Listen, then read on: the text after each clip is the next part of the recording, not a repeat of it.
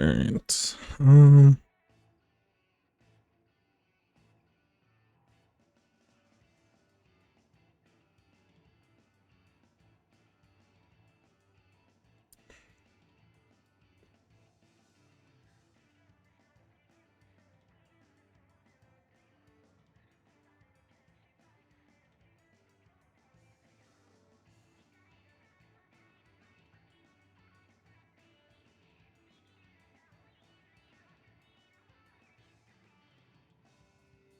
Alrighty.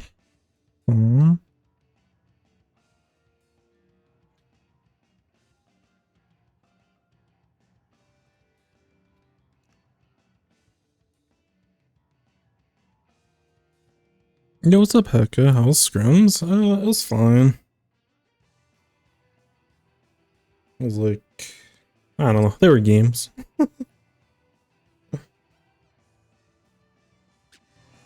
I'm finishing my food so I can go through it. No, it wasn't bad. It was just like, I don't know. They were games. I don't even know if there's a game that I'd want to look at. Maybe one of the ones we lost.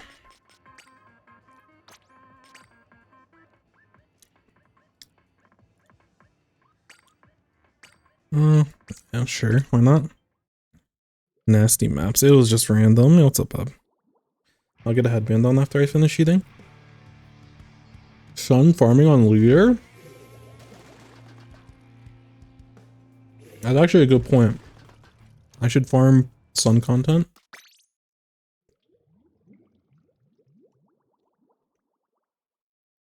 Waiting for SIC VOD review? Yeah, I wish I recorded the VODs. I downloaded, or like I added them to my favorites, so. I don't know, none of our games are really that interesting.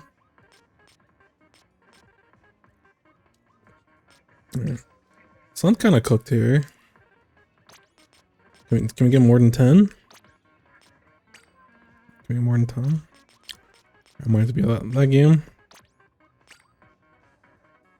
Yeah, someone's playing ballpoint practice. Whatever.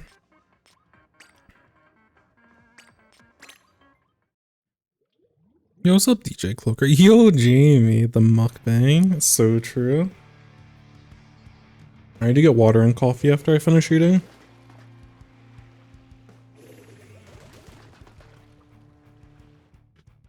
But how is everyone? May have hit S+. Congrats. It's sick.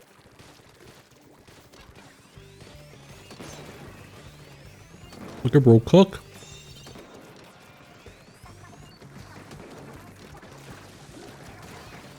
I think someone gets a couple of picks on Crab this game.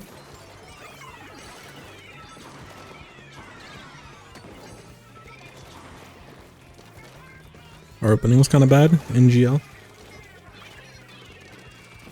Been rough. It's all good. The thing about improving at this game is that you're constantly going to get better. Like, you might have bad days, but you're not going to, like, get worse at the game. If that makes sense.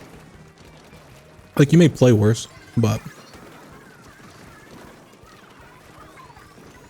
if you hit S+ and you get stuck, you can always make it back.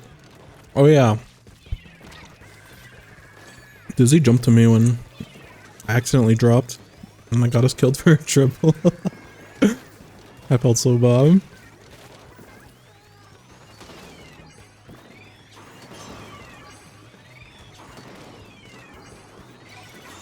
Their team played hold so weird.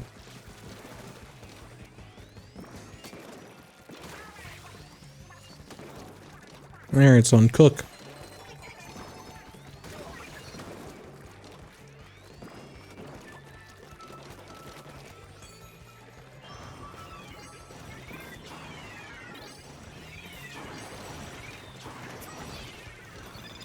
I'm gonna be honest, I don't know why.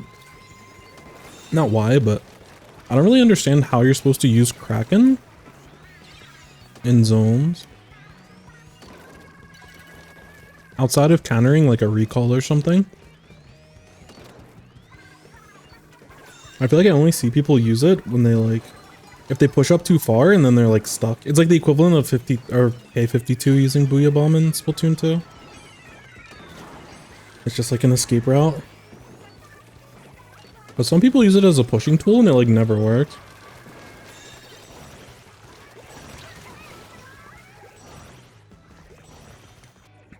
Sun's disappointing. When's Sun gonna start cooking, dude?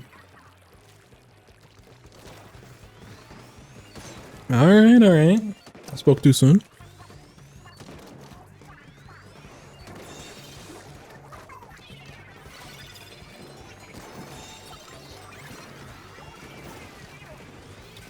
Oh, Dizzy gets a... Watch Dizzy at the very end. They go kind of crazy. I'm almost done. I got one more Dino Nuggy left. After this game, I'm gonna get some water and then we can start.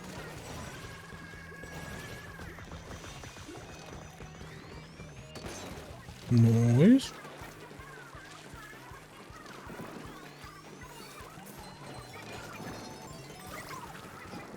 I'm so bad at shooting people on the glass. Or like the tent or whatever. I didn't know we hit Zookas like that.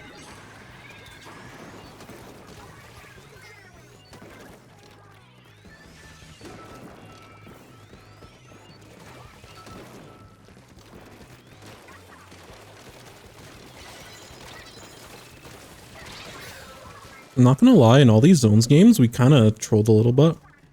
Yo, what's up, Wipeout? Wipeouted.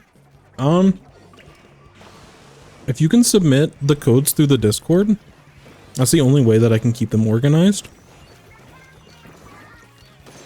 So if you wouldn't mind joining the Discord, and there's a replay channel for you to drop your code in.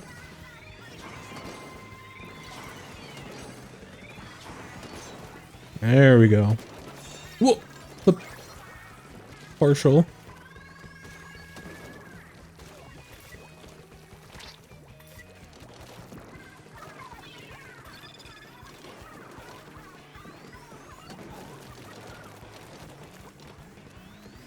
Are you supposed to do that? Wait. Supposed to do what?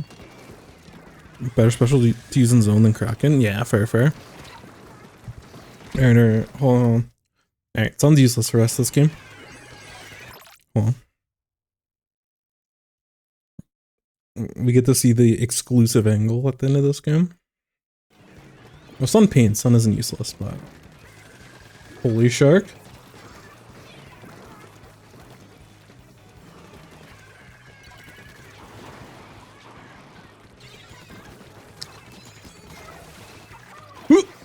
Holy. Bro's kind of crazy for that. Alright. Anyways, let me get some water and then we'll get into the reviews and I can turn on my camera. 1 second. Who's the shot? Dizzy. Dizzy's ridiculous at this game. I think they're +3. Honestly, they probably could be like +2. Can I lie? Maybe they are +2. I don't even know. Actually, I don't think they're... Well, I don't think they're +2 because then they wouldn't be able to play SAC, but... They're certainly capable of being at that level.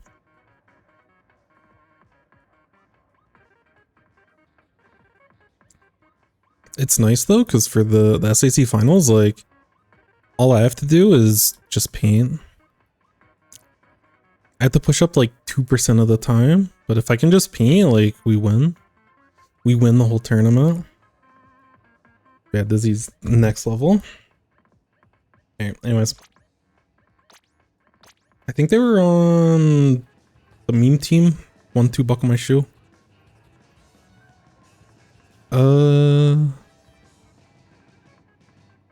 Did you join the replay reviews channel? Yo, what's up, RDB? A long time no see. How has your what have you been up to with comp stuff?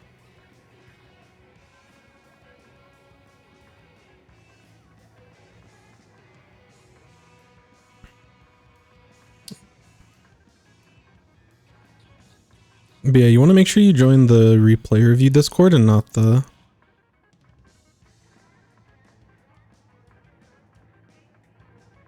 a recent tournament winner.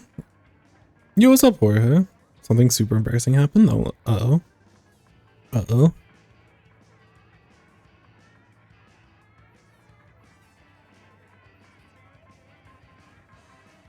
So in the replays channel, there should be a blue button that you can hit new post on the top right.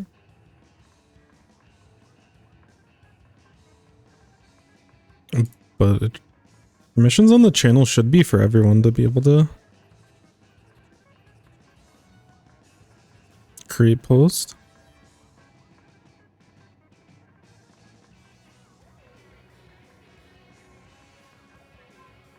Because yeah, before it was in my personal Discord and then I moved it to the replay review.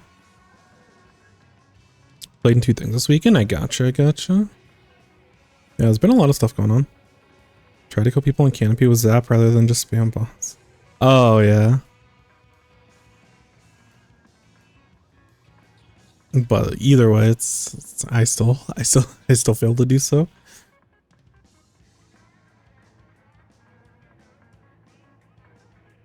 Alright, one sec. I'm just doing comp stuff. It's fun, it's fun.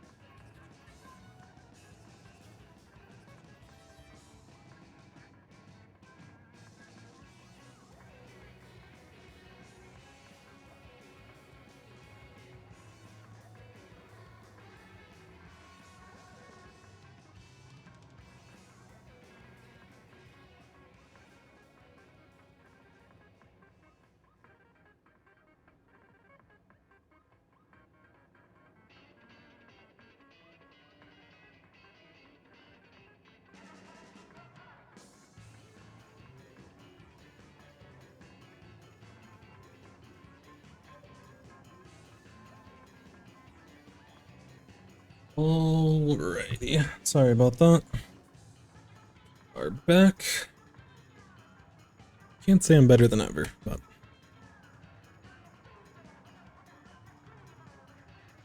I don't know when is I need to see when the SAC finals are.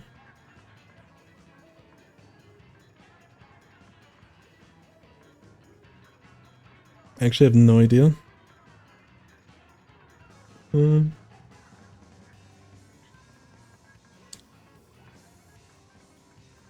Where's my camera so?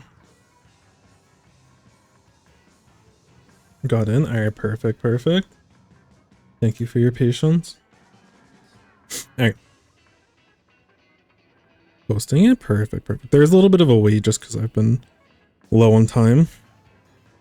That's been like the one thing, like you're talking about missing comp, Jamie. That's like the one thing I think I'll probably be. Like I kind of made the plans after After the SAC finals, I'm gonna be like...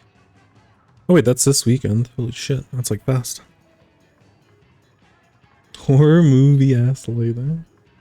Who knows what's popping up behind the door behind me?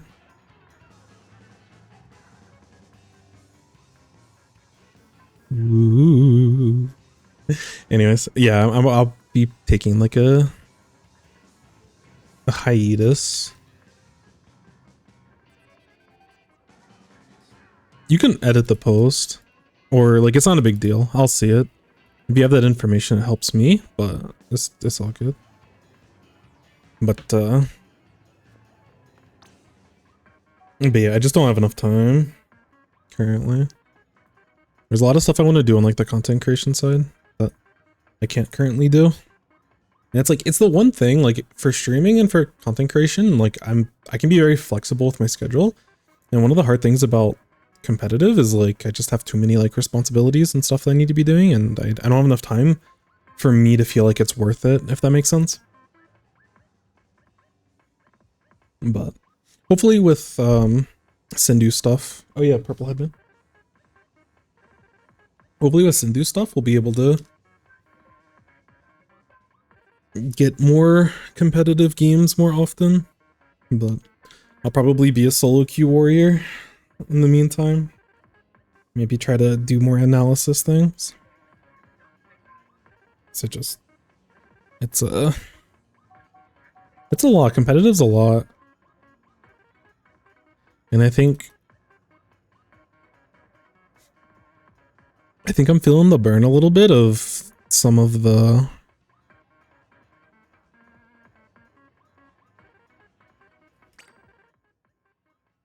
inefficiency that's required to compete in competitive. You have to waste so much time doing so much random stuff. Like it takes forever to find a scrim, tournaments take forever. And like I'm not trying to like diss TOs or anything, but it's just like there's a lot of inefficiencies. Like the tournaments themselves are fine, but without something like Sindhu Q, like I need more ad hoc options that are easier to find. Because if you don't like schedule like a week in advance, then it's like miserable trying to find a scrim. Sometimes you can find something in a couple of minutes, and sometimes it takes like 15, 20, 30 minutes. And on certain days, like no one's trying to find stuff the same time that we are. So it's definitely been a little bit. I think some of that fatigue has hit me, but especially just like nights where there's tournaments or like weekends where there's tournaments, that literally takes up your entire day. And I currently cannot be able to do that. I can do it some of the time, but I can't do it all the time. Giving comp Splatoon a try after the last game I was in. Comp was too exhausting. I mean, the nice thing about comp is that you can play it like your own. Like you can play it however comfortable you are. That makes sense. Like you can play in like every single tournament, and especially when you're starting out, you'll probably lose a lot, but that's okay because it's learning. But if you have the time, you can definitely play a lot. But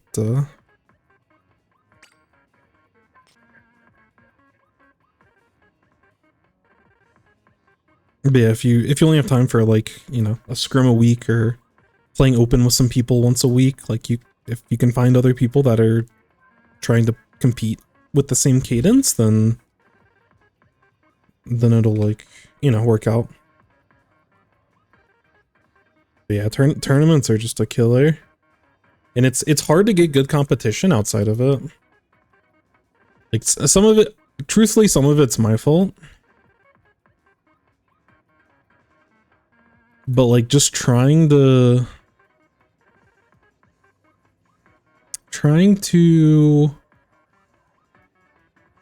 like find teams to scrim, it's just I've slowly just given up on it.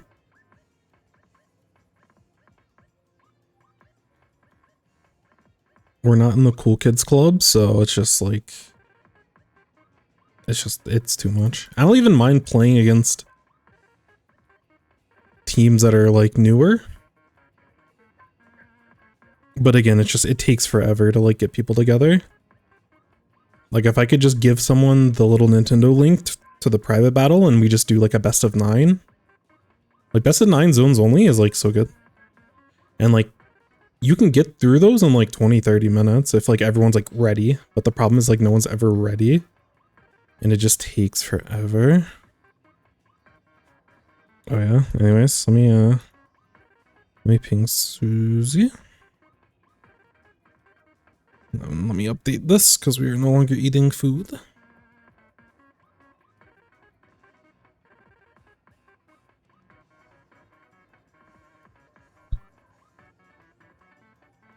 Yo, what's up, Celeste?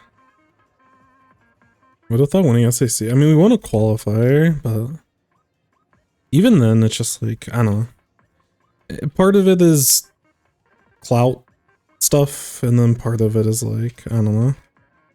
Winning a qualifier isn't like that impressive. And looking back on it, it's like, that was, like, it's cool. Like, I enjoy the thrill of the competition more than like the results.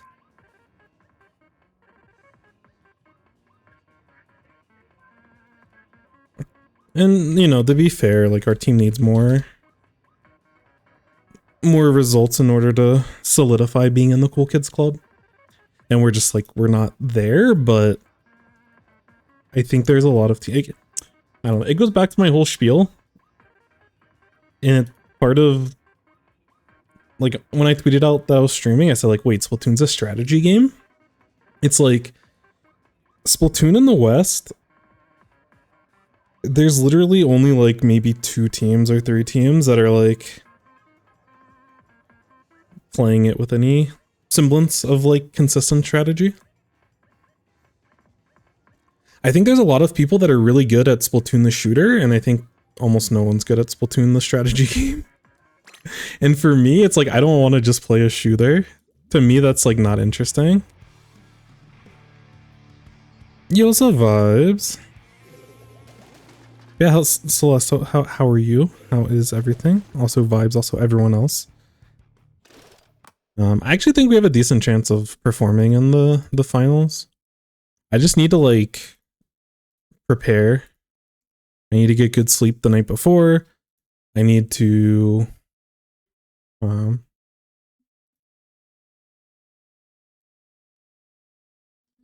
need to like warm up for like 2+ hours beforehand.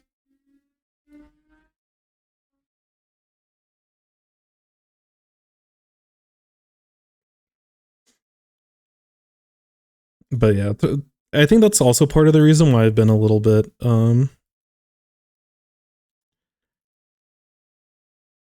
what am I trying to say? A little bit fatigued with Splatoon as a whole. Is like it's not scratching the strategy, like competing is not scratching the strategy side.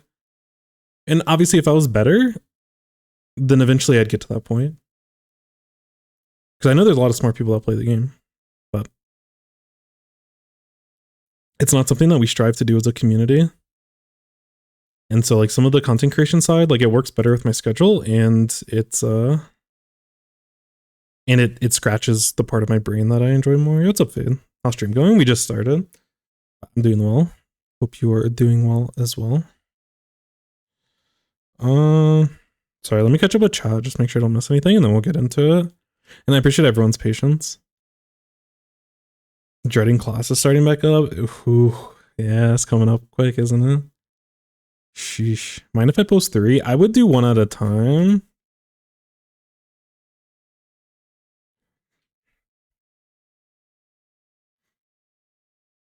I just want to like review a game, talk about some stuff, and then give you time to work on it before you submit another one.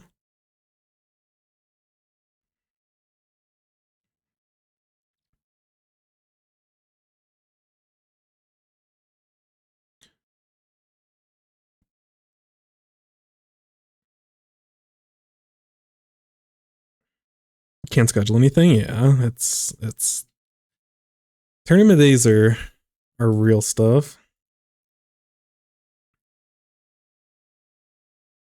It's many hours for not mini games. It feels so bad.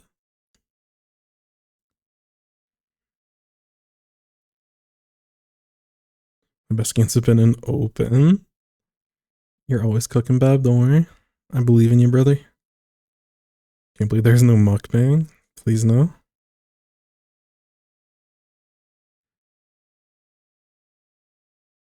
I've been trying to get into the rhythm of checking the map when I can see where the enemy can be. Yeah, that's one topic that I'm personally trying to get better at, and I would like to make a video on. A couple months ago, I started drafting out something to kind of go through it,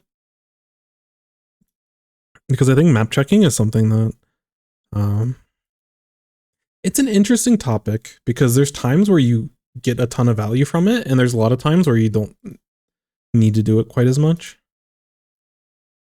But after Splatoon 2, I just like, maybe because the maps have gotten smaller, I don't really know, but I've like checked the map less. That's like when I play solo queue, that's actually one of the things that I've been trying to focus on, is getting back into that routine.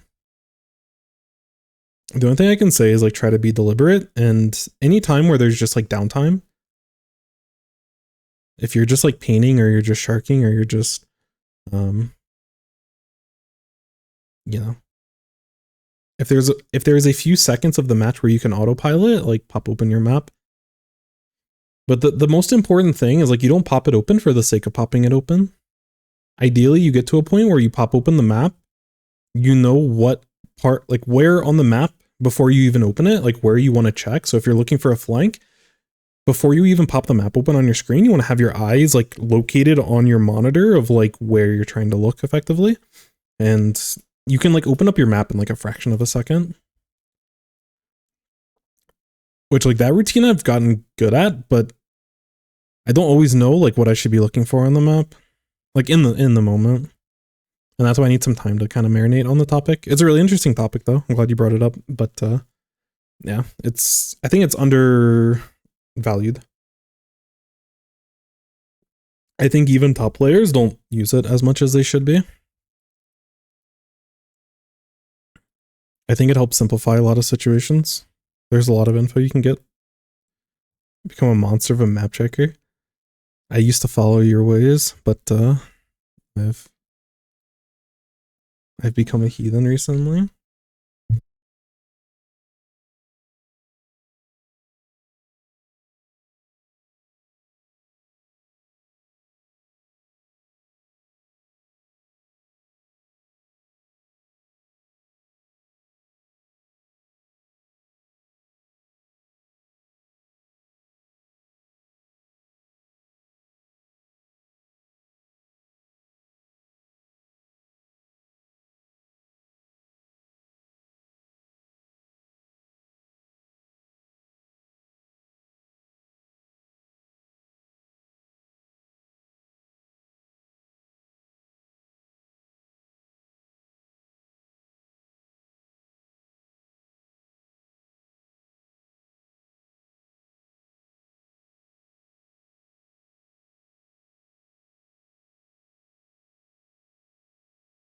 All right, we back. Tournament I did yesterday. It wasn't very hard, but I watched back the stream and commentators complimented me on some stuff I've worked on. It made me feel really good. I feel like I really miss the feeling of close sets, or I feel like I've improved. Yeah, it's competitive is one of those things where I think that's the other thing with the tournaments is like sometimes, especially if you're not like winning every tournament, but like there's some tournaments where you get really good practice and you have those good sets, and then sometimes you play a tournament for like 4 hours and it's just like none of these sets are really worth it, kind of thing.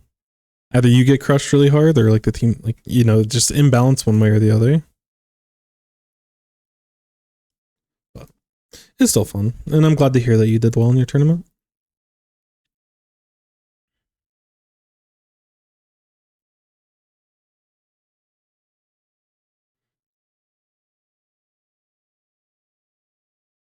All right. Anyways, on to the review. So we are looking at Tent.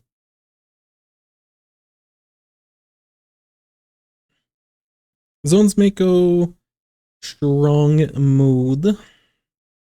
I don't know how good it is for 10th actually, but I'd imagine you generally play through mid as 10th and just kind of cross your 10ths through mid in one way or the other. Explo can be a pain to deal with as a 10th. Any sort of bomb can be annoying to deal with. A lethal bomb, I should say. And Booyah can be a little bit annoying. But I actually think we can get some good value with our Trizuka against specifically like the Explo and potentially shredding through crabs. Like honestly, we can get value with our Zuka shots on all of these people. Like there's certain parts of their kit that Zuka gets a lot of value, which is part of the reason why it's as strong as it is in the meta. It's very versatile. It can be hard to use, but it's definitely very versatile. And with Tent, you can kind of provide yourself a shield to take your time and get some good shots. Move up if you need to. Crush or be crushed? Yeah, I can feel that. That's where it goes back to like, I don't know. I feel like there's a big portion of low ink eligible teams all the way to like a lot of mid-level teams that like Splatoon the shooter, there isn't that much difference between like a lot of mechanics of players. But it's like the strategy is where things are vastly different. I think as the community as a whole, I think we're quite underwhelming in terms of the way that our strategy is. Outside of it, very, very, very tiny amount of teams. But even the little bit of disparity between that, like you watch like good teams in low ink, which again, I think the quality of low ink has definitely gotten better, but there's a lot of low level teams. Yo, what's up, Crass? Thank you for the follow. Much appreciated, my friend. But there's a lot of times I'll watch like low ink and it's just like, please don't hold forward and wipe. Please don't just hold forward until the push is dead and then you wipe and then the other team gets to push for free. And then I'll watch like mid-level teams. I'm like saying the same thing. I don't know. It's I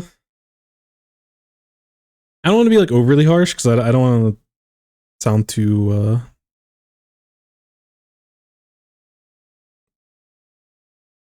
I don't think facetious is the right word, but like I don't want to feel like I'm too full of myself because I'm not very good at playing the game either. I'm still trying to learn. But I feel like as a community, like again, one of my frustrations is our inability or lack of desire to want to improve on the strategy side. That's where we need FLC back full time. They were like one of the few people in the community that could confidently kind of parse through certain stuff. And there's a lot of top players that are really smart about stuff as well, but again, you know, a little bit of, and again, I'm super appreciative of all the top players that like stream their, especially recently, there've been a lot of like scrims and tournaments and stuff that have been streamed, and I've been able to learn a ton from it, so I definitely appreciate that. But there's just no like structured scripted content where they actually teach people. They talk about stuff like you listen to Kyo when like I think Kyo has like a reward thing where it's like every so often someone will redeem it. It's like, I'm gonna commentate my gameplay, and like Kyo is like a wealth of knowledge. Like Kyo understands, and if he's also just like breaking down the game, like he knows what he's talking about, but you just don't see that side of Kyo often. And like a lot of top players, we don't see that analytical side all that often. And if we do, it's a stupid tier list. That not on Kyo's part, but for the majority of the community, anytime where they put their analysis cap on, and we're getting a dumb tier list. I don't know. Is this a coaching stream or just talking? Honestly, I respect the desire to get into it, but we will be going over some stuff here in a second. This is kind of how the flow of the stream goes. We take some time. We kind of just express ourselves. Yo, what's up, sons? Hello. All right. Anyways, let's get into it. So our comp is a little bit. It's definitely way lighter on paint than the enemy team. But I think Dynamo unironically is kind of decent here. The extra range of something like a Forge is not bad. And then Tent can obviously be super annoying as long as we don't die to a random bomb. You know something, yeah. I feel like a few times analysis happens, it's been a small glimpse of greatness, not purposefully good analysis. Yeah, for sure. It will just kind of be like a side comment that's like this awesome bit of knowledge that I would love to continue to have expanded upon. I'm definitely with you. Yeah, I mean the tier lists provide good content, which provides good numbers, which provides, you know, a monetary incentive. I don't blame anyone for grabbing the bag. At the end of the day, there's a certain essence of all content creation where, you know, it brings in more subs, brings in more eyes, brings in more views, provides more controversy, so all the fun algorithms get push your stuff up. Like there's a strategy behind it. I don't, and I think there is a value, but not a value in people that are already in like the competitive scene. It's valuable for someone that's like, because when I'm playing a game like competitively for the first time, like it is interesting to know like what people consider to be like stronger weapons. It's not that they're not valuable at all, but just there's so much wasted efforts and energy in the competitive community talking about like, I don't know. And it's interesting when like, you know, like those tier lists from certain like Japanese players will come out and they're like, oh, like I think there's like a special tier list. I forgot who it was from. It might have been Clicks that sent it or something on Twitter. But like there's interesting questions there, but there's just no like, it's all surface level analysis of like why that may be. It's like, oh, I agree with this, or oh, I don't or like I really disagree with this. I don't know where they're coming from, which is like a fine starting point, but it's not something that we elaborate on. We just go back and make our own tier list. It's like, oh yeah, this is cool. We think this is better. I don't know. Super Chump S tier. I think it's interesting. I have to see more Super Chump gameplay. I feel like there was hype for it, and I feel like a lot of the hype kind of died down. But I think some of it might be, I don't really know, honestly. Because I'm not sure what kind of comps a lot of teams are playing currently. I feel like CDS had an interesting niche with its kit to get value out of at a Super Chump, and also have like the beacons as another option. So you didn't have to run the wiper. I know some people talked about like double zap. I don't know. It could potentially work, but I feel like it's not quite enough like range. You'd have to run like a really low to the ground team that is like playing super fast. I think mid range is quite valuable currently. With frame code? Yo, what's up, Luis? I think I do have a command for frame codes, but like I'm not really adding anyone. My stuff might be full. It might be full of competitive players, so I don't know. I may be able to get to it, but usually if I ever play stuff, it's just like during the stream, and I just use a pull. Been using orange tap and scrums. Best use case I found for Chomp. It's good if you make them run to the Chumped area and stall a fight. Yeah. Yeah, the few times, but this was like pre-patch when I played orange tap.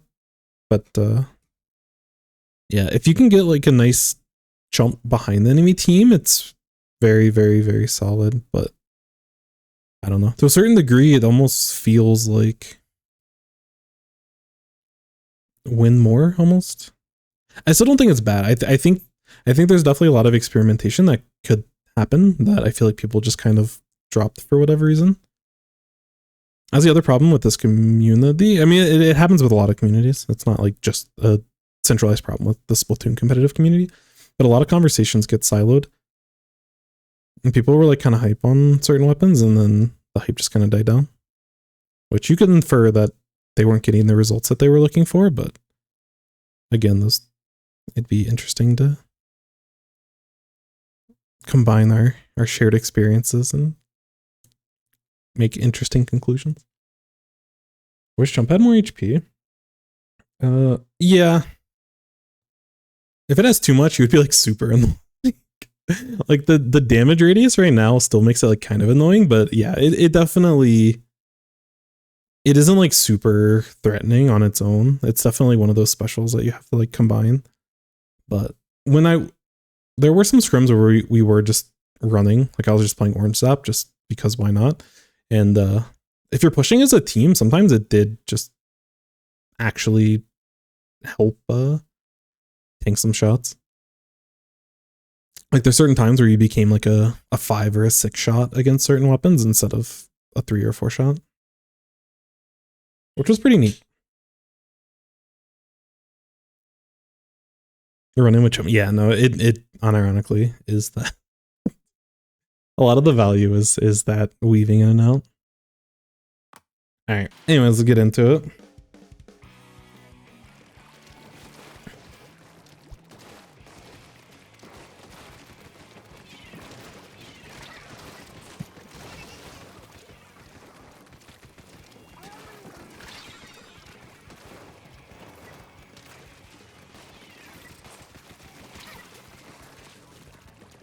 I'm gonna be honest, as a tent player, I don't always know when like the best time to like actually let your tent go is. Cause I feel like when we've let our tent go so far this game, we haven't really gotten there hasn't been like great opportunities to push, but I don't know if that necessarily makes it a bad time to use the tent. I like that we haven't committed to the tents that we can't move in with, but that's one part of the kit. I just haven't played the weapon enough. I haven't seen it enough. But we'll probably see him more. I feel like tent is actually high-key really annoying to play against in a lot of situations. Oh, we actually got the nice. So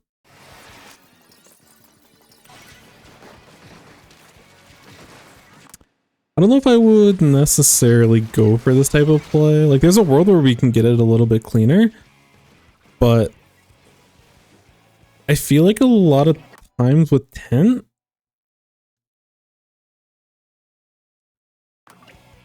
like if we're gonna play like an off angle tent kind of thing, like I don't love us, which maybe I can move us back a little bit. I don't love us moving back toward the center. There's just like a lot of eyes on us. Like a lot of times if we're gonna tent, it's better to, I feel like, and I could be wrong. Like if we're gonna push through like our back, if we're gonna play centrally with tent, we're gonna push through like mid where our back is still to our team. So there's less of a chance of us getting flanked. This isn't like a bad play by any means, but yeah. Giving up right stack isn't, yeah, that's true as well. The problem at this level is that we're not getting a lot of assistance from our team, so we can't hold it for too long. But there is a point to be made if we do get if we eat a lot of pressure up here, maybe our teammates will be more willing to push in with us. Like we've been able to focus on staying alive mostly this game, which I can appreciate, but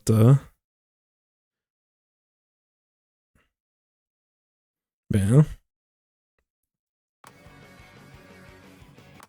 But yeah, this is just like this is the problem with using tent, like going across mid, is that we keep our back exposed basically.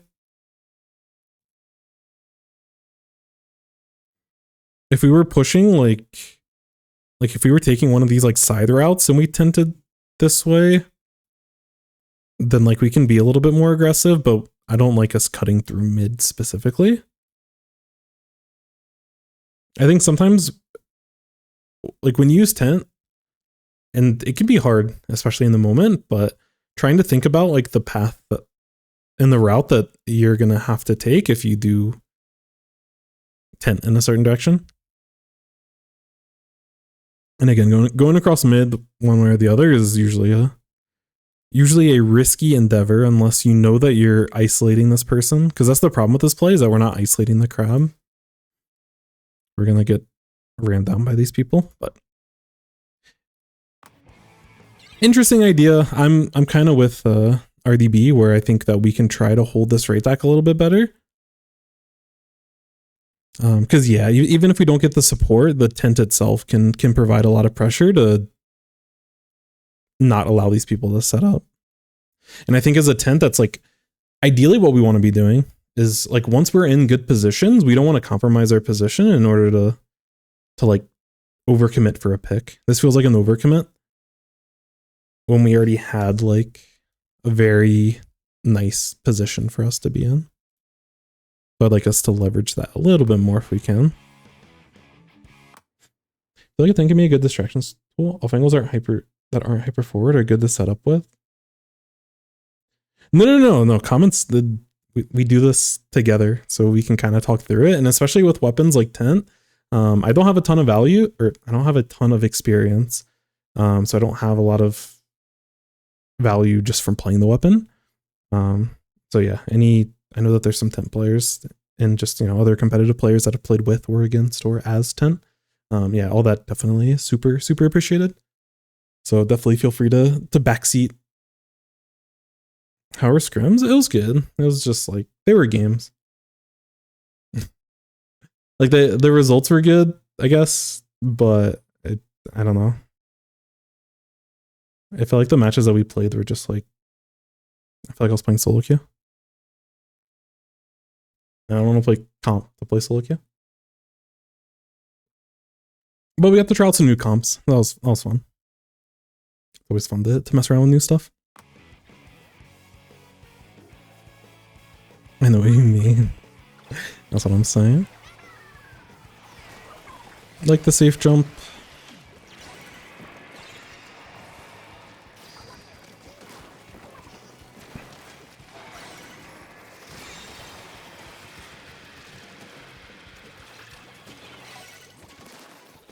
Yeah, nice shots. I'd be a little bit careful about pushing up the stack without a tent.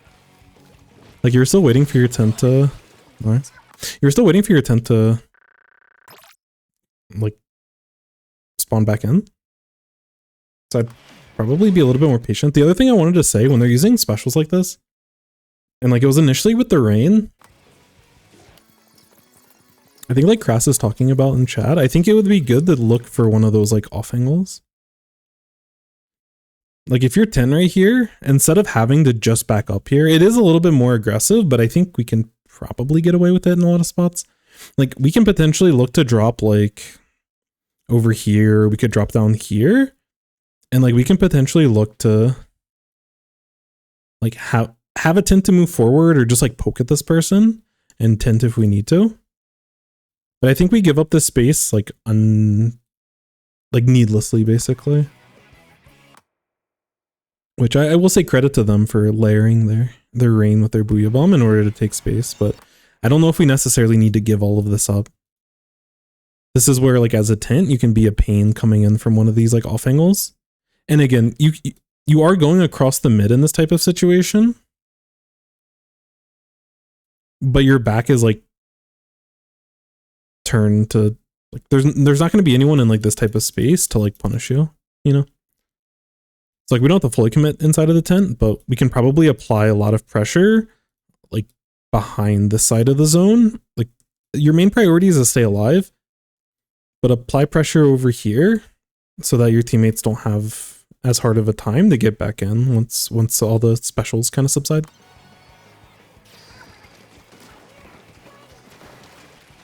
But again, I think last time we saw one of your tent reviews and your shots are actually really clean.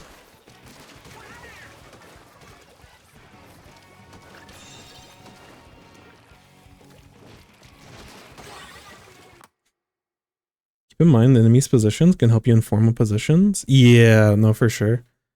That's definitely like the... While you're sitting on top of a stack, or, when you have high ground or you have a moment when your team has control, you definitely like want to start figuring out what side people are pushing so you can look for a potential setup. I definitely agree.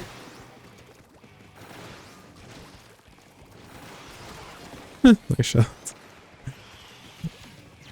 Yeah, because again, we're constantly backing up in these types of positions, but in our comp, like we're playing like we're a support that's going to be like painting the zone, and we don't really need to be painting the zone, especially since we have a junior.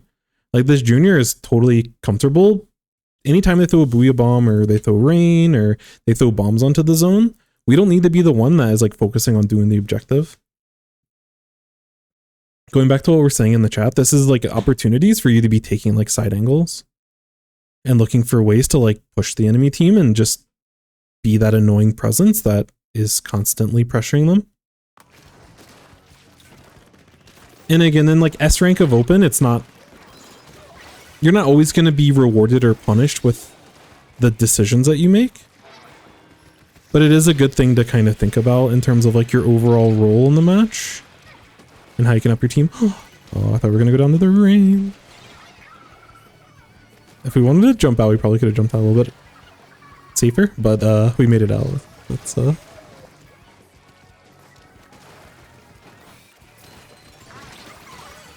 I respect that.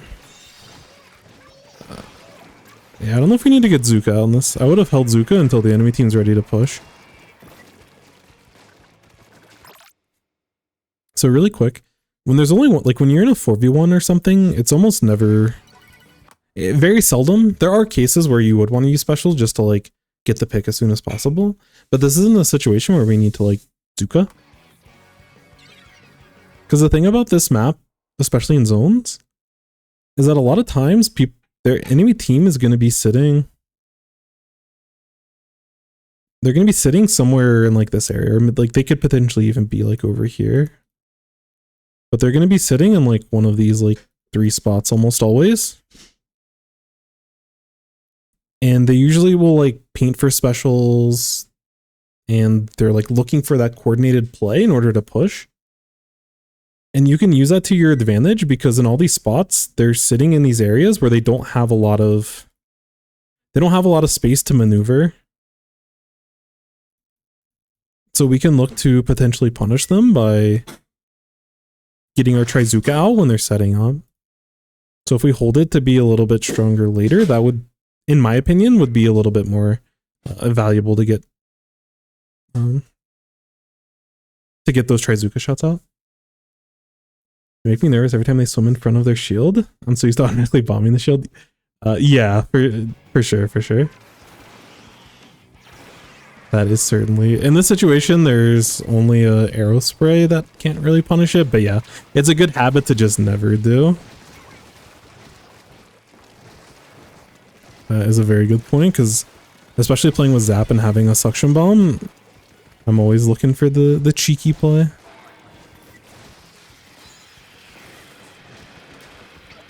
Yeah. And again, in these spots, I think we can look for potentially slightly more creative ways to push in.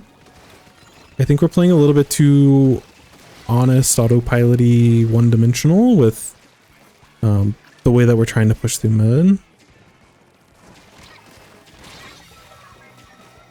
Yeah, it's going to be a hard fight. Sometimes we're taking fights after we've used our tent. And especially for something like an Explo, like it's potentially very dangerous.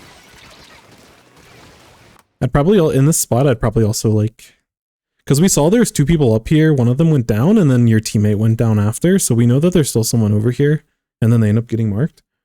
I'd probably focus on this before we start trying to push up, but yeah, I can respect the patience. Oh, we actually did have our tent, we just didn't like go for it. Like, this is not a fight that we're gonna win. Explo with high ground versus you with like max range tent. Like, I feel a lot of times if you're gonna go for chip like this, you need a teammate in order to like provide additional damage. I don't think that we can like take this fight straight up. Because they're gonna slow down your movement speed with the paint, whether they hit you or not. If they just get close, you're gonna have a harder time moving forward. And it's gonna take you a few shots in order to go for this type of play. I feel like anytime I see a good tent player be able to take these types of fights, it's like super close range and they just like hit the one shot. Close to Zuka as well, yeah.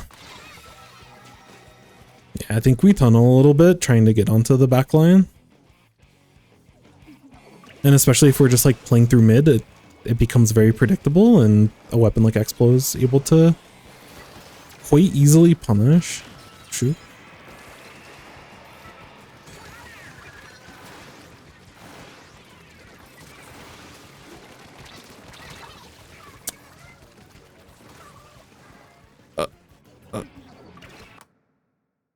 I know what to say about this play. I think it just goes back to like we just keep sitting and like we keep ending up on low ground. Like in this type of spot, we can't go for the shred. Like as a 10, we're not getting the shred and we don't have any teammates to assist us.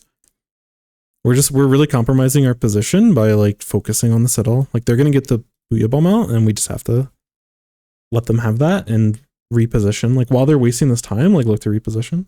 10's basically a melee weapon. That's an interesting way to put it, but yeah, it's definitely again, like the handful of top level 10 players are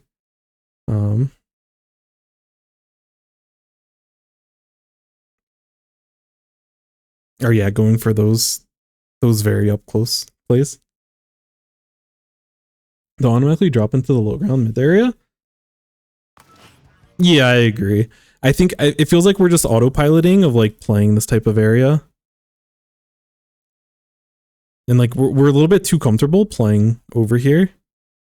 Even when we have an advantage and we can look to take other spots, or even in these like potentially awkward spots where the enemy team gets like, they have like rain in the middle that's they're pushing with and they have like a Booyah Bomb, like we're just defaulting to like playing all the way back here when there's ways that we can look to take like these types of side angles. Like we can use tent to go through like these streets, or we can like push the left side and use a tent to like go up this ramp. Or if we really want to, we can like push all the way over on this far side and push this way. So yeah, I would like to see more creativity in the way that we're playing.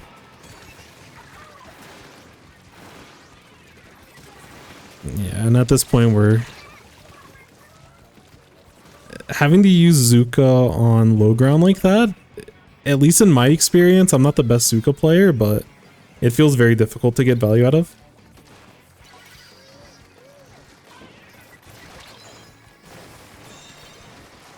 Okay.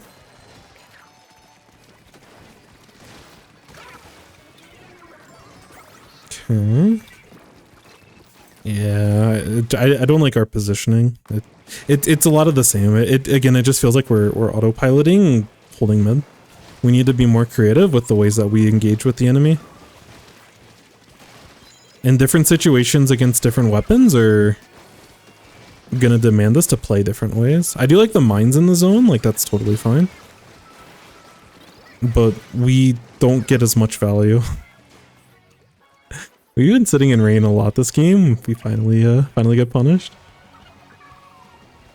Zuka also isn't too good in close range. Yeah, I think ideally not. Wait, did we just win the game at the end? What just happened?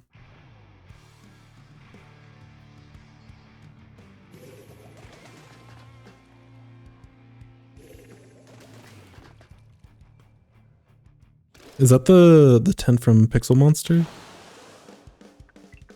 I'm gonna be honest, I did not see what happened after we died at the end. I guess our team just like won zone back.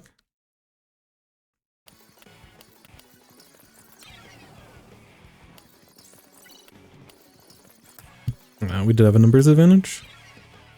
I see.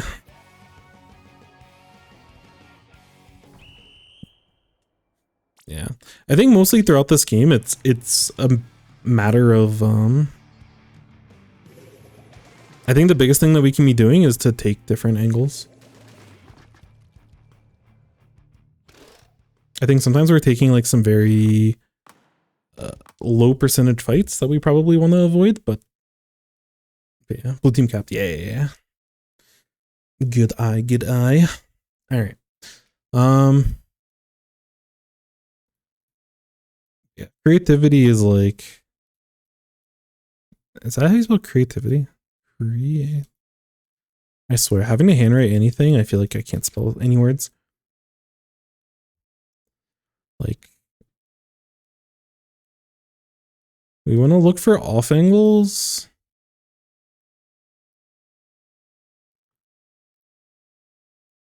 And kind of focus on like survival.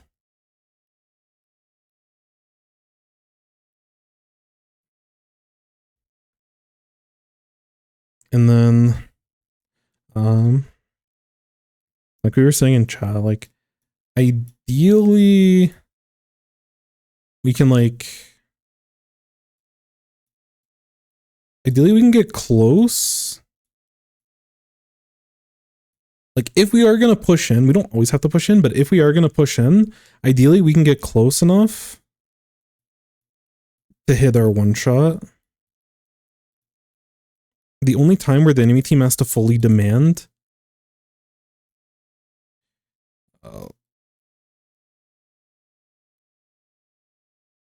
shoot. So yeah, long range chip.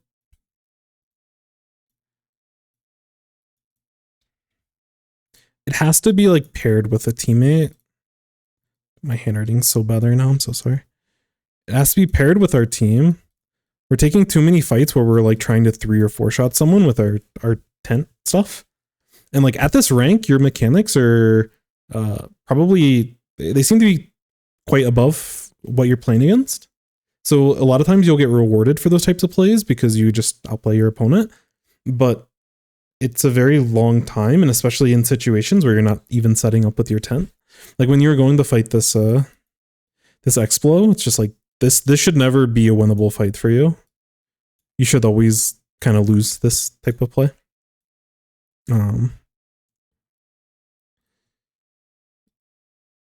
I'll go back to the first one. The other thing, just while I'm thinking about it, is like we want to hold when we take strong positions. We want to hold them. Oops. Or at least like fight for them. That was a time when we were already set up on right stack and they had like 2 or 3 people pushing us this way. Like we can hold space for a very long time with our tent. And I do like, because the longer that we hold the enemy team's attention, as long as we're focusing on staying alive, it allows our teammates to take other angles and look for easy fights. Like your goal of those types of plays is to have an opportunity to like let your team move in and like clean stuff up for you. But it also works the other way, where if your teammates are taking fights, you hopefully can find that close range opportunity to be able to one-shot people. But yeah, and then there's also some spots where they used rain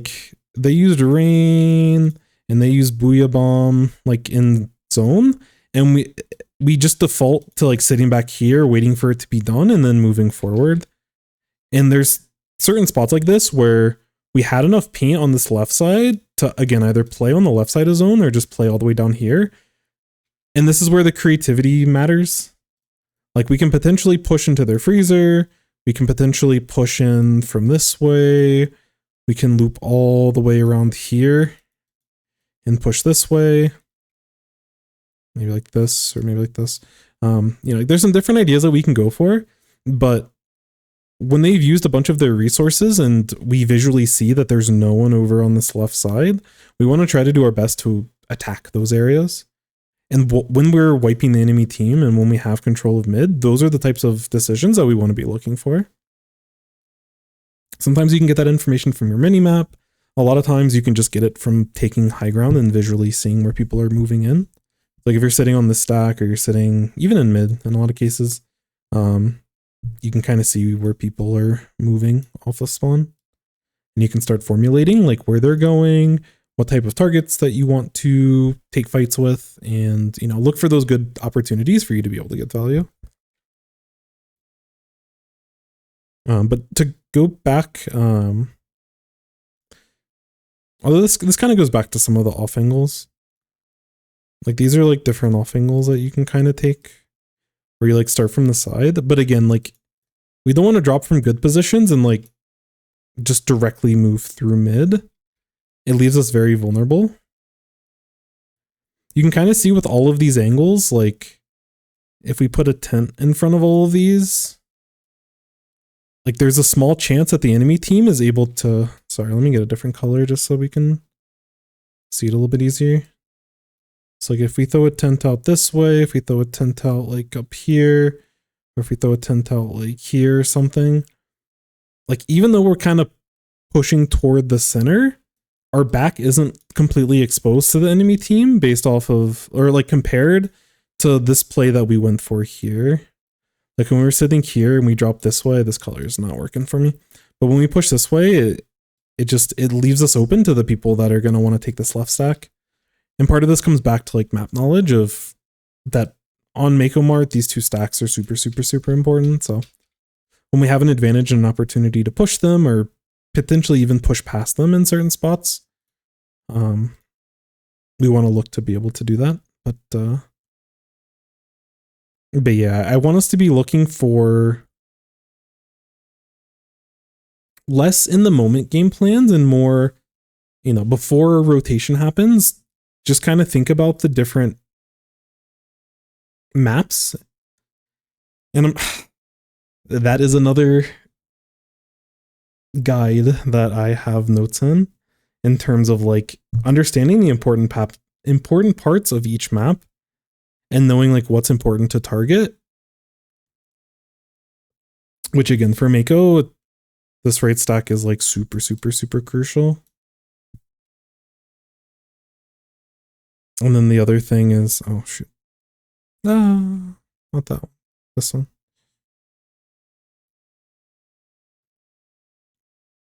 Like keeping this area painted is really important. Especially if you have a backliner, so that they have a harder time pushing through this way. And if they end up dropping into this area, so if they're sitting in this type of area, like this is where if they don't jump out, like you can really start punishing them as a tent. Because when their back's like against the wall, you can take up a lot of space very quickly as a tent player. So there's definitely a lot of parts to a lot of this. And I know that like in S rank, this might be a bit of information overload. So I think the main thing is just identify when we're playing like too much in the center. And I feel like we were just autopiloting, like coming off spawn, like Crass was saying, we're just kind of dropping into bottom mid without a plan or without knowing that we're going to have like pushes or knowing when teammates are going to use specials. We're just defaulting to like fighting. And sometimes we just default to play back like too much. And I want us to look at either pushing the sides, which again, sometimes can be risky. Like sometimes you can get a tent and like push someone that's like sitting on this block, but you have to be careful about this one because this tent leaves you completely exposed to like a very key area that a lot of people might be in. So we have to be mindful about some of these, but yeah. Yeah, it's hard to talk about one thing. Yeah, it's tough. I don't want to get too much in depth because I don't want an information overload. But I think the biggest thing is that try to use the sides of the map, like utilize the sides, push through this way. And like mid's okay some of the times. But if there's ever an opportunity for you to push this way or push this way, maybe even push this way, push through this way, push through this way, flank around, push through this way. You know, even when you start taking control, you can look to even push this way, although this is probably a little bit too quirky. Unless we're like fully locking out. But sometimes you can be that annoyance as a tent. But like you're gonna need some time to practice and see like when to use which of these plays. Like Crass is saying, it's really hard to just like give the answers. But we want to avoid playing in the center when we don't have to. And when we can take space and start pressuring them from these other sides, like that's where we can get a ton of value as tent. Tent can be a really good flanking weapon, but time and place is really important. Top left. Yeah, that's true. I mean, like, yeah, when you're in lockout, like, yeah, this is pretty miserable to have to deal with as a it's like if you have the opportunity to like cross over this way, it's very miserable to have to deal with a tent. You know, you can play back here as well, but no, it's definitely a good point. But I want you to explore these other angles and these other options, Because I would imagine if we're watching you play on other maps, you're probably also kind of defaulting to whatever that middle is.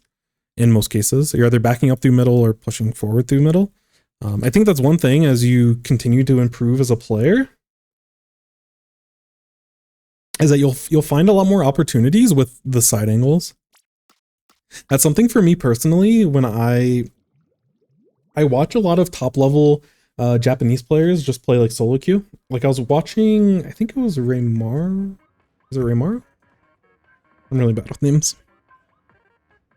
Yeah, Raymaru. So they were playing a Hagglefish. Or no, shoot, who was playing that?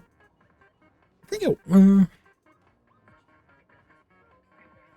Shoot, I don't know.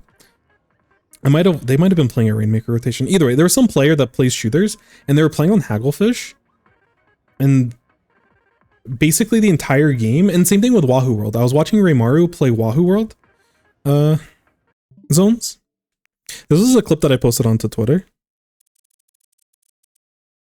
Chikasi, that's the tent player, right?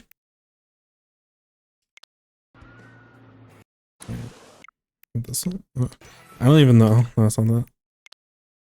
That's not it. That's not it. Alright, I think it's just this one. It's like the entire game, like I was watching them play, and one of the openings that they had, like they love, which they were playing Splash. I don't really like Zap in this spot. Like as a Zap, I'd rather be paying for Special in these situations, but it's solo queue. I'm fine playing Suboptimal because I'm just trying to learn and I want to play Zap. I didn't want to play Splash. But they were playing Splash and this was their central location because they were able to, like, they can play around this side and they can play with people that are pushing through mid, which we'll see in a second that I go for. But just all throughout the game, they were just like playing the side angle. And for the longest time, and I mean, I still do this on a lot of maps, but like sometimes it takes watching other people do creative things in order to like, oh shoot, to be like, oh wait, this is actually like, oh shoot. Yeah, like sitting in this type of spot. It's like you sit here, you're sitting behind, like you're effectively playing in mid. Because like a lot of times when I would push on Wahoo World generally, I'm sitting in mid and I'm like hugging this wall and I'm either like looking for a push this way or looking for a push this way, and it always feels super awkward and you're like super committing to it and you're open to someone potentially flanking you in mid. There's a lot of reasons why this play is like really bad as like a default, and a lot of times I struggle in Wahoo World, but like just watching them play an entire rotation, like I don't know. I never think, like I always think of this as like a flank spot, this whole structured area. This is just like an area to get to and from certain areas of the map. But I literally was watching them game after game of just like holding this left side. If they need, like if they have to back up, they can drop over and back up, or they can like use this wall, or they can just drop down and jump to a teammate, or they can play over on this left side and just be really annoying. And there's a lot of continuation plays where like you can get a crab. It's like you can get a crab on top of here, you can get a crab over here, and when you start locking out, there was just, I'm gonna make a video for it at some point, but they were playing over on the enemy rail when they were locking out the enemy team. It was just so good. It was a legit masterclass. But this is why it's nice. Sometimes it's nice to watch other people play, is you really start to understand if someone doesn't have twitter.com, didn't see my amazing clip. Oh shoot. So like I rush over here. Oh yeah, so there's a couple of things. So the first thing is I check my minimap. All of their paint is going this way, which means there's no one I'm gonna have to like deal with over here. Which, when Raymaru was playing, if someone was pushing this left side, they would still go for this play. Because they end up getting to it faster, and they're still sitting behind cover, and they can like potentially take, like it wasn't the best fight, but they could take a fight here with someone else and back up if they need to. Like they can drop if they need to, and if this other person overcommits, then our team can help us. But especially since their entire team is playing plat, I don't have to even worry about that. So I'm like, okay, I'm just gonna rush it, and then I don't even have to worry about this left side. I don't have to worry about the left side at all. I can literally just watch this. If this person overcommits this way, I can go for that. If someone starts pushing through mid and did what I normally do on this map, I can punish them there. And if none of those things happen, I'm still safe behind this wall. That's why, like, I don't know. It's so obvious when someone else does it, but for whatever reason, oh shoot. For whatever reason, I like don't think about these things. Like, I'm not a very creative person on my own. It requires like seeing other people, and then I can start coming up with stuff. My aim is not very good. I get another kill after this game, or after this, but I cut it off because it was not a good kill. For my clips, I show as little of my mechanics as I can. But yeah, that's like the general. There's just like one idea, and that's what we should be doing when we're playing on like Mako Mart. We come up with these ideas in order to figure out what works, what doesn't. Let's try for this play on the left side, and someone's approaching us from top left versus someone sitting on their block versus their entire team's on right stack. And then you can start like, it really is like almost like being a scientist where you're doing a lot of experimentation. And that's where solo queue is actually really nice because you're playing 2 hours of the same 2 maps. So if you go into a solo queue rotation, like thinking about, I would like to try this angle, this angle, this angle on these specific maps. Like I was so excited to play Wahoo World Zones in a rotation because I wanted to try that out. And I am not someone that likes Wahoo Zones, so it's like, I don't hate it, but it's like, I don't normally actively try to play a rotation with it in it, but I had an idea and it made the rotation like super fun. It was a fun thing instead of like, oh my god, this map is like not ideal. But yeah, these stats, again, these numbers are nice, but it's one of those things where I think we're diffing some of our opponents at this current rank. And I think some of the plays that we cut away with, we probably can't get away with. I will say that you do a good job of trying to stay alive when you're not actively. So sometimes you'd overextend specifically onto this Explo and take some less than 50% odd fights. Disadvantageous fights for us, and we need to avoid those. But there's a lot of times where you would, like when you were playing around mid, which you could use those opportunities to look for other angles, but you did a good job of making sure that you stayed alive and not, didn't overcommit too much. So I do like your discipline, but I think we can start optimizing and playing the sides a little bit more. And sometimes the optimal play is playing in mid, but that's something that you'll have to continue to like work on, continue to test and experiment on, watch other players. And yeah, when you see this review, if you have any questions, I guess I can just post it in the chat.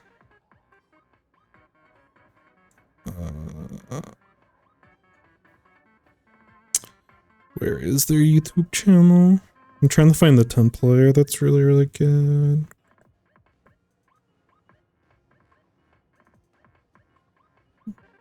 Oh, is this it? No.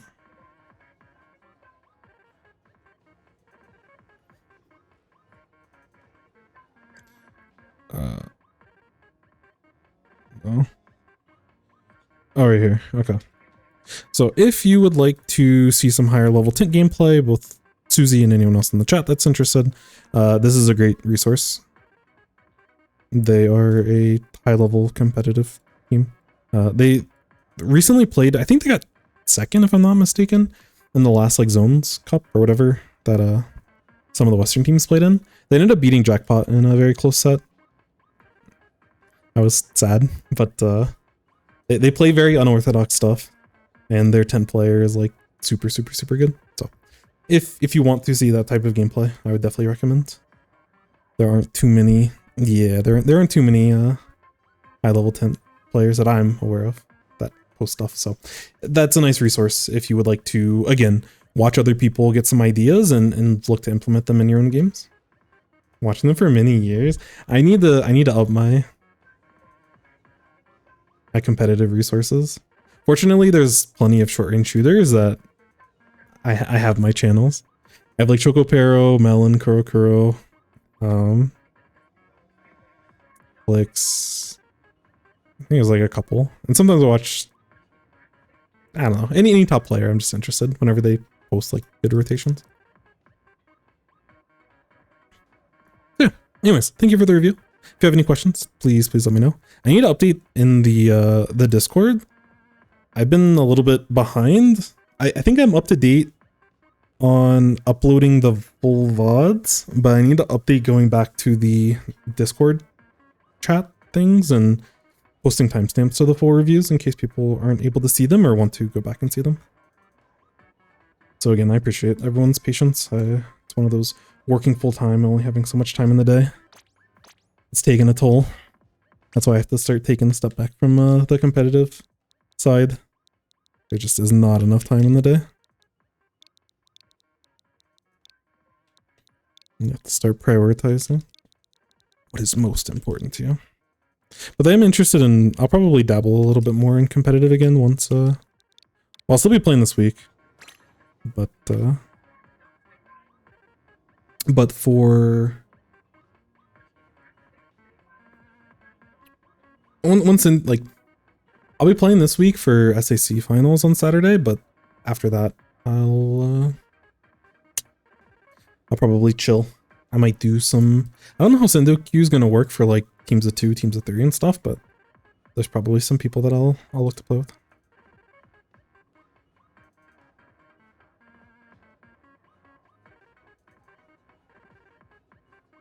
Anyways,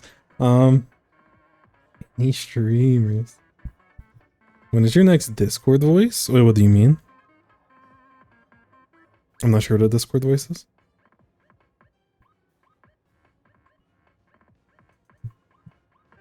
Yo.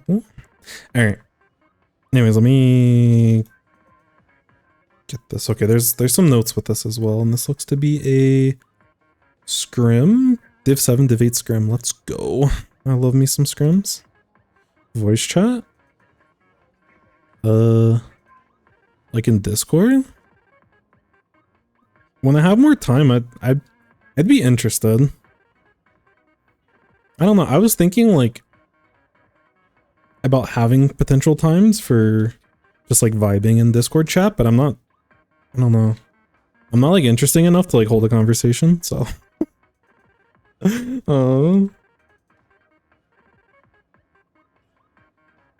I don't know. If people have ideas for stuff, I know some people have done like movie nights and sometimes people play like casual games, but I'm like not great for it. Sometimes it will do like if I play a salmon run rotation or I play like a random open rotation and it's off stream, sometimes I'll just like whoever's available, like I'll sit in VC and people can listen or talk or none of the above. But yeah, there's definitely more events that I could probably do. If y'all have ideas for things, let me know. I'm not the most creative person. Gonna carry.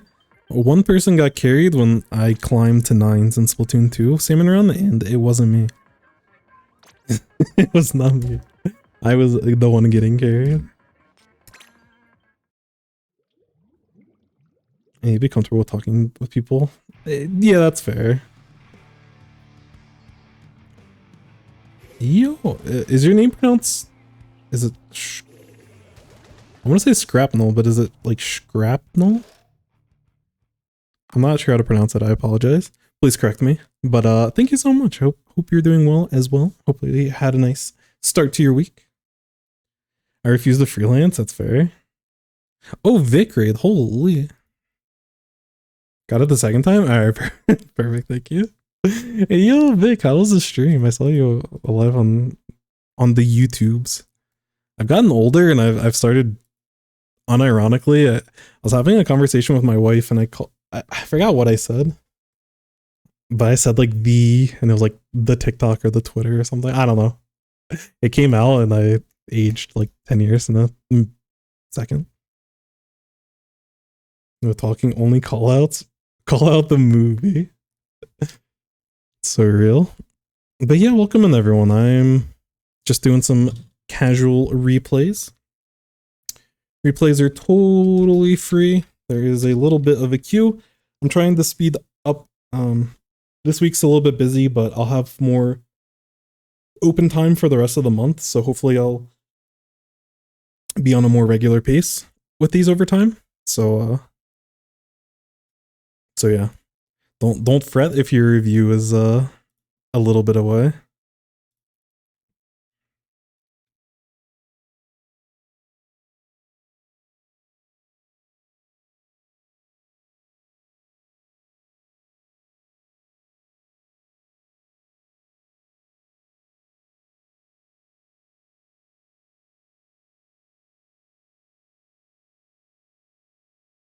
Yeah, definitely. Vic is the goat. How was the stream? What were you all up to?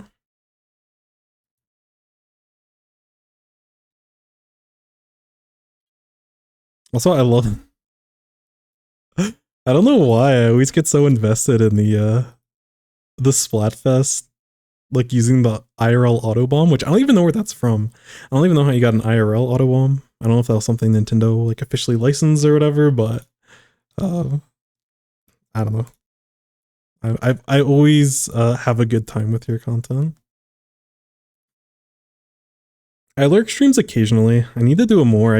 It's so hard for me. Like usually if I'm on YouTube, I'm like looking for something specific. I haven't gotten to the point with my workflow where I'm like using YouTube as like, oh yeah, this place has like live streams of people streaming. Usually I catch stuff like after the fact. Like I use it to watch live streams of like top JP players and like learning from them, but yeah. Did I make it? You did make it. Perfect timing. Perfect timing. Yeah, no, I appreciate the kind words and definitely the same to you. It's always fun to like whenever a lot of like content creators, like the bigger creators like yourself and um everyone gets together for like LANs, it's always just like a fun kind of community moment and everything. I feel like it's one of the things that sometimes the Splatoon community like lacks on a little bit. Which is like it's totally valid. Like I understand people not wanting to like stay safe on the internet, not give away any kind of try to stay anonymous. I can totally respect it. But I do appreciate the personalities, and especially when the personalities congregate for different lands. Are you going to Riptide? I'm not going to be able to go to a land for a while. I'm very poor currently. Not very poor, but I don't have any extra cash to be able to spend at the time. But it again, it's always fun to like. It's fun to like. It's really fun to go to different lands that are happening, but it's also fun just to kind of watch. It's just a different atmosphere that I always appreciate. Way back in the day, I competed in other games, and I would go back when I don't even know if people know what MLG is. They might remember the like Dorito and Mountain Dew like memes, whatever those memes were that happened. But like before the meme, it was like an actual organization that hosted tournaments, and I used to go to those. It was super fun. Those setups were out of control. It was like an entire like venue, or it was like the giant part of like a. It's like the same setup where it's like inside of a hotel, basically, or some of them were in a convention center, but it was like a super, super large room, and there was just like endless rows. There was like 64 plus stations of like 4v4, like 8 monitors a piece. It was a huge operation. They also gave people food poisoning at one of the events because they were sponsored by Hot Pocket for some events, and they were sponsored by Dr. Pepper and Hot Pockets for a while, and they would give it out, and also Red Bull. They'd give out like free drinks and free food like at the venue, so people would like wait in line for it, and there was like this massive line. It's so funny to think about nowadays, but like there was a line of like these two poor workers that just had like a fridge or freezer full of like Hot Pockets. And they had like a single microwave, and they were just like putting Hot Pockets in the microwave and just like feeding them to people that just you know, because a lot of us at the time were like teenagers. We didn't have any extra money. Like having to pay for food outside of the venue was like not an easy ask. So everyone was just like standing in line waiting for these hot pockets to come out of the microwave. And I think at a certain point, the line was just so bad that I think they just, not that they like let the food be cold, but they don't think they cooked it quite as much as they should have. And it was a whole disaster. It was very quirky at the time, but yeah, I remember a lot of my teammates and a lot of other people that I knew were very sick from those hot pockets. Oh man. And,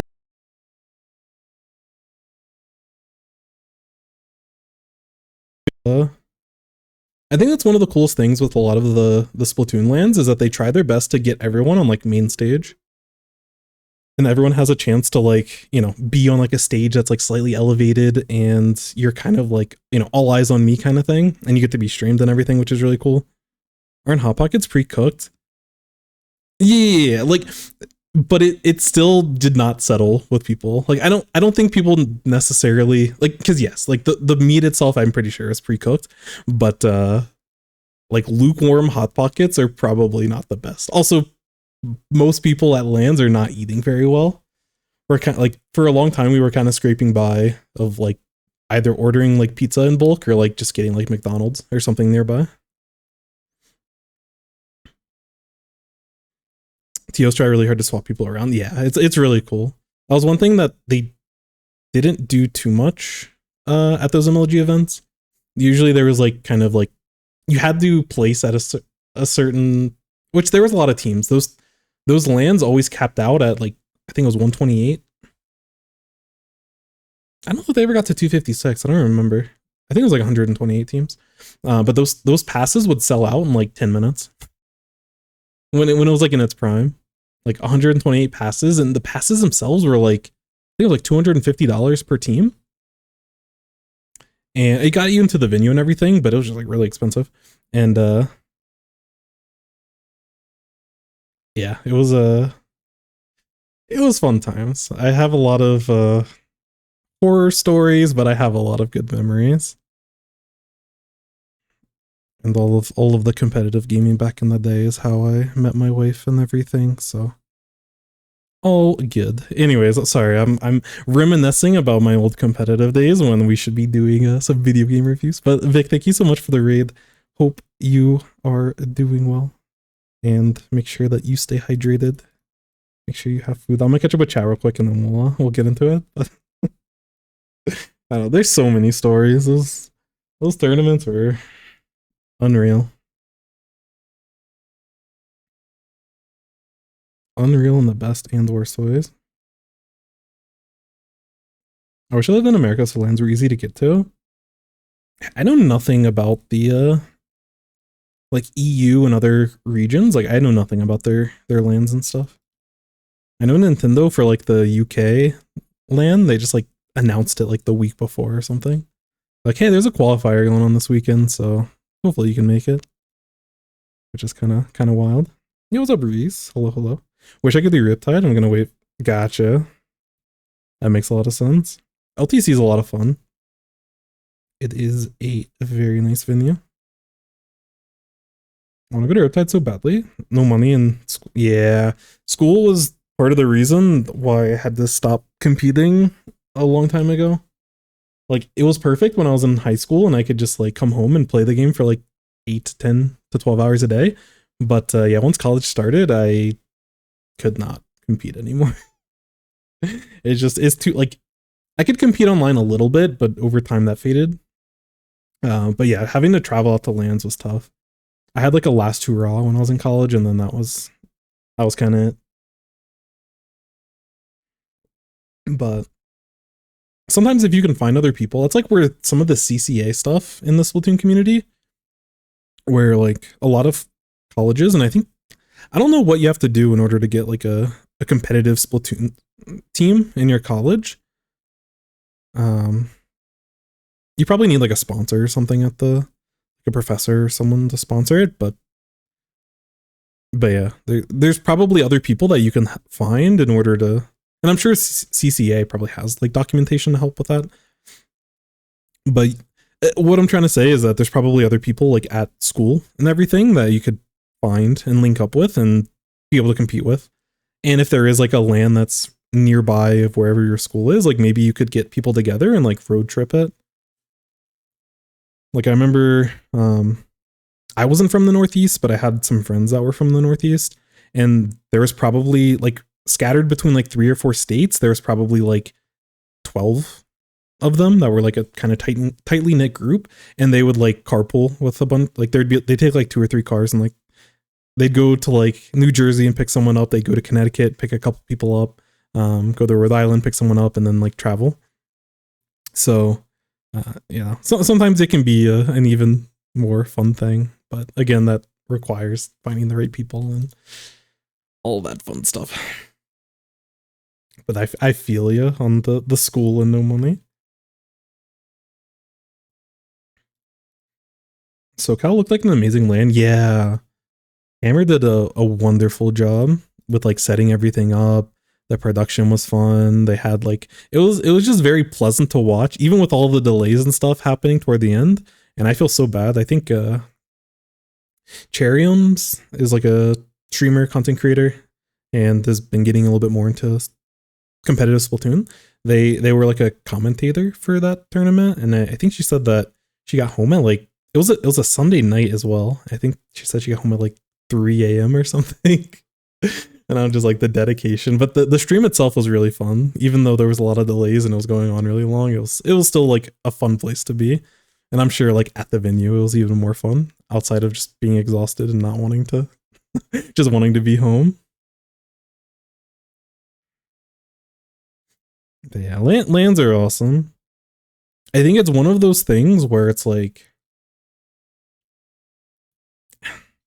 I don't know if there's actually a word for it, but I went to Disney, whichever the one that's in Florida. I don't know if I think it's Disneyland, World Land, one of them. I've only been there once, but like there's a certain like Disneyland effect or whichever one where you go there and like everyone's just like so happy. Or at least when I went, everyone was just like chilling. Everyone's on vacation. Everyone's got time with their family. You know, people are like getting like Mickey Mouse and Goofy hats, and like everyone's having a good time and just enjoying themselves. And it's just like it's just a wonderful place to be. It's so like uplifting, and it just feels so nice. It's just a weekend of like no judgment. People, especially if you have people in the community that you're friends with that you've only talked through like on Discord or through chats or whatever, and like being able to see them like IRL is just like it's always a weird experience, but it always ends up being like a super fun experience. And just that whole experience it's hard to put into words, and it's hard to replicate that experience unless you go to, you know, a Disney or one of those vacation spots. It's like the closest thing that I can say that it kind of compares to. So yeah, if you ever have the opportunity to go, especially for the bigger Splatoon lands, which the smaller ones have been popping off lately, but especially the bigger ones, there's so many just like other like community figures that exist, and it's just like, you know, oh, it's so and so. Oh, I think at LTC, some of the Splatoon people were getting pictures with who's that content creator? The Moist. I think they have like an esports team, Charlie something. But they were like getting pictures with them because they were there for like Smash. I think they like sponsored Smash players. And so like sometimes you'll just see like random just other people in other communities. And if you follow like Smash or other games that are at those venues, yeah, Moist Critical. Yeah, they were at whichever LTC that I went to. And I know that some people in the Splatoon community got like pictures and everything. It's just like, I don't know. You never really know what to expect, and always a lot of good memories. Even during the silliness, like I remember, I don't know, I can't go on story mode. There's too many, but there was a couple of bad memory, like there was a couple of bad experiences at the time that I think about now that I can laugh at and like get nostalgic about and enjoy. And there's also like a million like good experiences that I miss. One of them being, this is the final thing I'll say, Cheesecake Factory. They have shrunk their size of their cheesecake over the years, and it's disgusting. unless it's just my nostalgia talking, but the first time I had Cheesecake Factory was at one of the tournaments, and I got a slice. Like, me and my wife got like a slice of cheesecake, like, to take home with us. And I remember it was like 2 a.m. and we're just like eating it out of, like, we put in like the fridge and stuff at the hotel, and we were eating it. I remember those slices being ginormous. They were massive. And now they're still probably more cheesecake than anyone should truly have. But yeah, I don't know. It's good times. It's good times. You can tell how much I'm smiling. I enjoy the memories. Do people not remember MLG? I don't know. I was trying to come up with every time I come up with a reference, I always have, like, I'm becoming old. I was trying to make an analogy for something, and I was like thinking about like Dora the Explorer. And I was thinking, like, do people even know Dora? Like, there's probably people in the community that are like young enough to that, like, they're like, because that was like, I was too old for that when that came out, but I at least like I knew what it was.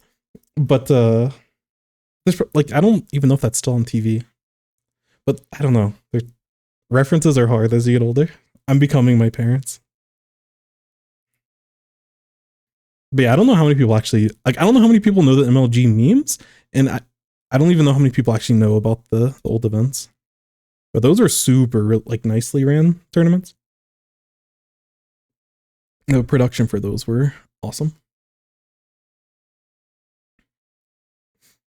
And they also had like $10,000 online tournaments, which was wild.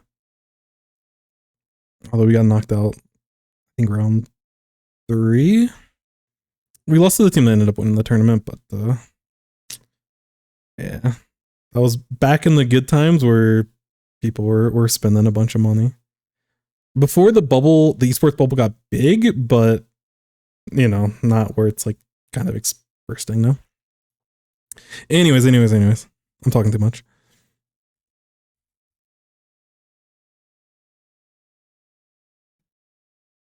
I'm like juggling between 2 different shots. I'd eat Hot Pockets despite the food poisoning. So did everyone else at the venue. It might not have been food poisoning, but it just like didn't settle well with people's stomachs.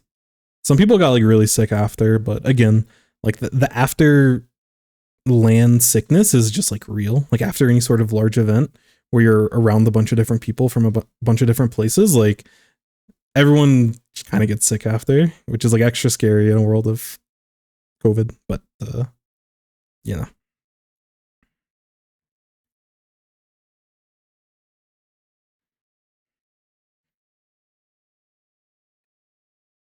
If lands are in the UK, it's usually in England. Gotcha.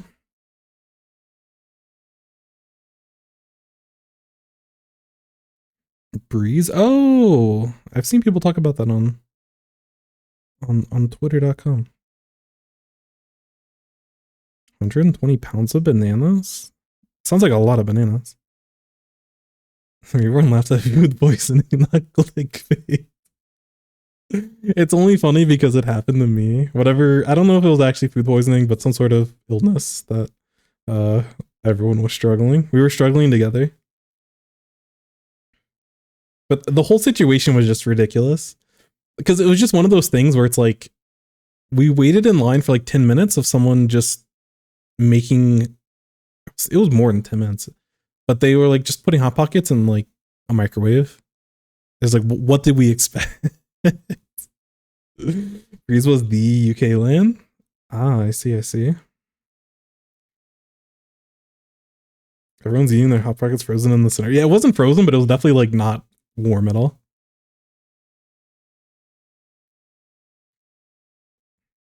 That's how you rig a tournament. If I'm ever at an event and you're hungry, I'll buy people food. That's so kind. Yeah, there were people that did that, but yeah, back in those days, like the event pass and the travel was just so expensive. Because again, it was like $250 for the event pass, so it's basically like 60 per person, a little bit over 60. Unless you had someone nice enough that would just cover the, like, sometimes certain team captains were like really nice and would cover the fee. All the teams that I was on, we just like split it all. because none of us could like afford it on our own. But like that plus either a train or flight or whatever the case, it's a lot of money. And like I definitely wasn't like starving by any means. Like my parents were nice enough to like, here's some money to get you through. But there was a lot of people that were just making ends meet any way they could. But there's definitely like no one was like starving or anything. Like there were certain times, I don't know. Those are crazy times. People would come to the venue, they had no plans for hotels. They're just like, I'm making it here and I'm just hoping that someone's kind enough to house me in their hotel for the weekend. There were some hotels that I was in, there was like at least a dozen people chilling in the hotel, which I think I don't think should have happened, but again, it was good times. There was like a couple of different teams, so we had like some people that live close to the venue that like brought their car. They would like bring like we'd have enough monitors between certain teams to where we could have like a full like LAN setup inside of certain hotel rooms. Like someone, it wasn't our hotel room, but there was a hotel room that we went to for one of the, I think it was my first LAN event. But they had like a suite. It was like a lot of open space. But there was like 20 people in the room, and it was like team after team was like swapping off. We were doing like a bunch of like best of fives, best of sevens, and like winner stays kind of thing. And yeah, that there's memories with all of this because during that scrim inside of the hotel, someone's mom gave them pepper spray, I guess, for just like self-defense because we were like underage. But they had pepper spray and they like, I don't know if they did it on purpose. They were kind of a troublemaker. So it might have been on purpose. They said it was on an accident, but they let the pepper spray out in like the room. They had to like clear out the room. It was there was a lot of just, it was not a good time. But well, the event was a good time, but that that moment just, I don't know. It was chaos.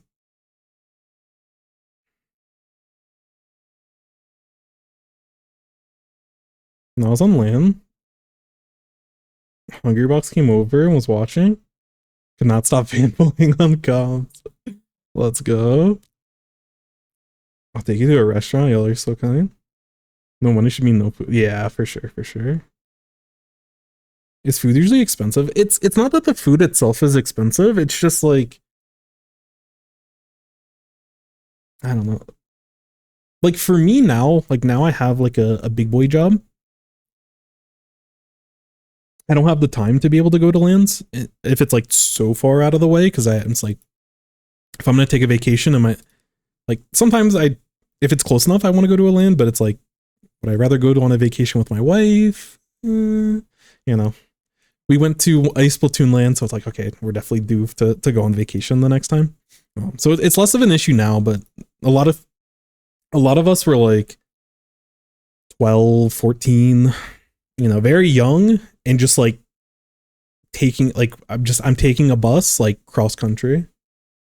Like there's people that were taking like 30, 40-hour bus rides to get to the venue.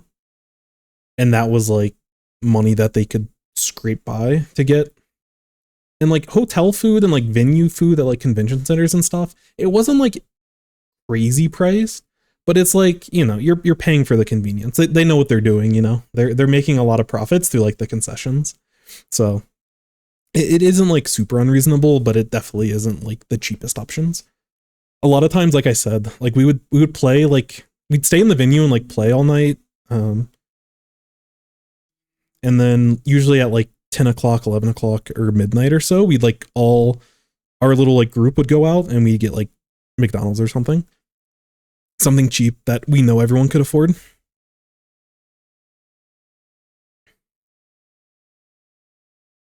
Sometimes food options are scarce if it's a weird spot or expensive. Yeah, exactly. And again, some of the tournaments took place in like cities and stuff. And it was just like, I don't know. There was a lot of chaos, and people come from different backgrounds where it's like this is the first time they've like left their small town, so they're like also just like very nervous to do anything. It's like understandably so, but they're just like very nervous to like go anywhere or like do anything. So it's just yeah, it's like trying to make things work and making sure that everyone's like comfortable and safe and you know checking up on each other. That's another thing. If you are going to a tournament, make sure that you give, especially if you're underage. Like that was one of the stipulations that my parents made for when I went to tournaments is like 3 times a day, like I'm calling them. It's like before I get to the venue, at some point when I have a break at the venue, and then before I go to bed. It's definitely like important to just make sure that you're, you know, you have contacts. If someone's looking for you at the venue, like your teammates or something, they have someone to be able to contact, and you know, take the proper precautions to like stay safe and everything. The fact that your old land stories make you smile is what matters the most. It is actually true. I hate it. Growing up, I was the person that like never wanted to take pictures. I didn't care about memories. It's like I'm living in the moment. I don't care. And then my parents like, one day you're gonna regret this. You're gonna wish you had pictures for all of this. And they'd take some pictures in certain spots just to like, because they know I would want it. And then over time, they're the worst part about getting older is that your parents, your grandparents, your teachers, like everyone, they're just right. Everything they say when you grow up and you feel like you're your own person and you're like, I'm not listening to you. Well, they're right. At a certain point you figure it out. It's like, man, they were right. I wish I did have pictures and all of that stuff, you know. Especially when I had like my wife, one of her like first dogs like recently passed and stuff, and like part of our relationship, that dog was basically there the whole time. And when she ended up passing away, the dog, it was one of those things where like my wife and I was like, man, we wish we would have taken more pictures. So, you know, like we had a lot of pictures and videos, but it's just one of those things where it's like you go back now like many years later, and it's just like it would be so nice to just have more, you know. It's like we have stuff when she was a puppy, and we have stuff, you know, throughout all the different moves and all the, you know, throughout everything we have like moments to capture it, but you just always wish that you had more. So all of you youngins out there, make sure that you one day, and I know I'm sounding like the old person that I ignored. So if you ignore me, I totally get it. But also, one day you'll want those. Trains here are very cheap. Yeah, I've never really lived in like a good train area. I'd like go out of my way to get trains, but yeah, usually they were relatively cheap. The one that I took, it was from like basically I went like all through the East Coast, and I don't remember the price. It wasn't too expensive, but it was like really nice. It had like onboard Wi-Fi. I took like a late night, like I got in at like 4 a.m. or like 3 a.m. or something. So I had like a whole aisle to myself. So I just like got to spread my legs out, and I could like lay on the train. It was real nice. Hope I can go to a land one day. I live super far from a lot of lands. I don't like what I look like. Again, and you know, everyone has their own feelings about themselves. But I will say one of the cool things about lands is, again, like everyone's so marveled and is just so happy with how cool of an experience it is, that at least in my experiences, I can't speak for every person that's ever gone for a land, but I don't think anyone's ever like that's never been like a priority or something everyone's like someone talked about or anything. It's just like, it's just being able to see people is just like so cool. But I can understand that. But the other thing is like, it's one of those situations where like everyone kind of feels that way to a certain degree.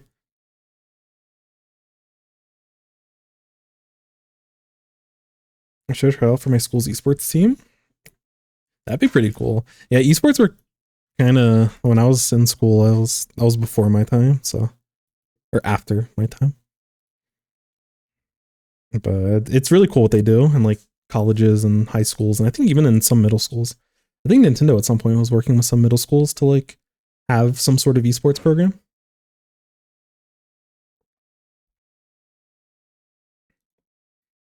What gear should I use for custom junior? I'm not sure. I would look at Cindy's site. Hopefully someone else can provide you a better answer. Rhode Island mentioned Pog. Isn't Providence in Rhode Island? That's where one of the MLG events took place. That's where I took my long train ride. That area was really nice, but the train was like really, it wasn't like super far away, but I had no car or anything. So I had my, I had brought my Xbox with me because we were playing, we were competing on the Xbox. So I brought one of my consoles so we could like practice in the hotels. So I had that plus my clothes, and like I was just like I had a lot of bulky stuff that I was carrying, and I had to like walk from the train station to the venue at like 3 a.m. It was not fun. Slept well that night, but yeah. Need to find the right people. Yeah, for sure. Lands are definitely one of those things that sometimes can be make or break with the people that you are playing with. But fortunately, the tournament that I went to was like was with the Squid School Gym and friends. It was a good time. And there's also just like little random stuff. Like there's a couple times we went to like the grocery store as a team and stuff, and it was just like it was so silly but super fun. On top of like, you know, being able to play and everything else. I played a scrim a couple of hours ago. Casted it. Yo, let's go. Hopefully that went well. Keeping up with everything is hard for sure. Disney World, your wallet may be empty, but your heart will be full. Well said, well said. So many small ones. Yeah. It's been really cool. Like, I've been super proud, excited, happy for those different tournaments. Where sometimes I'll hear like, oh, there's a random tournament in like Arizona. Or like when SoCali first happened, it's like, oh, there's just like a random, or like a Skeps tournament, the Splatoon on Ice. I forgot where that was located. Excuse me. Like you see these tournaments and it's like, oh man, like that's super cool, but like I can't go there. I don't know how many people are actually going to end up making it. And then you like see the turnout and it's just like there's so many people and like the venue and everything is really nice. It's just like, yeah, I've been super like shout out to anyone that's helped make all of that stuff work. You guys know where to find info on smaller lands? I think you just have to keep up on Twitter. It's hard to say. It's like once you're fully ingrained in the competitive environment, like someone will retweet some event, but I don't know if there's actually a good answer. Because I don't know if like Sindhu has a calendar of tournaments, but most of those are like online tournaments, and sometimes TOs for online tournaments will even put those in. But yeah, I don't know. Twitter accounts have really poor reach. Yeah. There's also like there's not a lot of central accounts, and for the handful of central accounts that exist, sometimes they can be on and off about like being active, from my experience. Oh yeah, there's that Louisiana one. I forgot about that. Story time is the best time. That's what I'm saying. Bayou Blitz. That's a cool name. Oh, Squids on Ice, Florida. Gotcha. You answered my question. How long are you gonna stream tonight? Probably not too long. I'll probably do like one more review, truthfully. We went on story time for a while, so yeah, probably just this review. They did shrink their size. Thank you. Every time, like we've gone to Cheesecake Factory a handful of times over the years. Every time that like clockwork, I make that same remark every time. I always get their like red velvet cheesecake, and there's these chocolate shavings on the very edge of the cheesecake. Oh my god, it's the most pleasant texture that I could ever ask for. I know Dora, that's where my Squiffer mantra comes from. Sniper no sniping. Oh man. Really nice to listen to people talk about this stuff. I'm kind of a late joiner to the Splatoon community. Started in 2020. I don't really get to know too many people until 2021. Yeah, I came into Splatoon at the end of Splatoon 2, so I probably joined in a little bit after you did, but I've been playing competitive games for a long time, so I've traveled for a lot of random games, online tournaments, in-person tournaments, lands, little local things. Seeing people fight over a game. For a little bit I played the football game like Madden. There was like a competitive scene for that. There probably still is. I'm sure EA puts plenty of money into like tournaments and stuff. But there was like locals that I would go to, and like a game has an audience of like a wide variety of age group, and there was a lot of just like older people, because one of the locals was held in like it was really small. I think there was like 8 of us, which is like, it's a 1v1, so it's like 8 people, still enough for like a bit of a bracket. But it was like, it took place in a bar, and like people were like getting drunk throughout, and at a certain point like 2 drunk people like played against each other, and yeah, they got a little rowdy. And little underage me is like, hey, I should probably leave. I feel uncomfortable. I actually muted Twitch audio. I've been there.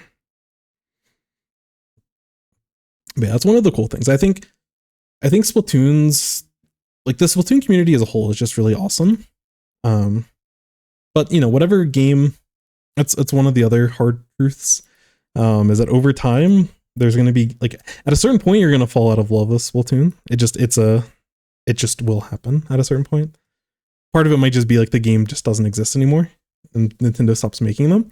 But you know, with any competitive scene, you kind of, you know, over time you find new hobbies, and or maybe like, you know, you still keep up with the community or whatnot. Long story short, there's always, in every community, there's always like fun stuff to go to. So even if you missed out on Splatoon stuff, like there's still going to be plenty of more Splatoon stuff for you to hopefully be able to partake in. So definitely, if there is an opportunity for you to be able to do that, I would definitely recommend it. But you know, over the years, if there's another you know, game or hobby or something that you enjoy, there's those types of community events can happen for you know, I don't really do any of the cosplay or comic book stuff, but all those little conventions and stuff that happen, I say little, but like those massive conventions that happen all over, and like the anime conventions and stuff, like, you know, there's definitely opportunities to be able to like find a group of people that can enjoy the same thing that you're friends with and like have a good time. But sometimes it can be pricey, so yeah. Catching up on chat reborn is the worst. I'm so far behind. I'm so sorry. It's amazing how welcoming everyone is. Yeah, this community is very special. There's a lot of, especially the things that like sometimes can frustrate me about this community, is something like there's certain traits of every, especially like a competitive gaming community.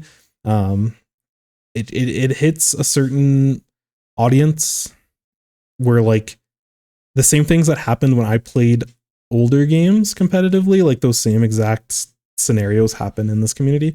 But this community is definitely very special in its acceptance, and you know, some really, really awesome people, and you know, awesome content creators for sure. So it's really cool. Also, I think like in the other games that I played, there was never as much of a grassroots like the games that I played, there was never like an IPL or I can't think of any other TOs right now. You know, there definitely was not a Sindhu in any of the other communities that I've been a part of. You know, MIT, I'm blanking on everything, but there's so many awesome like TOs and, you know, different people in the community, and part of that I think is what carries like the Splatoon community, just with its regularness, with its consistency, and you know, a lot of that is very special to the Splatoon community specifically, especially for online tournaments that are accommodating for different regions, different, you know, countries and continents all over the world. It's yeah.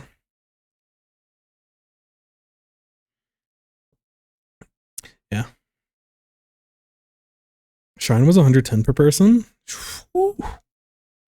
Ooh. That's actually kind of crazy. Hotel rooms are crazy expensive. Yeah. When you're booking hotels, if you book like where the convention center or wherever the like whatever hotel the tournament's taking place in, It is always so pricey. If you can afford it, I think it's generally worth it, but yeah. Here, let me find you some gear for custom junior. I got you, my friend.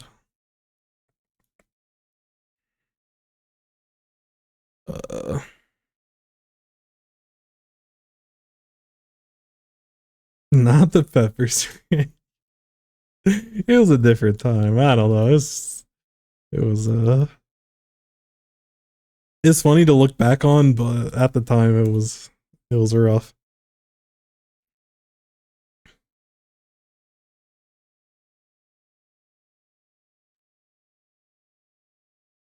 Everyone's recommends and do, yeah. Thank you, Vic.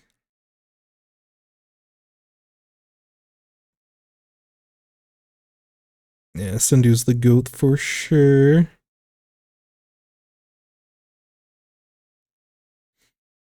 Going there and not being friends with anyone is a scary thought. For sure. It does. So, one thing I will say, if you are going to a tournament, there is a certain amount of the amount that you put into it is the amount that you'll get out. And it definitely helps to have a friend group that you can go with beforehand.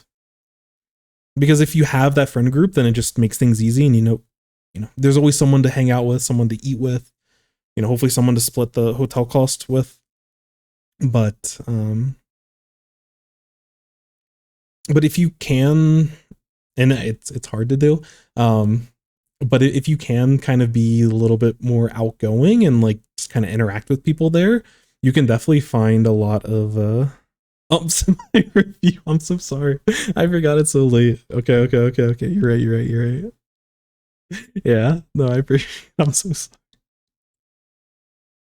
I got sucked in. But yeah, I one thing I will say before a tournament, there's probably Discord. Like if you can find people that are also going to the tournament, there's a lot more people than you think that are in the exact same position as you, and they too are looking for friends. Oh, this thing's like nearby, but I don't really know anyone, and I'm like really shy, and it makes me uncomfortable. And it's one of those things where if you can like reach out to someone, um, they may want the exact same thing, but they're also like too nervous to do so. But yeah, I think once you're there, like people are pretty chill. And if you know like one person, then it's like they have their friends and then they have their friends, and then all of a sudden there's like 20 of you going to dinner together, and you can start making friends through that way. But it's tough. I forgot to take any at LTC. I know it's hard. It's always nice to have that one person in the friend group that like wants to take pictures all the time. I'm not that person, but yeah.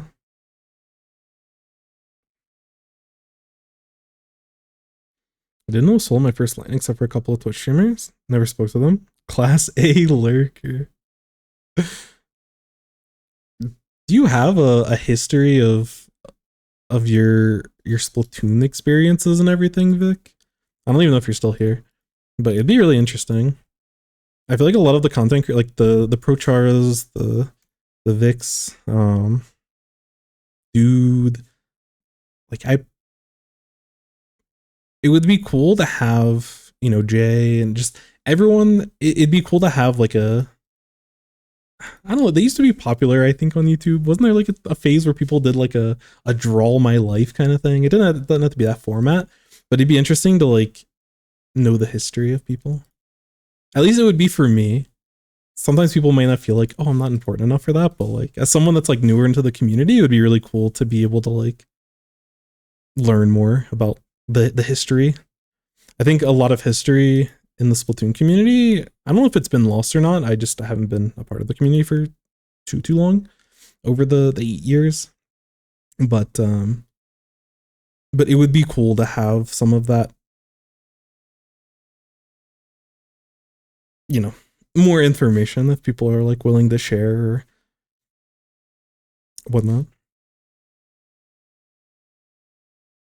Getting the courage to go to land springboarded you to stream. That's fascinating. That's actually fascinating. Because yeah, I do not know the Vic origin story. Tips for sloshing machine? Too many to count, but sloshing over ledges is good. You want to try to put yourself in positions to do that as much as you can. Florida, gotcha. Yes, everyone's like skating while playing Splatoon. Overwatch scrims, let's go. That's super hype.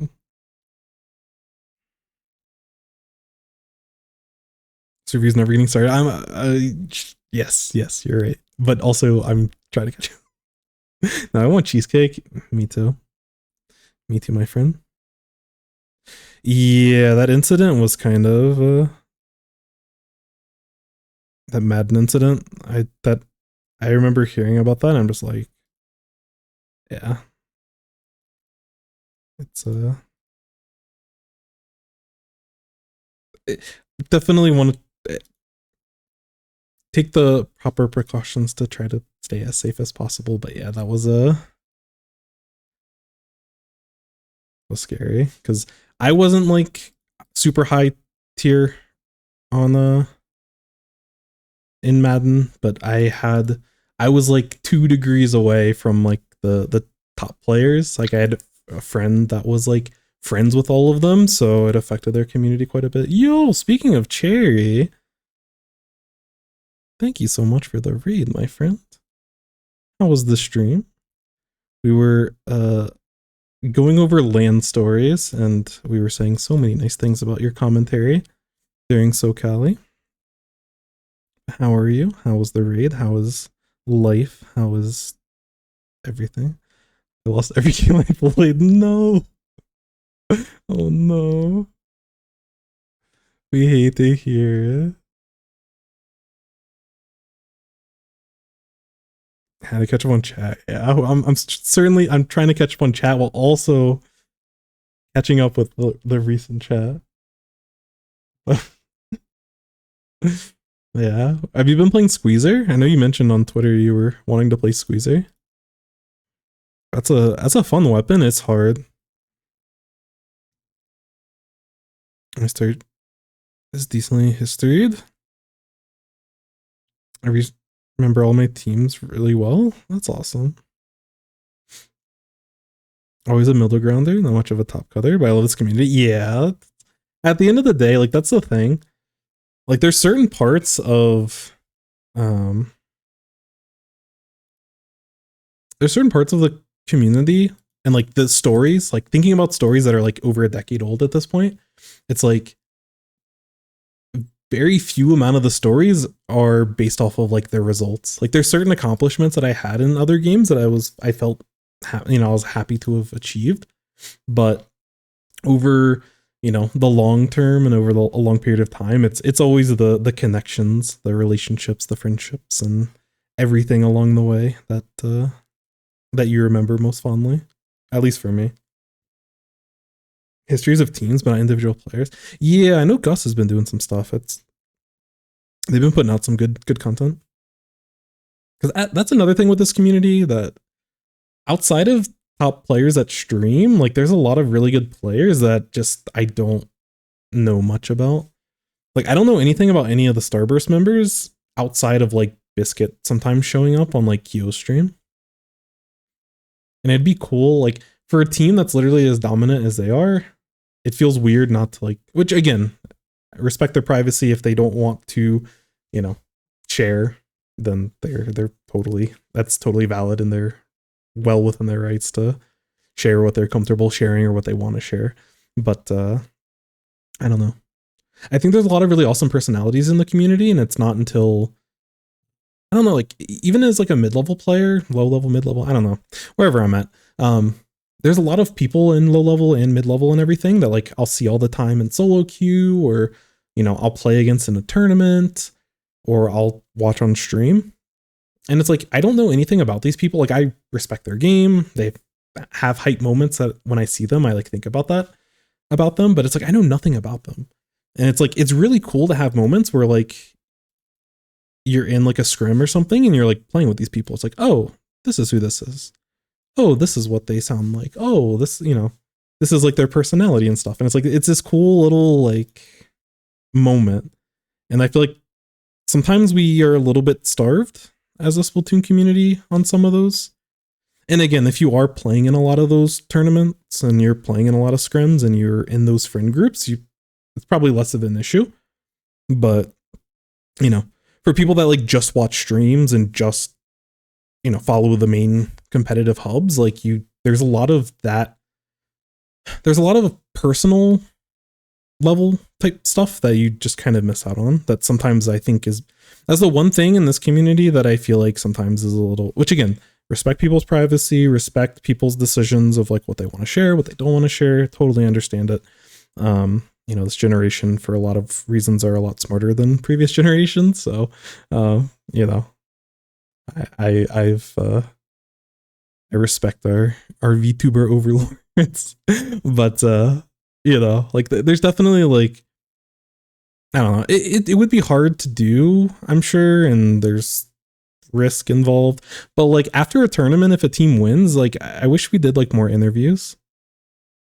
Like I always am sad that there's not like a end of an SOS or end of a SAC or end of a Megalodon Cup or something. It would be nice to have like an interview, both to like personally, like I'm selfishly interested, and I'm gonna get to this review. I'm so sorry. Selfishly, I'm interested in some of like, why did you pick this weapon in this situation, or what was your thoughts going into this match? Like I would love to hear insights of like players, because I think I could learn a lot from that. But again, just to like let people's personality show, I think sometimes we miss. There's certain storylines and just like kind of knowing about different people in the community that sometimes we miss because we miss out on these. Which again, the LAN is like an awesome opportunity of getting people together. But I wish like we have the resources and the technology to make it work during all these awesome online tournaments that happen so frequently. But from a TO's perspective and from an organizer perspective, I can understand the concerns about doing that. So I definitely don't blame them, but I think the pros outweigh the cons personally. But that it's easy for me as a competitor to say, hey, all of you organizers that already do an amazing job at doing so much, yeah, y'all should just do this extra thing because I think it's worthwhile. Like I understand how entitled I feel saying that, but I will say some of the hypest competitive storylines that I think people have been discussing recently on like, and I'm sure people have discussed in the past, it would help quite a bit in order to have those conversations again, if people are comfortable talking and sharing. And I just think there's a human aspect and element to it all that I resonate with from coming from other communities that I wish we were able to have here. Like I played the League of Legends card game, and I won like a single like community tournament. There was like 100 and some players, and like I ended up winning it, and it was such a special, like I remember some of the final games because honestly those games were a disaster. I got very lucky to win them, but I played miserably. But like I just remember like the interviews and stuff, and just being able to like talk to these people that I see like stream all the time and like are pillars of the community. And like it was cool for me to be able to talk to them. It was cool to like see chat respond to like my like comments and everything and like what I was talking about. Like it was a very cool moment from like a lot of different perspectives. And also like when people actually won tournaments that like had larger prize pools, they would do interviews, and like as a pure spectator at that point, it's really cool just to like hear people's ideas behind why they chose certain things, pivotal moments in the match. What were you thinking in these types of situations? What was going on in your brain? What are you going to do with this money? All those just like silly stuff. It makes for just this really wonderful, pleasant experience. And some people, I think sometimes it's nice to have those human aspects and elements, because sometimes it's easy to forget that there's like another human on the other side of whatever it is you're doing. You know, when you play solo queue and solo queue teammate number 3004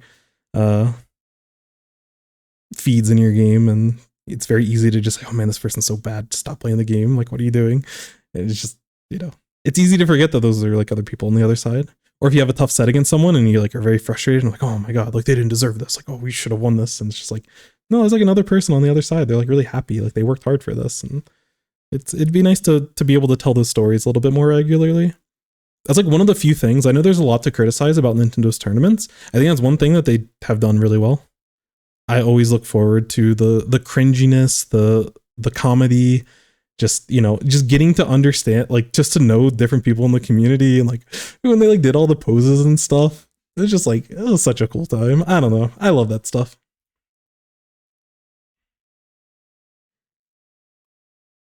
I love that stuff.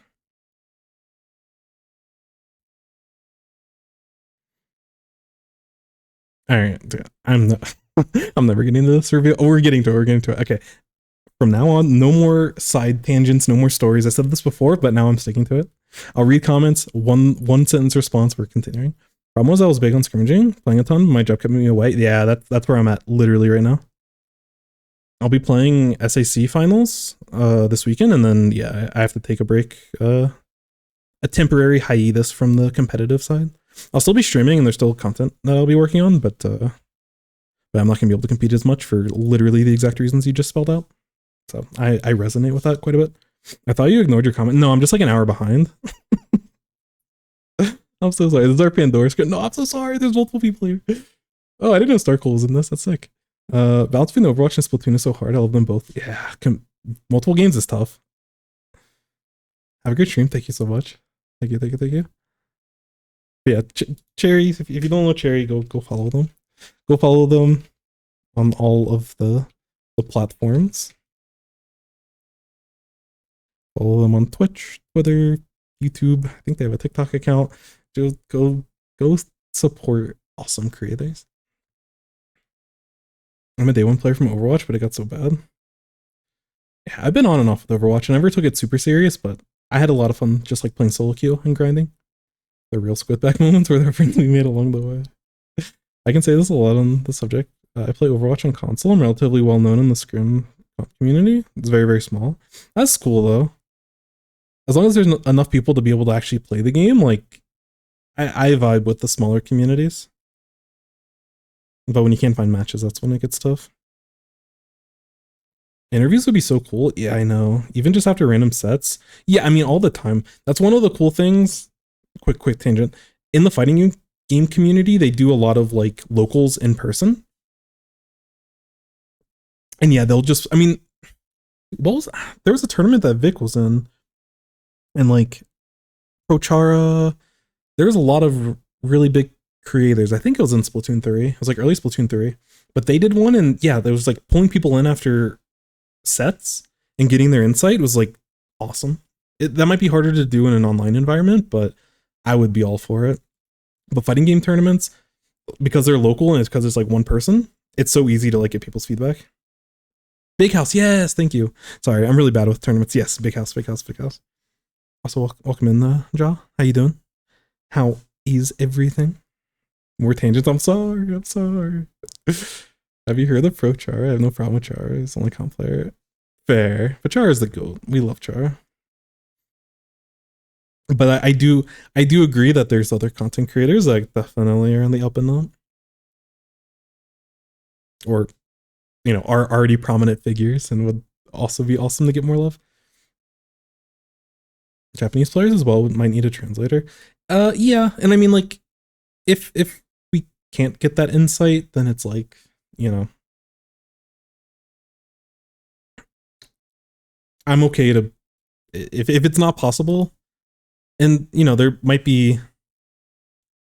probably other people in the Western community that either don't, you know, aren't comfortable speaking English, where English isn't their first language, and like, you know, there might be these moments that don't make it work, but I don't think it's worth not trying, you know.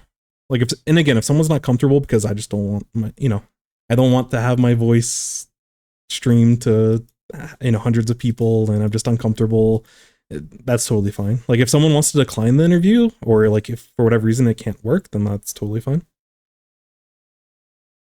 Online games make it easy to dehumanize. Yeah, for sure. That's one thing as I've gotten older, it's just like it's a lot easier to, and it's a lot more enjoyable for me to like have that human element in it. But yeah, definitely when you're a little kid where you're looking to be the best and you're just nonstop grinding, it's very easy to not think about the other person on the other side of things.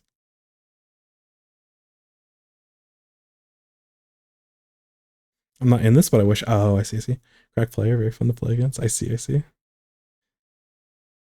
because the pace picked up after me and Char did the interview. I think only 1 or 2 more happened. Gotcha. But like again, I think about Big House. Those are like the moments that I remember. I just remember all the interviews that happened because it was just like so fascinating to watch. And like the interviews themselves, like it was a lot of good content that came out of it, but it was just like, I don't know. There's always just like, oh man, like, these people in the community that we know. It's like, oh, they're like, I don't know. It's cool when things kind of just like when worlds collide kind of thing. Make a league like Overwatch or Valorant. It'd be sick. It's hard. I think in this community, it's hard to get people to commit to something. Like even like a Ludi season, it's like a lot of times people, which is like totally fine. But having to commit for a full league might be tough. But it would be awesome. I'd be down. I wouldn't be competing, but I would be down to watch. Make for good background listening. So true. Story time turned into full discussion. We made it to the bottom. A round of applause for everyone that stayed. Let's go. Hard to commit to something that doesn't have money. Yeah, for sure. Yeah, as one of the things about the grassroots communities, it's like there's good and bad, but definitely when there's no big sponsors, there's not going to be a lot of money to be made.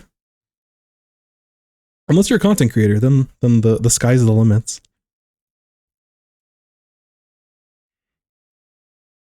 Thank you.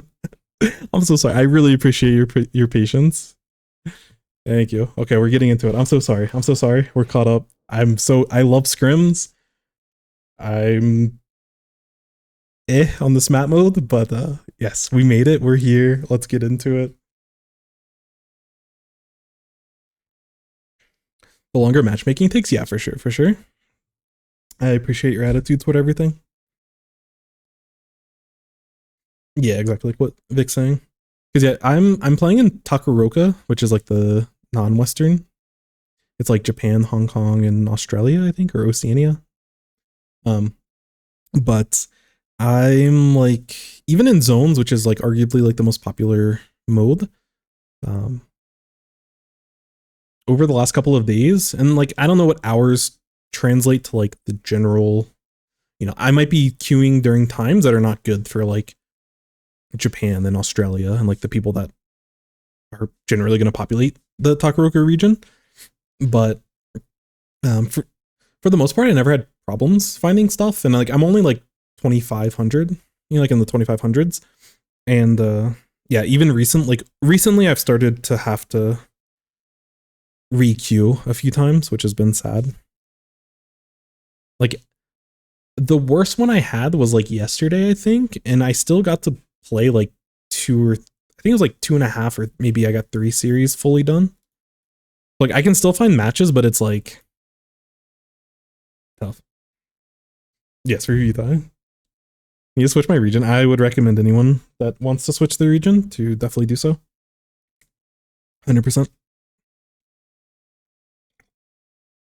Other people could disagree, and I would totally respect their opinion, but yeah, just switch to Takaroka. Don't think about it.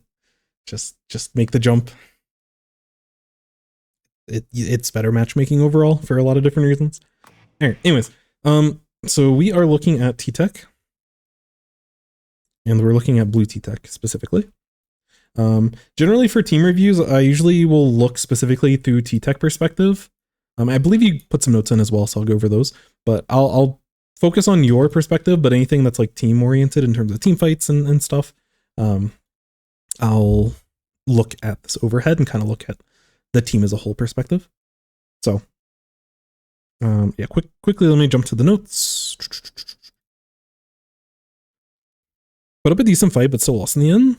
I don't know what could have been done. I know I had some mechanical issues, but I feel like I'm not being smart about how I play. Did I start off good? Did I deteriorate as the match went on? What sort of play should I be making? Not quite my A game, but I just wanted tips. I was playing in a VC with my new team. Congrats on the new team. About 2 scrims before. No recording, so no callouts. Not happy with how the scrim went. Gotcha. That's the name of the game when it comes to new teams. There's a lot of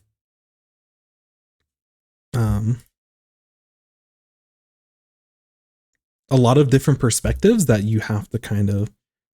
The end goal with the team is that like y'all share like a collective brain when it comes to thinking about the game, talking about the game, the decisions that you want to make as a team, you know, how you approach different matches. That's like the end goal. Sun's go to bed, my friend. Go to bed.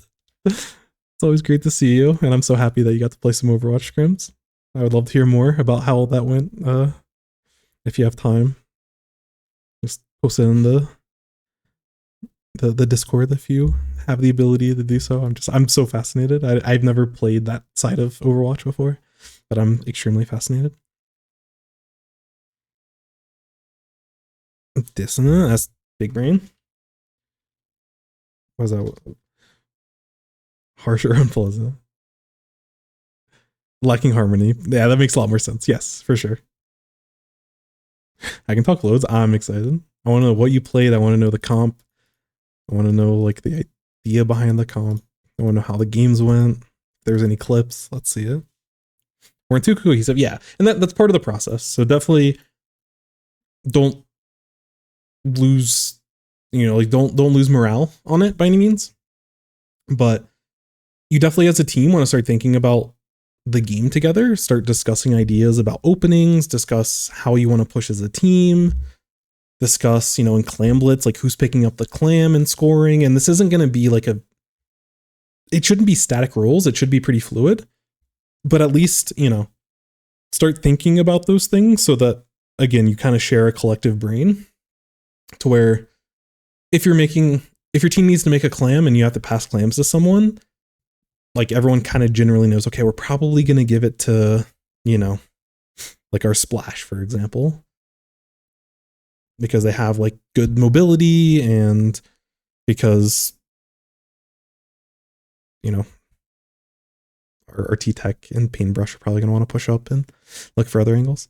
So yeah, there's a lot to it. I can talk about a lot of it. I would like to make videos, but anyways, there's a lot to go over. I think Crass had a statement earlier on, which feels like eons ago since we got on story time for a while, but they were talking about like, there's so much just like, it's so hard to not just want to go into a bunch of detail at any given moment when it comes to talking about the game.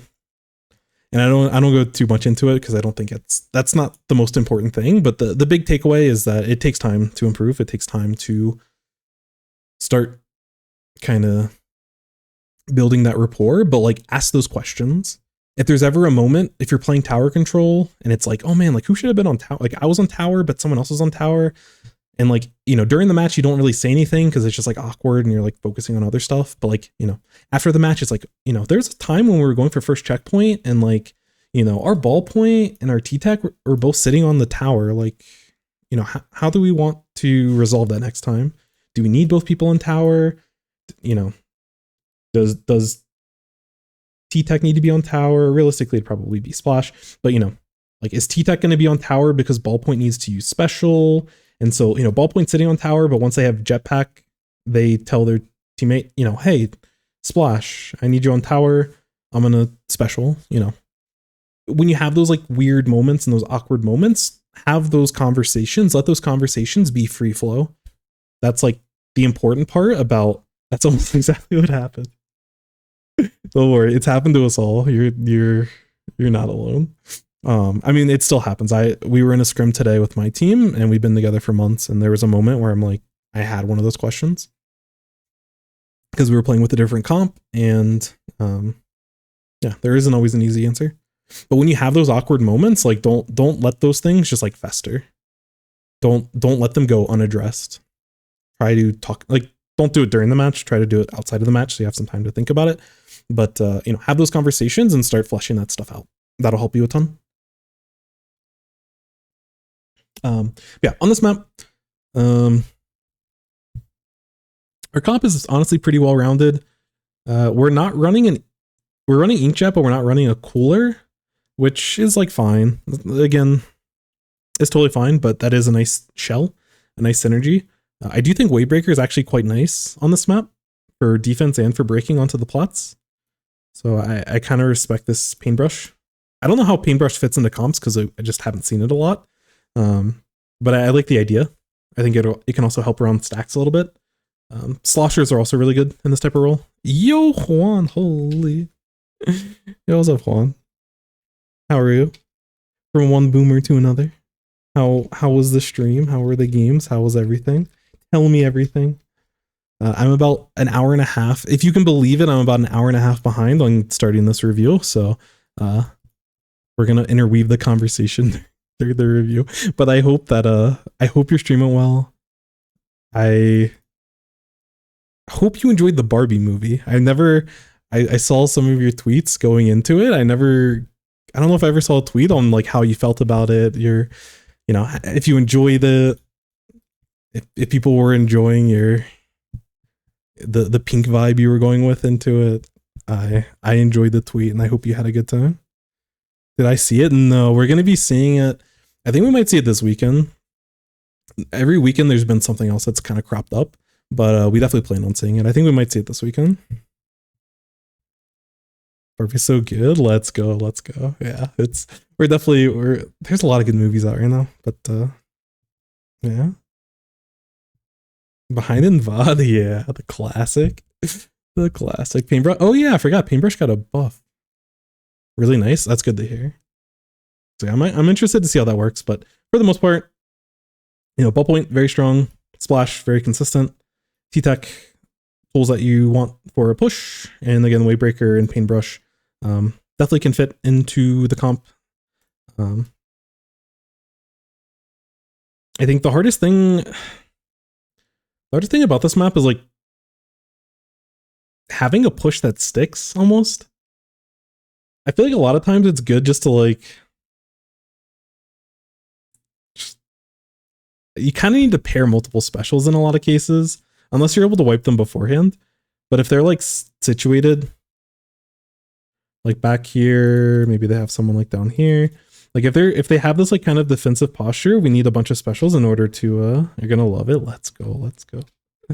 We're gonna need some specials to kind of break them. So like Inkjet is very good at, like, honestly all these weapons are pretty good at this.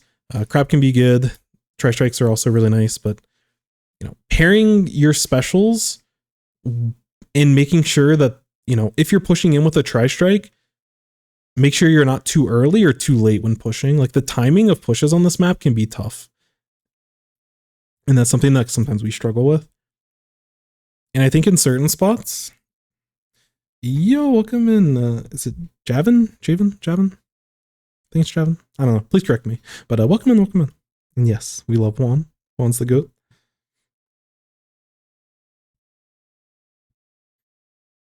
Yeah, definitely lurk, definitely get water, get food. That's all you need. Yeah, take care, everyone. Appreciate y'all.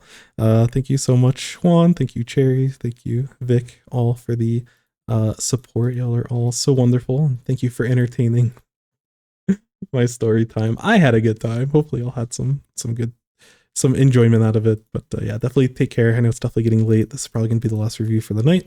But yeah, appreciate you all. Y'all are the best. Y'all make this community so wonderful. Alright. So story time is always a good time. Thank you. Their comp, Kraken is obviously especially in the late game, Kraken's always a potential threat in terms of like if they only need to score a ball to win at the end of the game, like we need to have a plan for it. Because just because we don't want this Kraken to just like happen in mid and they just like swim across and they just win the game with this like basically inevitable type of play. So whenever I see Kraken and Clam Blitz, that's what I'm thinking. Later on in the game, if the lead is like very close one way versus the other, we need to have a plan to be proactive and not let this inevitability happen. There's very few inevitable specials in this game, but we want to make sure that we have answers either to counter it or to outpace it and be faster than it. Carbon is a weapon that you want to be able to paint really well against. You don't want to give it a lot of options to be able to move around. It is going to probably play relatively slow and, you know, pick the right opportunities. I think as a team, we have quite good paint. Honestly, throughout, I think our paint is generally pretty solid. So it's important to paint proactively and making sure that we're hitting spots where Carbon could potentially pop out at us.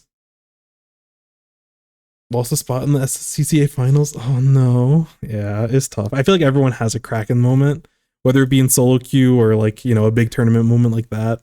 Yeah, it's sometimes it has to happen to you in order to really be like, you know what? We should have a plan for this.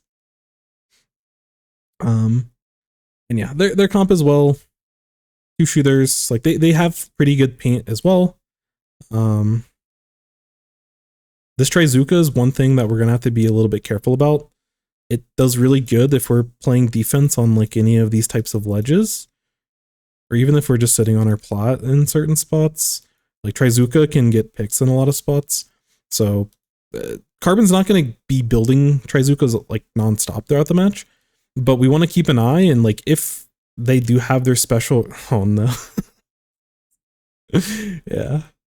It's part of the process, but when their special is up, we want to make sure that we're constantly thinking about it, constantly playing around it, and again, make sure that we have a game plan for it. That's always the most important piece of it all. But anyways, we'll get into it. And again, we're going to watch it from your perspective, but if there's anything like, any questions I have about the team as a whole, nice bombs. I don't know if he coordinated those bombs, but I like that we were able to isolate a target with a bunch of bombs. This is an idea. It's embarrassing, but yeah, you have to laugh about it. It feels bad in the moment, but again, as with all of the story time we just had, it's always fun to go back and laugh later on. But this type of idea is something that you're gonna, especially on a team with a lot of bombs, you're gonna want to coordinate this a lot more. Like your bomb game is really good. Curling bomb is kind of funny, but I don't know. I'm not creative enough to get value out of it. I'm sure if someone's dedicated, this has curling bomb, right? What?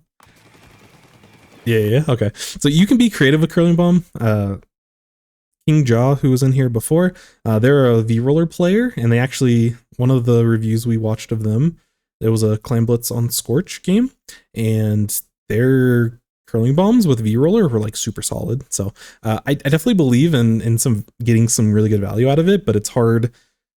In this context, sometimes it can be hard, and plus I just haven't used curling bombs all that much, but you definitely try to be creative with them. But for this shell here, you know, Fizzy Bomb, Burst Bomb, Splat Bomb, all very, very good. If we're trying to push certain areas, like if we're pushing onto their plat, or so like if we're pushing, if we're able to push onto their plat, we can centralize bombs into areas. If, you know, if we're on their plat and we need to get them out of these areas, coordinating bombs onto certain parts of the map is a really good tactic if possible. Because sometimes one bomb, it might push someone back, but if you can overwhelm someone with like 2 or 3 bombs, like there's a chance you can actually get a pick in certain spots. Especially on modes like TC, modes like zones. It can definitely happen in Clam Blitz as well, but yeah, coordinating your bombs is really good. So I'm glad that we saw that there, but I'm not sure how coordinated it was necessarily. If it isn't something, then definitely, you know, when there's moments, not that you always need to be doing that, but it's one idea to help with your communication. When there's times to get value, I love that second Tri-Strike behind them. Holy. Okay, 3 down. I think we can probably look to start moving forward. I think currently we'll let you cook a little bit, but I feel like our first problem is that we don't have a general game plan of what we want to do when we have advantage. That's going to be a big point, and it's going to be like kind of map by map. A lot of maps work the same way, but we're going to want to start thinking about, like, as a team, like, what are we doing? We have advantage. How do we take advantage? Where are we pushing? What are we doing? All right, this is probably going to stall out a little bit, so I'm going to back it up a little bit. We can come back to this. A little too passive. This game is you're good. This goes back to, as a team, we need to figure out what we want to do. Some of this you can do by yourself in like solo queue, and this is where you can also watch like top players and see how they play. Because there isn't always an exact answer, but there's a lot of common themes throughout the maps. Where if you learn one map really well, you can learn the other maps with way less effort. This is a map that's very tough. It's honestly really hard, but you know, let's get our picks first. Again, this Tri-Strike is so good. Love this. Cutting them off from being able to move backwards so that y'all can start pushing this. Beautiful. Chef's kiss. Yeah, you even team gets a pick from it. And your paintbrush is able to trade. So there's just this one person left, and they're like not in the way of y'all moving forward. The awkward thing in this moment is that we don't have enough clams to be able to just hold forward and just like score, you know. So we have to play around that. But one of the big keys, I don't know how much you've been here in the past, but one of the big things I always talk about, take space, take space, take space. If you don't know what to do and you have a numbers advantage, how do we take space? How do we start moving forward? And even if you don't know where to go, just know that you need to start moving forward somewhere. And then over time, like I don't care where it is, but one of the things as you continue to improve is always try to be very deliberate with whatever actions you're trying to do. It's not always going to be the right decision. Probably, you know, early on as a team, most of your decisions will probably be suboptimal, and that's totally okay. Thank you for the hydrate. It's totally okay for you to be suboptimal with your decisions, but it's really important that you commit to a decision, because it's a lot easier to go back into a review and say, hey, we pushed and tried to take this spot and we tried to make a clam, you know, like we had these things that we wanted to do, and we can look at a thought out play and be like, you know, oh, we could have done this a little bit better. We could have, you know, set this up better by throwing a bomb here, painting here, you know, getting a special ready. And 2 weeks into a team, you're not going to have this figured out. This is something that you'll actively want to work toward. And one thing that helped us, any map that you're going to see a lot, we started with Museum because we generally just liked Museum as a map, and it was also a map that we saw in Zones, Clam Blitz, Rainmaker. Hagglefish is another popular map. You know, this map is relatively popular. Mako is pretty popular. So any map that has like multiple modes is probably a good place to start. But just like pick a map a week. And I don't know how much time you'll have dedicated to like playing the game versus discussing the game versus VOD reviews versus whatever. But if you do have time where you go over game planning, have a theme of the week be a certain map. Whatever the map that is, you can choose. It can be a map that you're strong on and you want to get better at. It can be a map you're really bad on and you always lose on. But choose a map. It may take a week to go through. It may take 3 weeks, you know, but find little things to work at when you play scrims. Make sure that you play that map a couple of times. And, you know, start with one thing and then keep working. Because the one thing that can make reviews hard to do is when we get the pick and like, you know, you need to push forward, but you're kind of scared of where to go. And then you go this way and you're like, and like when you just kind of are using your time when the enemy team's down to just squirrel around in mid, it's hard to analyze that situation because it's like, you know, we didn't commit to anything, so it's hard to say what we did right or wrong, other than next time we need to be more deliberate, is basically like all we can say. So pick a map and do what? This should be a video. We want to go over openings. We want to identify, key is shorter, key areas on the map.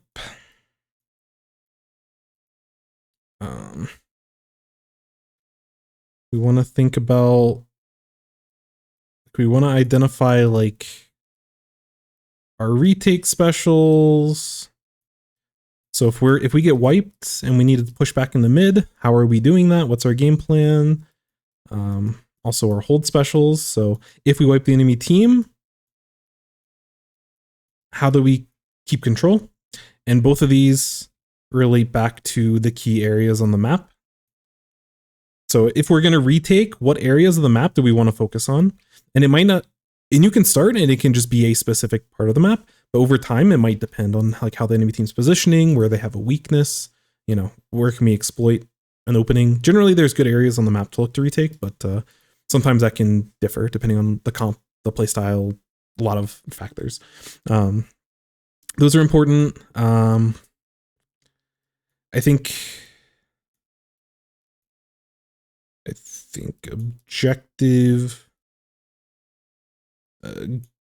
goals, it's hard to explain, but like what I was talking about with TC, where it's like, so like if we take Hagglefish, for example, or we can take this map, for example, like a lot of times on TC on this map, it's like first checkpoint, our backliner will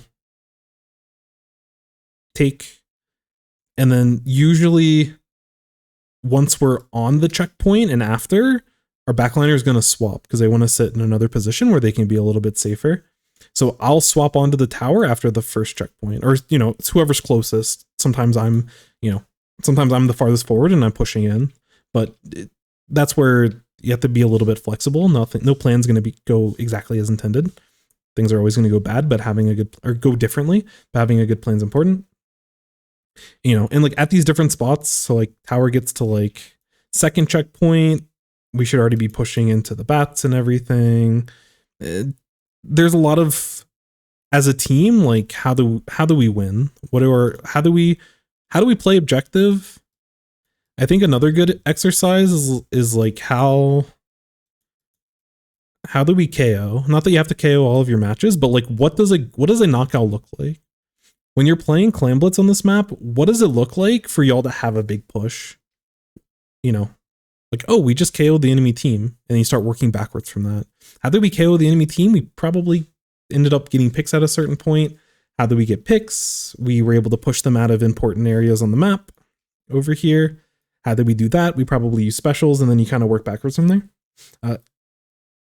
Yeah, thank you so much. Have a good night. Take care. Appreciate the convos. Appreciate you being here. And yeah, you know my position exactly. So there's different parts to it, but I think the biggest thing is like come up with an opening. Part of the opening is like specials. What specials are we building at the beginning? Usually building for a crab at the beginning and building for an inkjet are pretty good. If you have a cooler, like a lot of times there's some comps where we run a ballpoint and a zap and a splash, and we'll actually prioritize zap cooler and the ballpoint's inkjet over the crab. I don't know if that's actually right, but that's just kind of what we've been testing. We don't run that comp as much anymore, but regardless, you know, think about specials, think about kind of your position. And again, this isn't something you're going to flush out and have like this perfect design immediately, but we take a day, start thinking about your openings. What type of positions do we want to be on the map? What kind of specials do we want to have ready? And, you know, build that consistency. Because if you have a consistent plan that everyone's on board with, then every time you play a scrim, you can have that strat to work with. You can alter it if you're playing against a charger, if you're playing against someone, okay, what do we do if there's a charger that's sitting on their plot? What do we do if someone's dropping on us at the beginning? Like there's a lot of different alterations you can make. But yeah, this is a whole topic in its own. So it's hard I can't fully answer the question, but that hopefully gives you some things to think about. The other thing is just whenever you play on the map, like it's an iterative process where you come up with a game plan, test that game plan. What were the results? Okay, let's revise that game plan. Really think about when you're playing, like what parts of the map, like what parts of the game were like very uncomfortable. This seems like one part that is, take care, RDB. Appreciate you being here. Appreciate the convos. And I'm glad you had a nice tournament. Or tournaments over the weekend. It's like this would probably be one thing to analyze as a team of like, we get 3 down. There's someone sitting over on this side of the map, which isn't really in the way of us pushing. Like how do we deal with this? Should we collapse on this person? Should we completely ignore them? Should we have one person keep an eye on this person? That's where you want to start figuring out in these types of situations. And again, you'll have to be flexible because the situation is going to play out slightly different. But, in these general types of plans, that's an example where you have a VOD, you can kind of, hopefully you were deliberate in making some sort of action, and then you can talk through it. I felt uncomfortable here. I think it worked well, but what do you all think? Or, I think that, we can just ignore them and they can push to us and we can deal with them. That's where y'all start making those decisions. But I definitely think we can just ignore them and start looking to push up. So on this map, the safer push is pushing through this left side, either climbing up this wall and being on top of their wall. You can take their rail as well if you can get into their bats. Sometimes that's a little bit riskier, but if you can get someone in their bats, it's really strong. Unless there's something you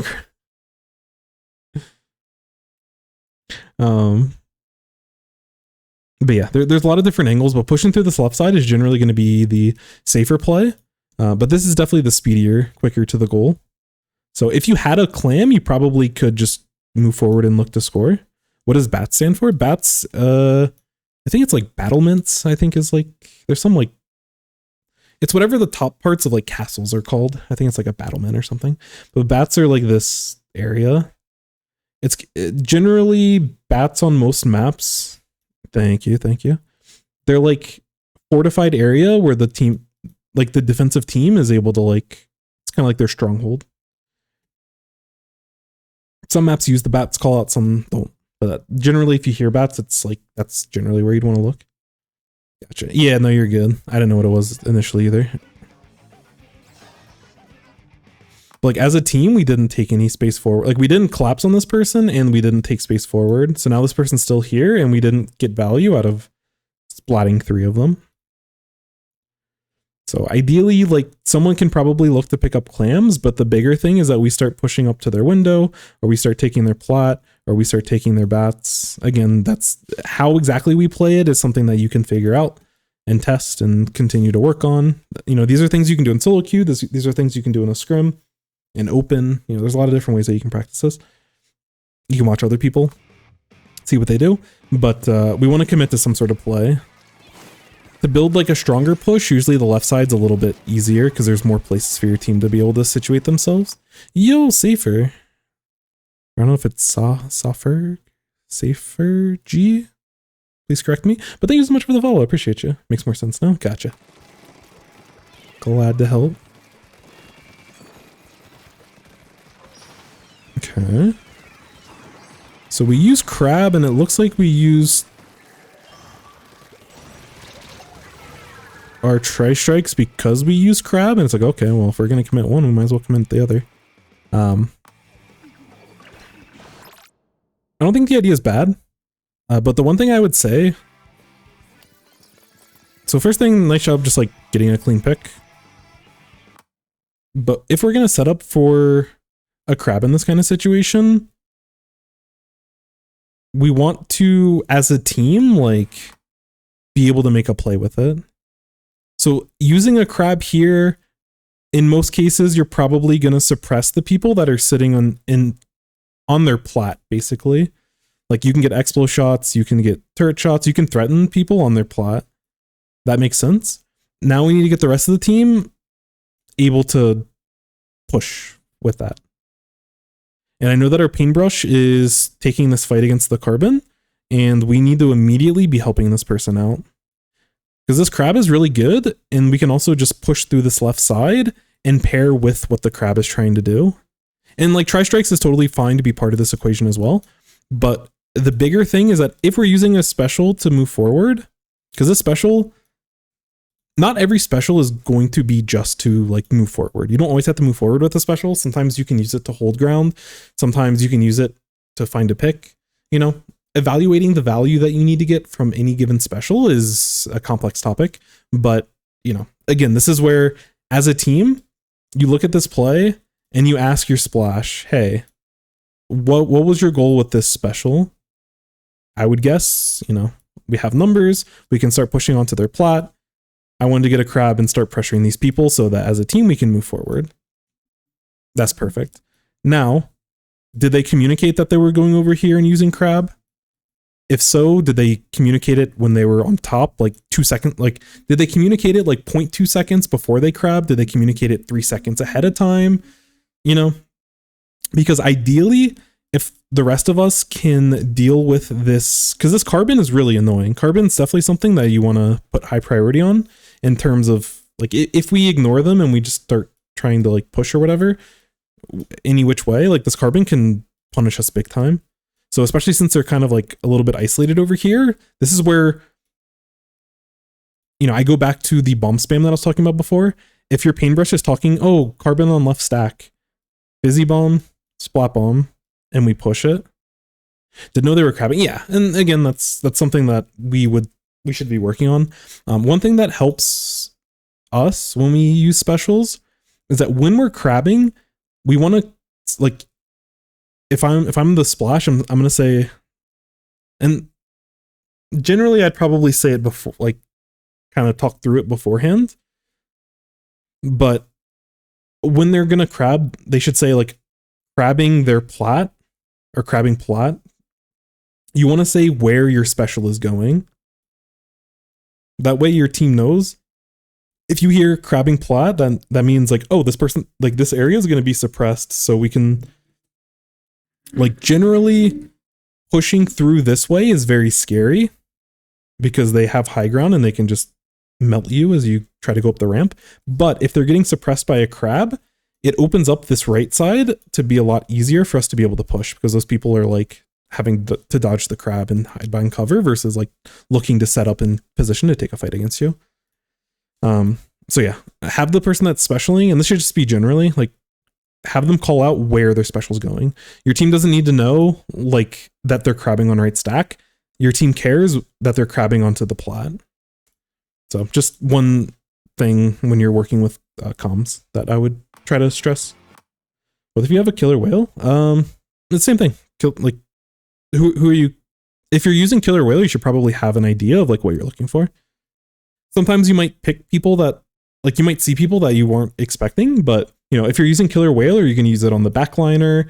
Are you going to use it on this left side to push them out?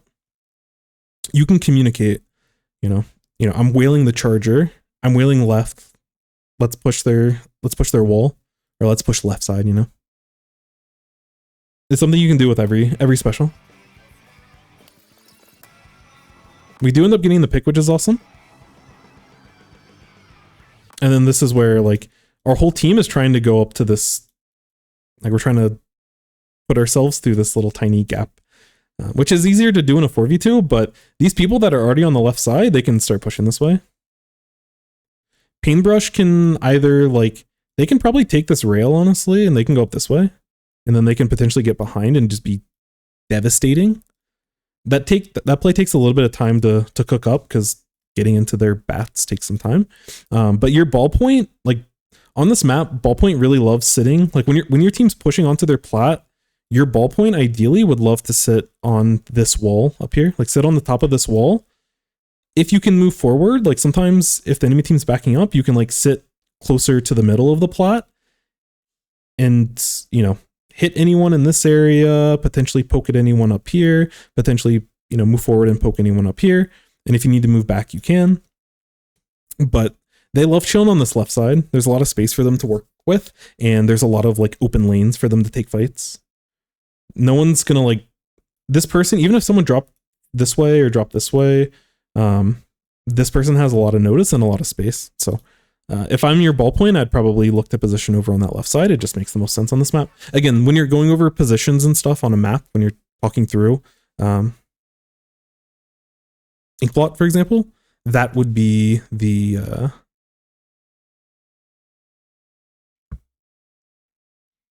that'd be the one of the things you could go through.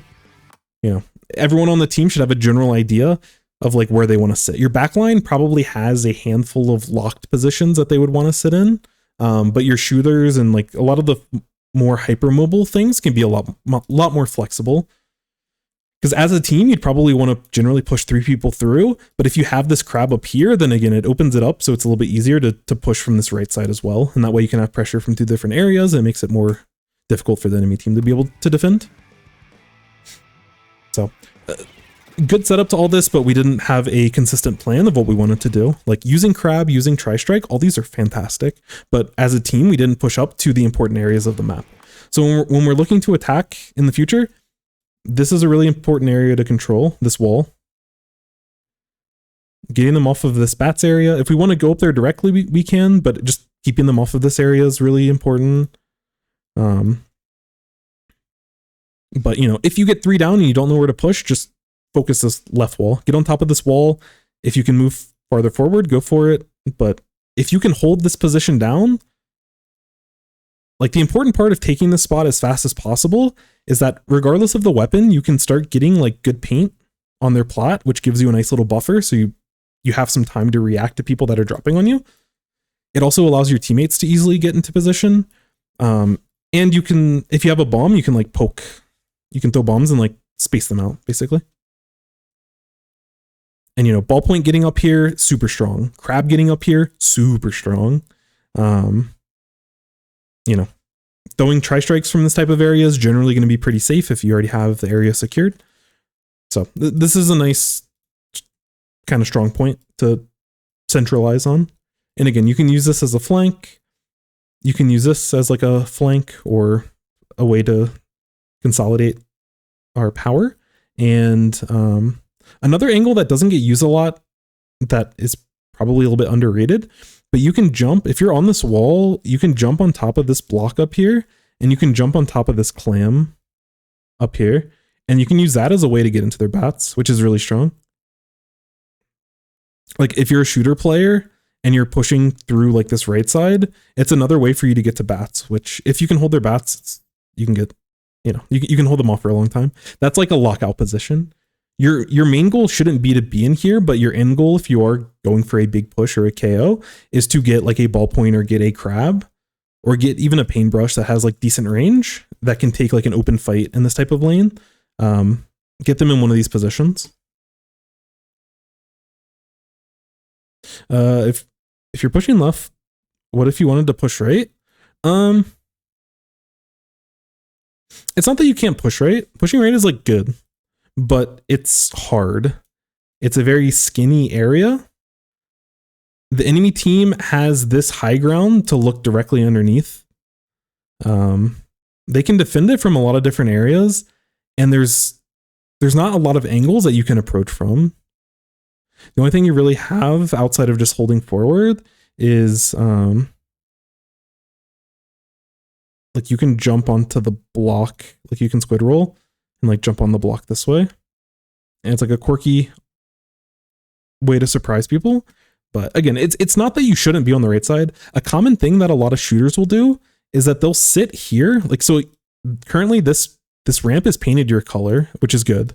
If the ramp is painted your color, one idea, and it's not like you should always do this, but one idea that you can have just as an example is that you have like a short range shooter, or, a carbon will be really good at this. Any frontline is really good at this, but on your team, a T-Tech could do it. Paintbrush probably could do it. Splash could do it as well. Have them sit here and just like slowly shark their way forward and like slowly inch your way forward until you have an opportunity to like explode at someone. and you get close enough to be able to take a very clean fight for yourself. But just running up here when the enemy team is in strong positions to be able to defend it, this is not like a safe way to push. But again, if you wipe them or there's one person left, like you probably can just like force it. But this also isn't a great place for you to be able to like hold control, if that makes sense. Like if everyone's just sitting under the basket, it's not like y'all aren't really spread out in a lot of good areas, and you're kind of just sitting out in the open. So when the enemy team's fighting you, if everyone's sitting under the basket, it's harder to like drop. But if you have like people situated, you know, if you have people situated on the left side and start pressuring from the left, it opens up for these types of sharks on the right side to be able to assist with. So again, it's very complex. It's hard to give a direct answer, but pushing left will also help you push right in a lot of spots. But it's a lot easier to get set up on the left side compared to the right side in most cases, because there's more cover for you to be able to play around. There's more options for you to have. It pushes. Again, this is a situation, you just splatted their whole team. One of them just spawned. The last person's backing up. This is where we could take the left side. Y'all have 2 balls. This is awesome. We inkjet a little bit far back. The idea is good. Oh, no.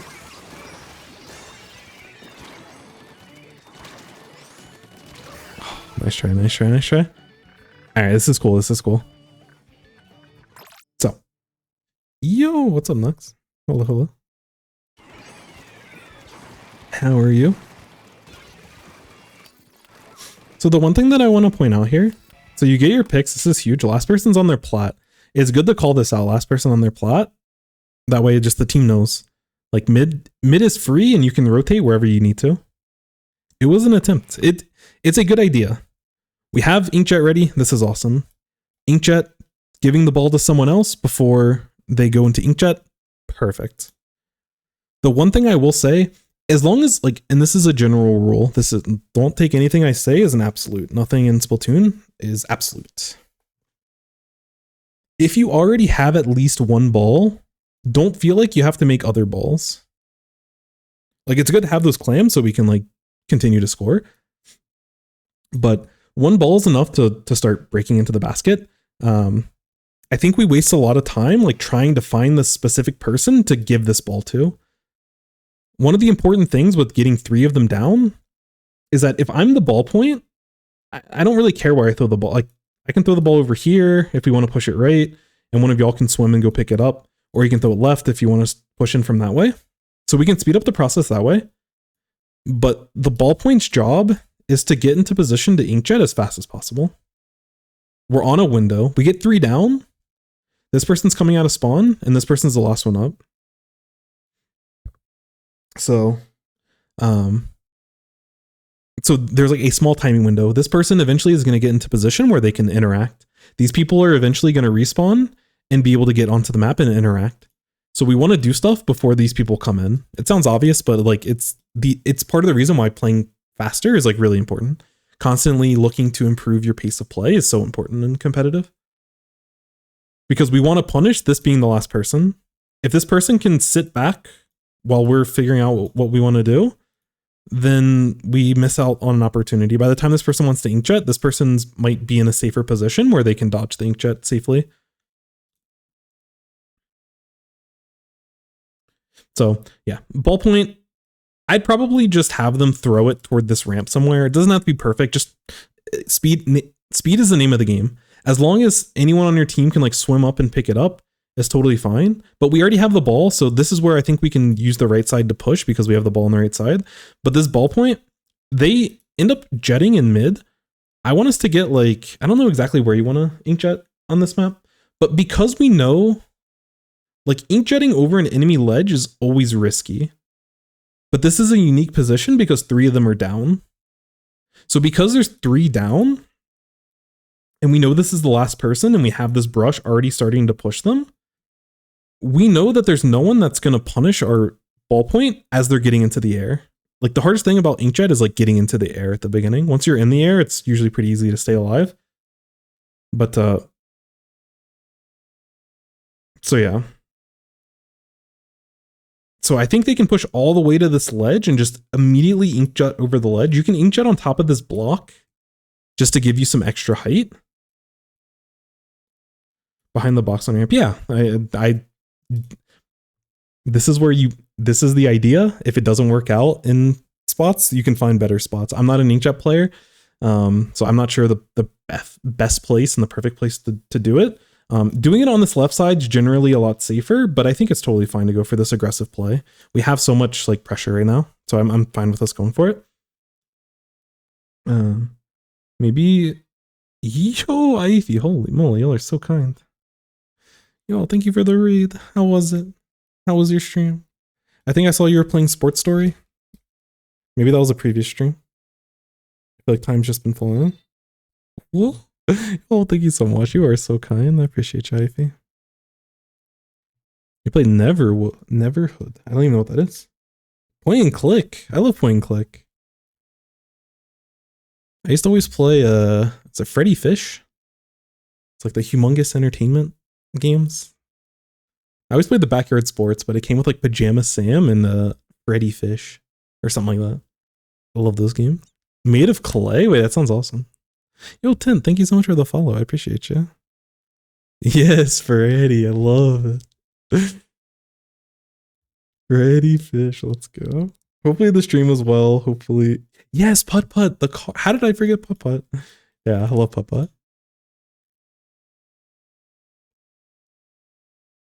You are so real for this. 5 Nights at Freddy's. Yes, that's one of the few point and click games, but I enjoy them. There was some other game that came out recently. It was I can't remember the name of the person. I think it's the person that did Psychonauts. Whatever that is. I don't know. I can't think of their name. They're like massive in the gaming industry. But they made some point and click game that was like on the I think it was like remastered or something on like the Xbox, and I played it at some point. Double Fine, I think so. I don't remember the name of the game. It might have been that. Tim Schafer, thank you. Thank you. Y'all are a wealth of knowledge. But yeah, yes, Day of the Tentacle, it was. I've heard of Grim Fandango, I never actually played it. But I hope all of your games were very much a lot of pointing and very much a lot of clicking. Yes, Day of the Tentacle, I don't think I fully beat it, but I was like really enjoying it.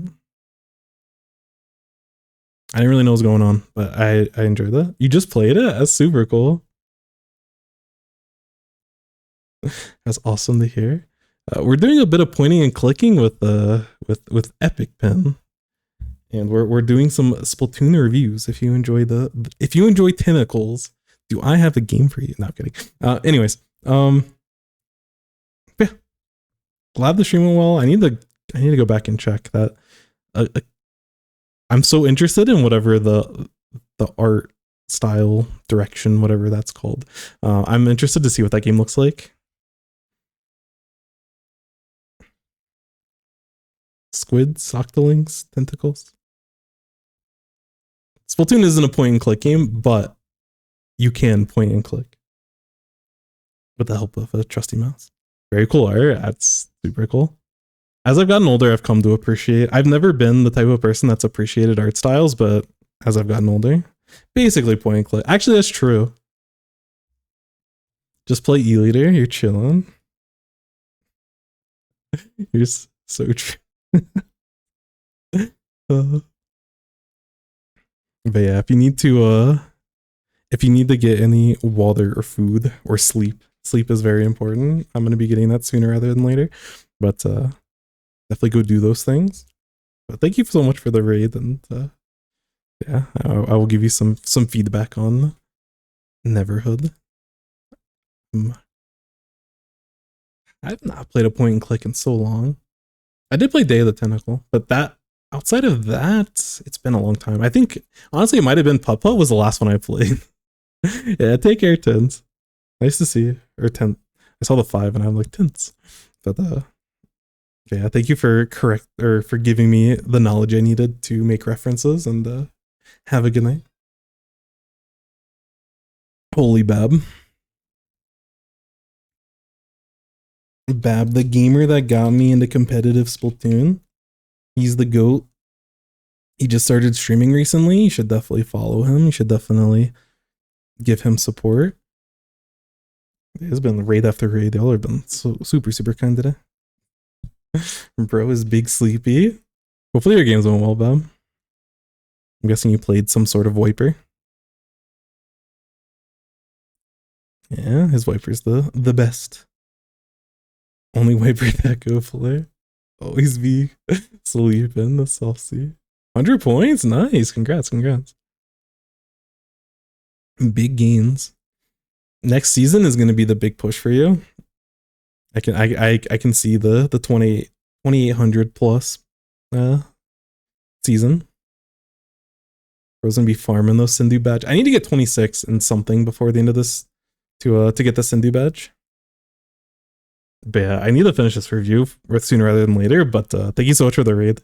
Y'all are all wonderful, and definitely follow IP, follow Bab, follow all the gamers. Y'all are wonderful.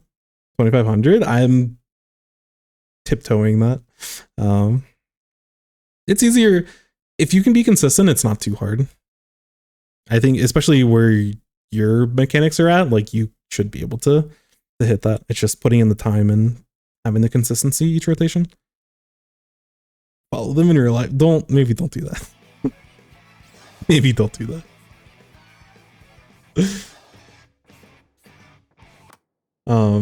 So yeah, we were a little bit slow because by the time we start pushing, if we push immediately, if we push immediately, Carbon is sitting back here and we get to see them as they start dropping. Because we took long to get a second ball and to throw the ball to the right person, and we inkjet from pretty far away, now we have to deal with this really annoying sharking Carbon. This is the difference of the timing window of like playing it faster versus like, taking the time we did to set up for a massive push. And this is where they get, we do get a score, but yeah, they get value out of that Carbon getting into position. But that's like one of those situations where, and again, you're not like, oh, we just need to play faster, so next time you play in a game, you're not going to execute this perfectly the next time.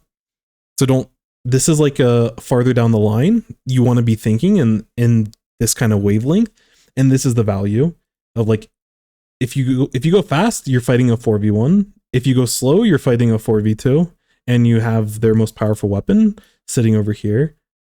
And then once this, like, part of the reason why we can inkjet so aggressively as the ballpoint is because we know that Carbon can't be camping on one of these ledges. But when we start taking longer, we no longer can make that assumption because they've had time to get into that position. The other thing I would say, it's another really important principle with pushing that I think lower level teams, just newer teams in general, really need to work on, is that we want to always try to avoid wiping out completely. And I think this is a situation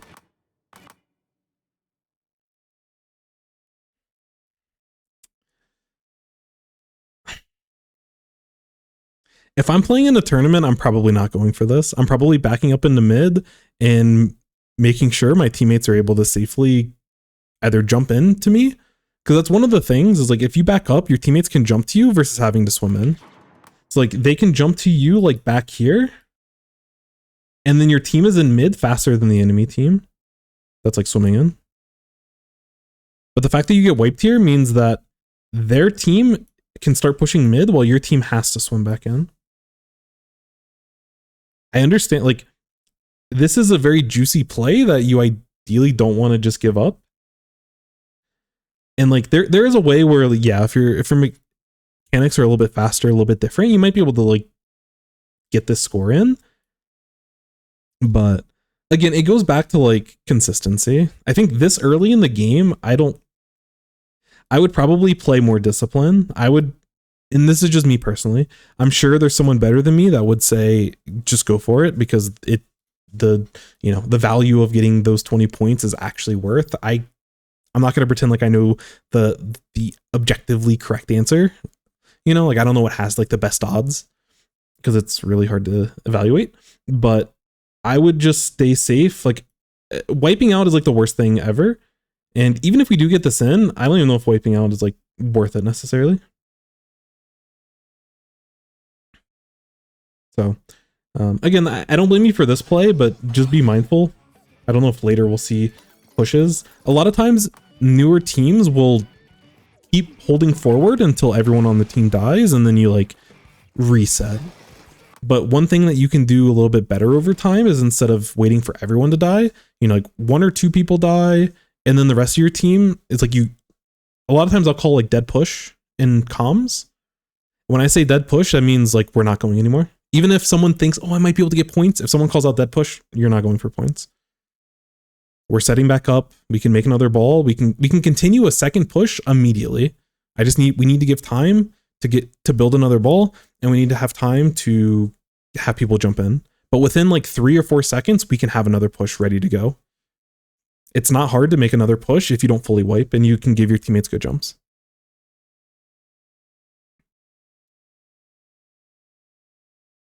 Gotcha. I think it's something that's, I mean, it's important on everything, but basically non-zones. I think there's obvious times where people can overcommit to a Rainmaker push or a Clan Blitz push or a TC push, trying to squeeze out just a few extra points and the whole team's committing for it. If you're not in a desperate situation where you have to get those points, like if it's like 30 seconds left in the game and like 1 or 2 extra clams is the difference between having a lead or not, I can understand that's when you'd want to start taking some risk. But yeah, dead push, that's usually just what I say. And then I'll follow up the dead push with like, you know, I have 3 clams. Let me make like, I'll tell my team, jump into me. I'm making another ball. Let's set up for another push. And it's like seamless. Like you do have to wait for the goal to like come back down. It takes like 10, 15 seconds. I don't know the actual time. I think it's 10 seconds. Could be 15. I don't remember. But by the time you're like building specials and everyone's setting up into positions, basically by the time you're ready to start holding forward and score, the bastard's going to be down anyways. So it's one way to be able to continually get value. This shark's pretty sneaky out of him. I don't blame you.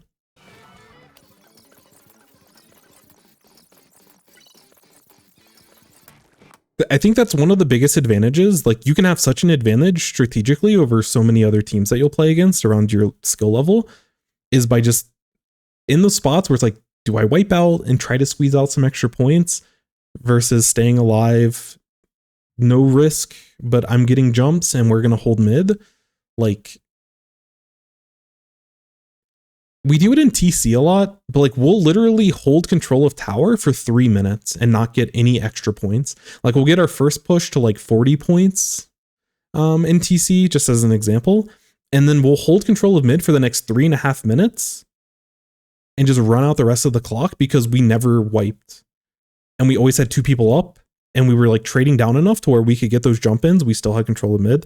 Obviously at some point, specials and we could lose fights.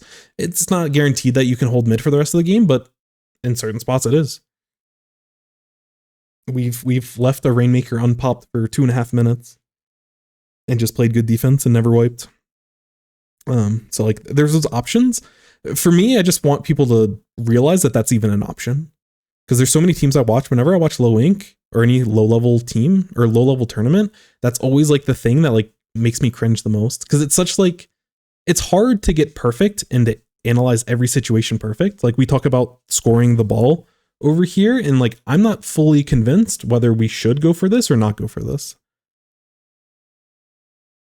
Sometimes the score 20 still win. Yeah, for sure. And sometimes it is worth taking the risk. I'm not saying you should always like you should never take any risks. Sometimes it is worth it, but at least let there be a decision. Sometimes people, I can tell the autopilot, oh, 3 of my teammates went down. I'm just going to sit on tower and maybe we get like 1 or 2 extra points, but we're all wiping at the exact same time. The enemy team takes mid for free. And it puts us in such a hard spot to have to play defense.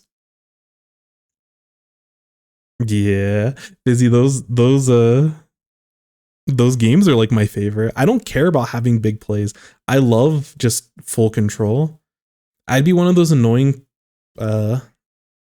soccer coaches or something, or I'd want to win a game like 1-0 and like have like 70% possession throughout the whole game.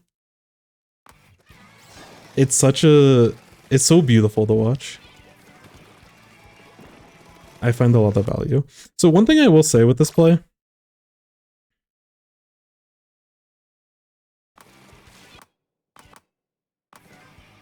in this situation, if you're looking to push to a specific area, and again, I don't have the perfect answer. I've been really analyzing a lot of pro games, and how they paint. But usually in these positions, like where you're at, you have a decision. And the decision is like, do I stay on defense and stay on high ground and just get like general paint around until our team's ready to start pushing? Like that's one option. The other option is like, you know, what you're trying to do, where it's like, I'm moving through this paint. I'm getting into a position where, you know, either I can go around this way and flank, or I can play through mid and like look to, you know, help teammates over here. But, you know, there's an aggressive play and there's a more paint heavy play. I think in this situation, I would probably, based off my current thinking, I'd probably focus on painting just because we don't have a good push and the enemy team has a ball and we just wiped. So I would generally try the focus. Thank you for the hydrate, Celeste. Welcome back. Hello, hello. I would generally try to just hold control and make sure that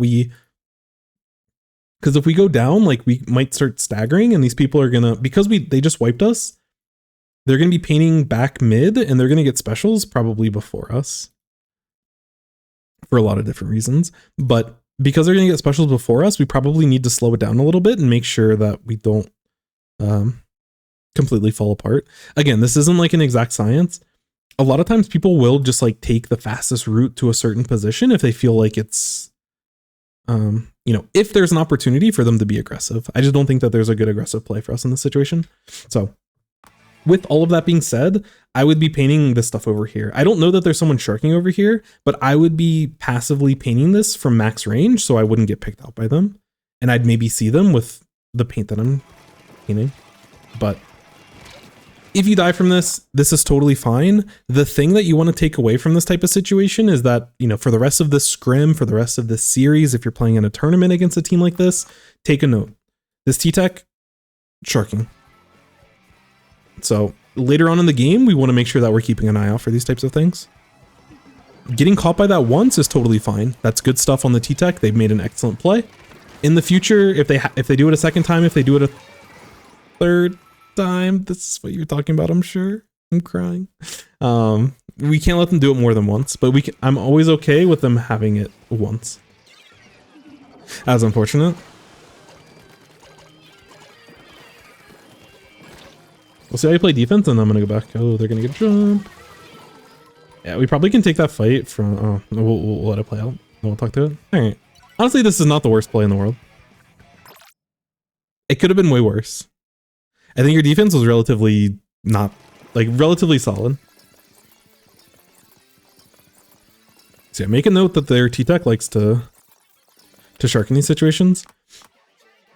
The one thing I will say in this type of situation, and this is something that we're going to want to, this is as a team, when we're like setting up on defense, this is where we'll want to think about this stuff.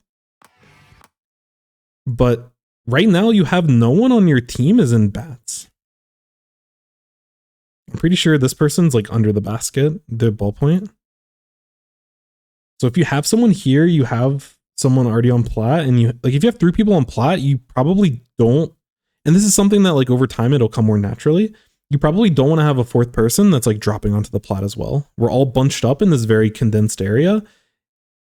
And the only way for us to be able to make it out is to like, this is literally the only way for us to go back.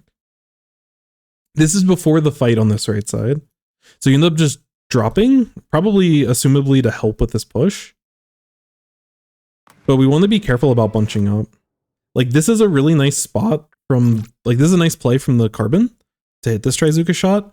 But this can be, if we generally think about trying to spread out from our team, Like still be close enough to work with each other, but be spread out enough to where we can approach from different angles. This is where I'm crossing this way. I'm not dropping this way. Go this way. Yeah, before the Zuka. We should naturally be moving to this right side. Dropping here is really bad because all 4 of us are sitting over here. Is really, really bad. Even if they didn't have the Zuka, there could be a fizzy bomb that they throw in this area that totally gets us, or a suction bomb that makes us panic, or this Kraken comes out and we're all stuck in the same spot.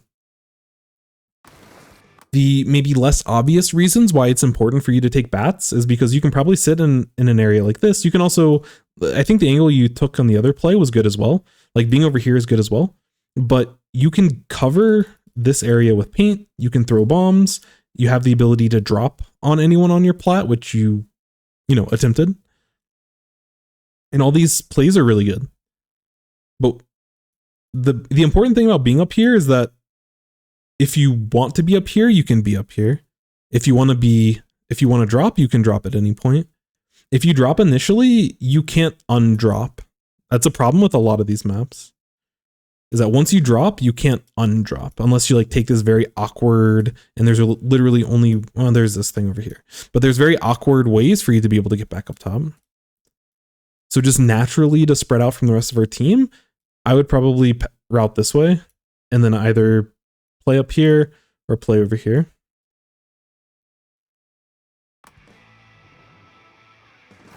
Which like this shot is just unlucky, but you can make it so that this happens less often if you sit in a position where they can't do that, you know? And you're not moving into bats to avoid the Trizuka shot, you're moving into bats because it's a secondary angle for you to be able to defend.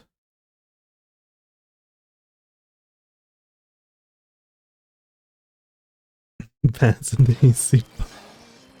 The classic. Yeah. And then tiny thing here, I think dropping on this person isn't bad, but as you become a more confident player, in this type of situation, when this person's like this, you really want to be able to hold your high ground and win this fight. I think part of dropping isn't necessarily bad, but it's why we're dropping.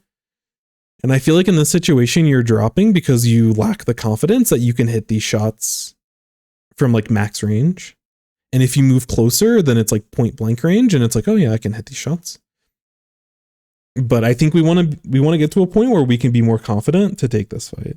Realistically, in this situation, you probably do get this pick and you are dropping behind these people and like cleaning up what's over here.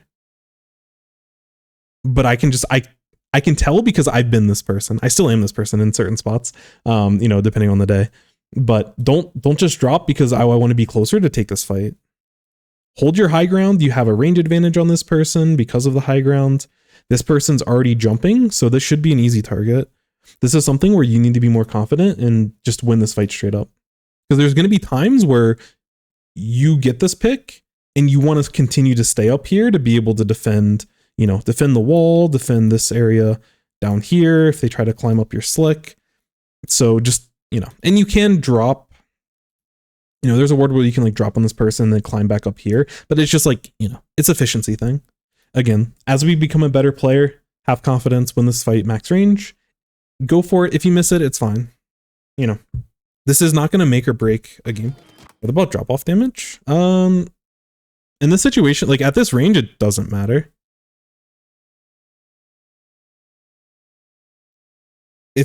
If they were farther away and it was worth it, 'cause I don't know the ranges. If you were like here, if they were sitting on this wall, I think you might have to deal with fall off damage. But when this person's sitting here and we're up here, this is not fall off damage. Or not, yeah, like there's no damage reduction. As long as you hit your shots.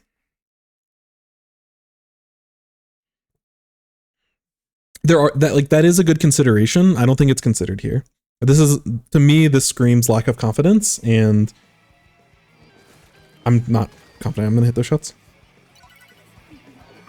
And yeah, that as well. We have if we take our time. This is where I talk about play fast, play fast, play fast. Like there's so many benefits to playing fast, doing things fast. The one caveat to that is this exact situation here, for the exact reason that you mentioned, is that the fact that you said you had an advantage, you could kill them even if there was a little bit of drop off.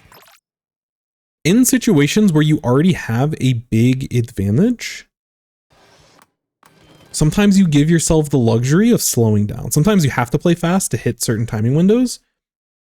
But this is a situation where I'm fine with you taking an extra like fraction of a second to like really get a confident first shot on this person.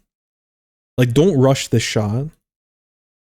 This is one thing I watch some like Woohoojin is like a competitive Valorant coach. One of the things that they mention is that like basically like the top level players in that game, their aim in a lot of situations is slower, like only slightly, but it's like slightly slower than people like underneath them, you know, whether it be one rank or multiple ranks.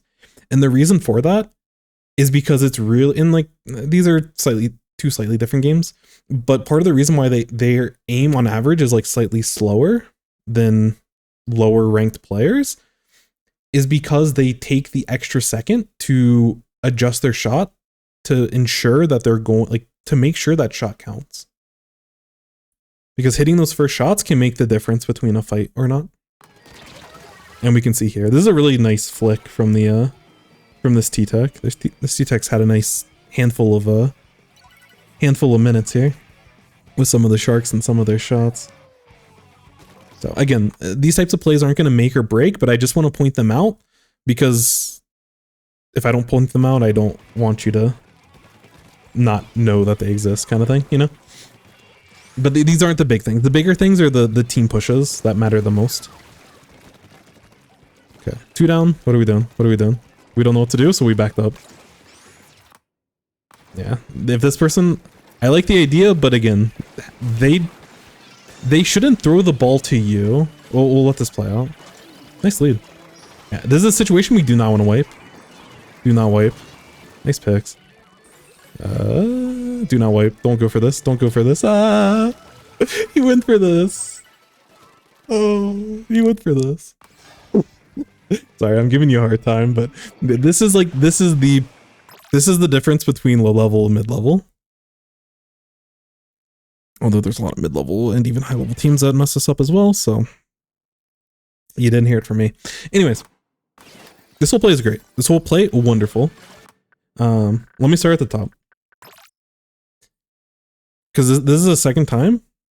I didn't know the range where Clam could be thrown. Recon mode. You got it. The shade.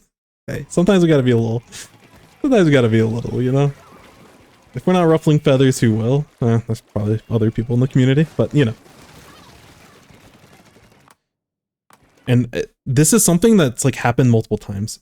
When you're throwing a Clam, you don't throw, like, you're not, I know it's a football, but you're not literally like playing catch with the person that you're throwing it with. Trying to play catch with the power Clam is super inefficient. You did after? I respect that. That makes me so happy. That makes me really happy to hear. I love that. I have at least like 100 hours in recon mode just practicing Clam throws. That's the fun box. You can also, yeah, you can also jump on top of the box and go for funny plays. But that's neither here nor there. So this person, I'm gonna watch from their perspective because this should be a very fluid motion.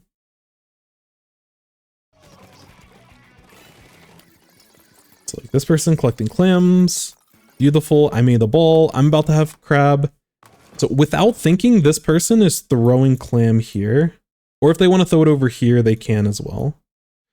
If you want to push that, this is where like as a team, if we're getting crab to play on plat, we probably can push clam over on right side. But we let the clam sit here. Just throw the clam, get into position on top of right stack, get your special, and just let it go. This ball does not need to be thrown and like caught. Just throw it in front. It's the same idea as like Tacticooler. You're not throwing Tacticooler to your team. You're throwing it into a common area that anyone on the team that needs it can go and pick it up. Yeah. No, I can understand that, but you know, over time you want to get to a point where if they have the clam, they shouldn't even be thinking about it. They're just like, I'm throwing it forward. Gotcha. You know, you're fine. I appreciate the context. Like, this is all perfect. Yeah, they should have already have thrown this a long time ago. Like, they want to throw this, and as they're painting for the rest of their special, they get on top of the right stack. Or they don't even have to get on the right stack because y'all have already done a wonderful job of pushing the left side here. They can play right stack. Where they crabbed is okay. Right stack's probably a little bit better. But we get the pick on the left, and we start pushing left. Like, y'all have, after we get this pick over here, y'all have control of left. Getting a crab up on this wall is really, really strong. So they don't have to crab. Like, this crab isn't bad, but this crab generally gives us better angles, I think. Because we have the ability to move forward and like start hitting like this area and start hitting this area. There's angles that are really important because the enemy team's often going to defend there. And this crab gives us way more angles than this cutoff angle, or even like over here, this angle's still cut off from hitting those spots. And because we're closer to the enemy side, we also get these cool, like if they're in their bats, we can also get expo shots into their bats if we need to. So if someone wanted to push over on this left side, you know, we can support them with our crab, which we can't do from over here. So again, these are things that you'll practice, think about, just be deliberate with it. And, you know, again, this spot is totally fine. Like this spot, okay. This spot, totally fine. This spot, even better. But this spot can be risky. But the fact that our whole, like we have two people that are pressuring and we have two picks, this should be pretty safe to take this left window crab play.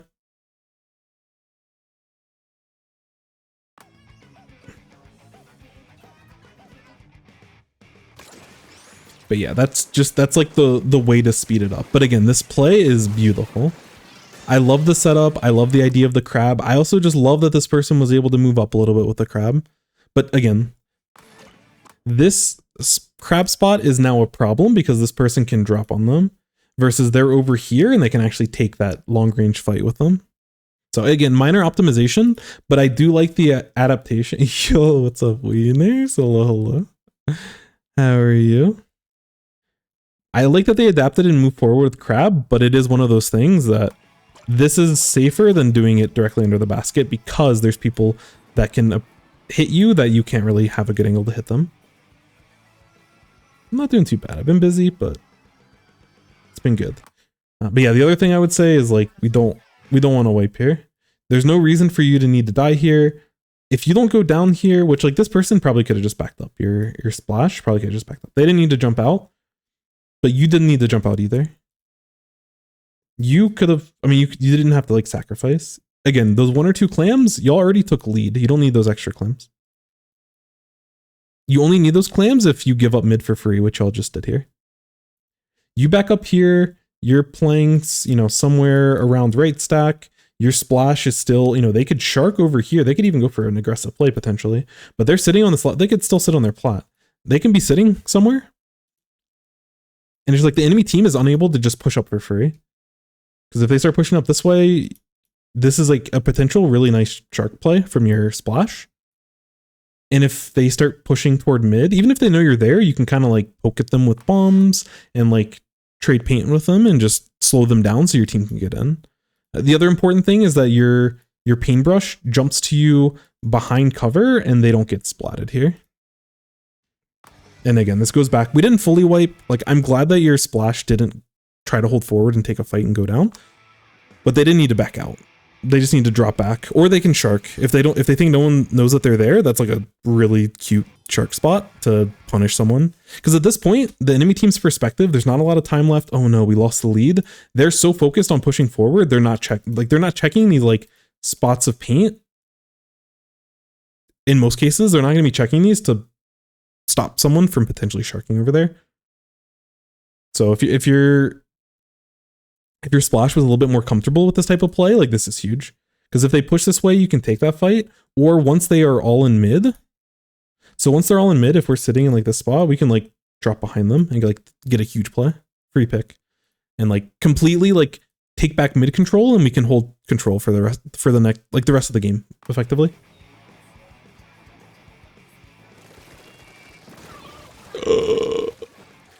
It happens. It happens. All right, they're going for the Kraken play. All right, we get the trade. All right, all right. If they get the score, it's not the end of the world, but oh no.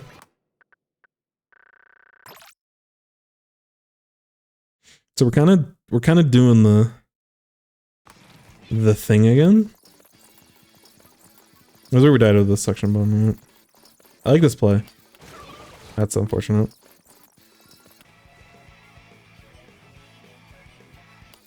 But it feels like we're autopiloting the like... Yeah, like we're just autopiloting the hold forward and stuff. I can't blame you too much on this. If I'm checking minimap after I die, is there a way I could have saved myself? Oh shoot, okay. By the bomb. I'm checking pain, I'm watching someone push into our stuff. Yeah, I probably wouldn't catch that. You might have been able to see it. You might have been able to check the minimap over here and seen that the heavy is pushing over here. I probably would not have caught that. So I can't blame you. At this point, when you're going down, you did see them. Potentially, if you were like paying attention. You would have been able to potentially see them. But either way, I don't like that we're moving past this cover and we're jumping up and we're like throwing a bomb. Like we need to be a little bit saw the heavy on the bottom. Gotcha. Like even if there isn't a heavy here, this carbon could have been underneath this ledge and punished us for doing that. Or someone could have been flanking around this right side and punished us for going for this play. I understand your idea of like you're trying to start getting paint so you can take back control of mid, which is good. But we need to be a little bit careful. The jump is like fine, but we need to be careful about this type of play. I probably get punished by the heavy in a slightly different way in this type of situation, but we're playing a little bit too lackadaisical. You're good, you're good. Again, the autopilot, we've all been through it. We all still do it in certain scenarios. These experiences resonate with all of us. See, all four of us on plat. Now we're having to deal with Trizuka and a flank on the right side and the rest of their team pushing in. I need to see from a team perspective, like how we're setting up, because your ballpoint shouldn't be constantly sitting in on plat. They do get a pick. Alright, let's see it from the ballpoint's play perspective. Yeah, okay, so 2 down. So if I'm the ballpoint in the situation with 2 down,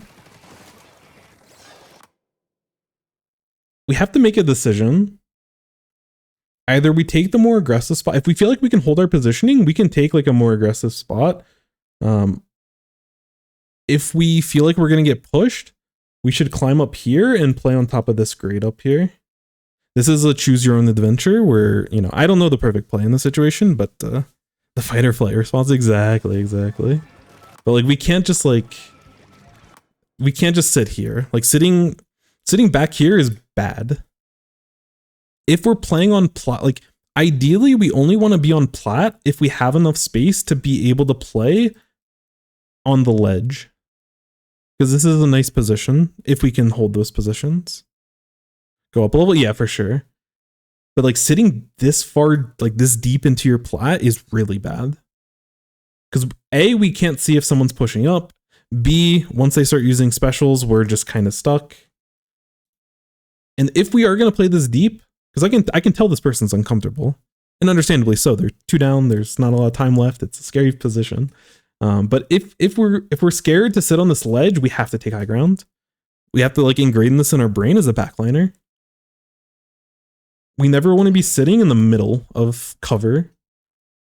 Either we sit here, or like we play behind this box, or we play over on this window, or like maybe we can play like where the slick is. But we don't want to be sitting like, we don't want to sit here. We don't want to sit like back here. If we're sitting back here, we might as well, like, you know, if we're going to sit here, why not go up here? If we're going to sit here, why not play up here? Make it safer for us, give us a better vantage point. We can see what's going on. We can throw fizzy bombs. We can back up. There's more cover for us, so on and so forth. Being on Plow when they're threatening a push and mates are down is so uncomfortable. Yeah, for sure. For sure. For sure. And again, I don't care what the decision is, but it's just, I'm very uncomfortable. And now we're in this position where all four of us are sitting on our plat. We can't do this. We have to naturally. We have to understand as a team what we're trying to do. Are we able to move forward? Like, are we able to push off of our plat, or do we need to defend our plat? Because this decision defines how we position in the situation. It seems to be a reoccurring thing. It's okay. But I would imagine if y'all play zones, y'all probably are retaking from your plat and probably getting punished quite a bit. Dropping on plat on zones on this map is like really bad. At least this, you have a sponge on the other side.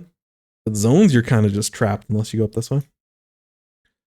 But yes, this plot is way less safe than you may think it is. So, again, this is the decision we need to make. If we can start pushing out, then we start taking this left side or this right side, our ballpoint sitting up here, and like we're contesting mid. If we think we can go for this play, let's go for this play, and we position accordingly. If we don't think that we can make that play, if we think that they have mid control and we're having to defend a push where they're pushing up, we need to change our positioning altogether. Our ballpoint needs to be sitting here, or here, or here, or sometimes they can sit on top of the little clam, wherever that thing is over here. But they need to be sitting on a high ground position, because they have a lot of range, they can assist. And that enough is, like, that's probably enough to where y'all can maybe have a better chance of pushing at some point. But you can also have a second person up as well. Like, if you know they're going to push, I would probably have a second person, like, you know, splash, depending on how close splash is to getting their crab. If I'm Splash in the situation and I know that they're, like, if I know that we can't fight for mid and our goal isn't to fight for mid, then I'm going to be like, ballpoint would probably sit over here. And then as a Splash, I'm playing like over here. And I'm just throwing bombs. I'm keeping our plat painted. And I'm just building crab, basically. And then once I have crab, it's a lot safer to crab from up here or from up here to defend whatever the play is. But as a team, we need to make a decision. Because right now we're just like, we don't know what to do. So we're all just we're in this like middle state. We're all like kind of in flux. And we don't want to be caught in this spot. Once they have specials, we get punished for this every time. This will be a reoccurring theme on a lot of different maps. It's really bad. Inkblot is so deceptive of your plat being safe. It feels like it should be safer than it actually is. But it is a pit.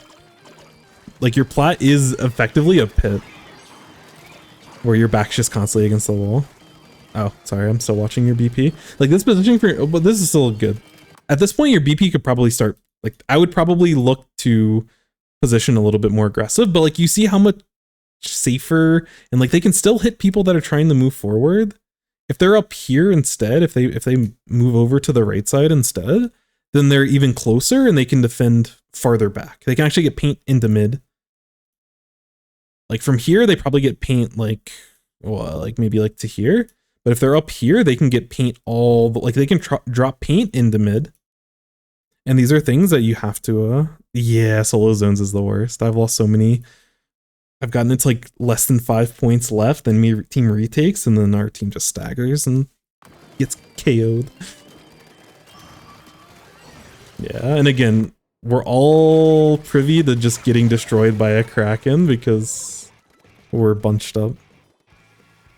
Even that. Yeah, Attic's good as well. Attic is a very good spot to sit in. Attic is wonderful. Attic, wonderful. It's literally just like one of these three positions.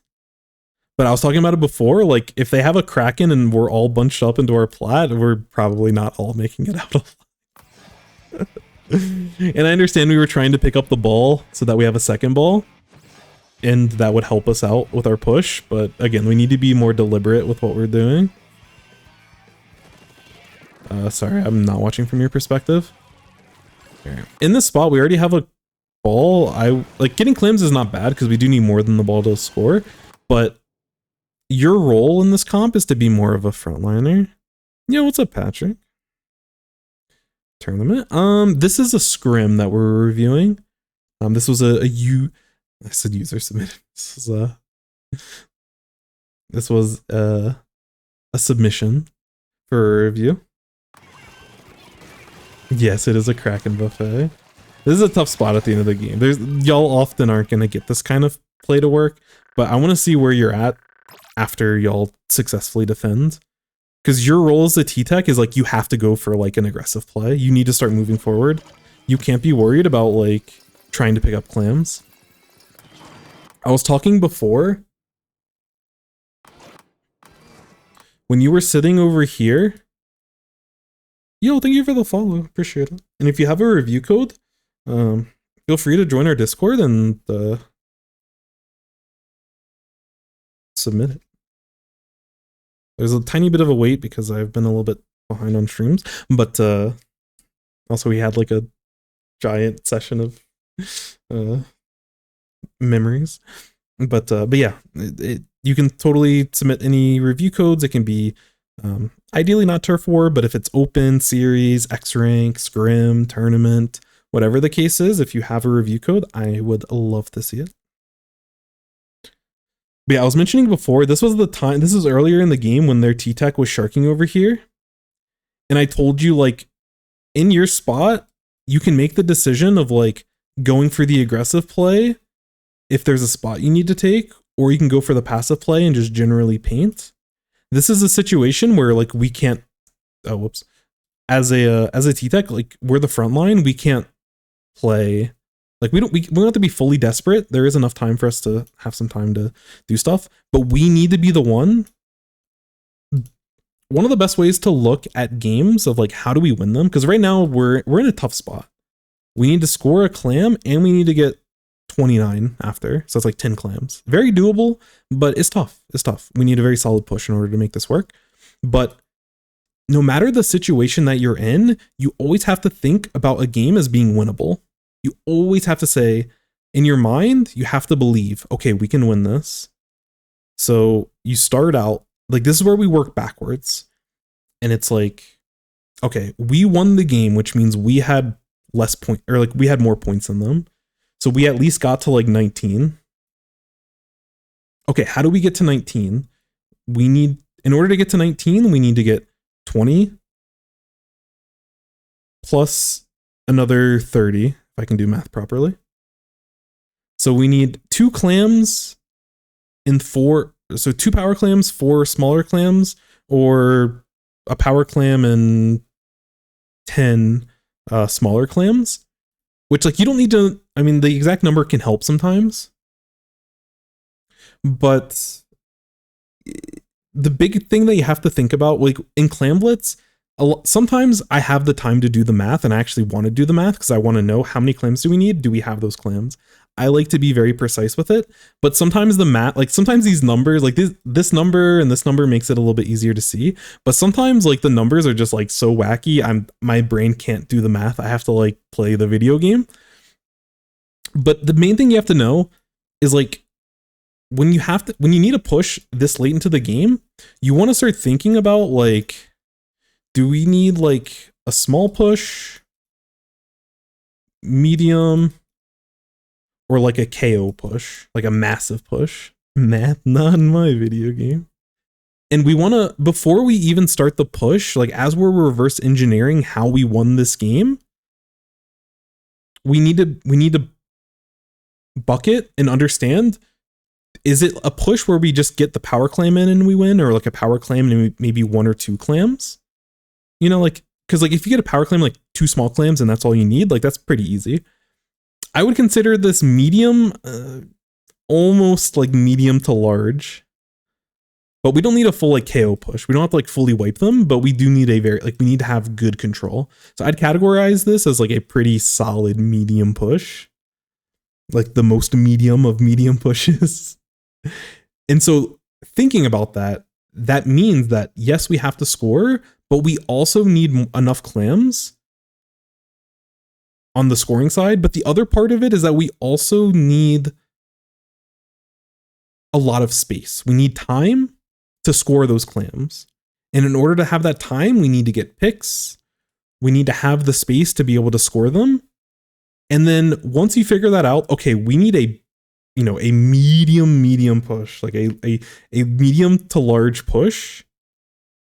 What is my role? What do I do in order for us to ensure that the push that we get, because we win this game, we definitely win this game.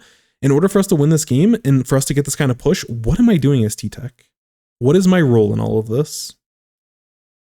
And that's something that you want to come up with that, because your role dictates your game plan.